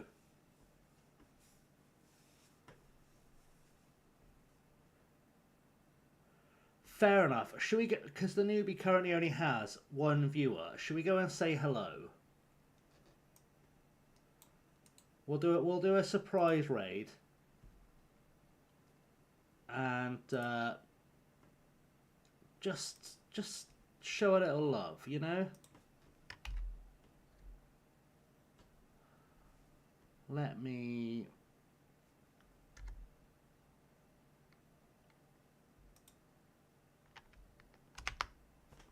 get that set up. Right, thanks for being here, guys. I'll see you all very soon. We will get that raid going. We're going to see ever-impending Sense of Doom. So that could be fun. Looks like they're newish to the game. So thanks for being here. I'll see you all soon. And let's go have some fun.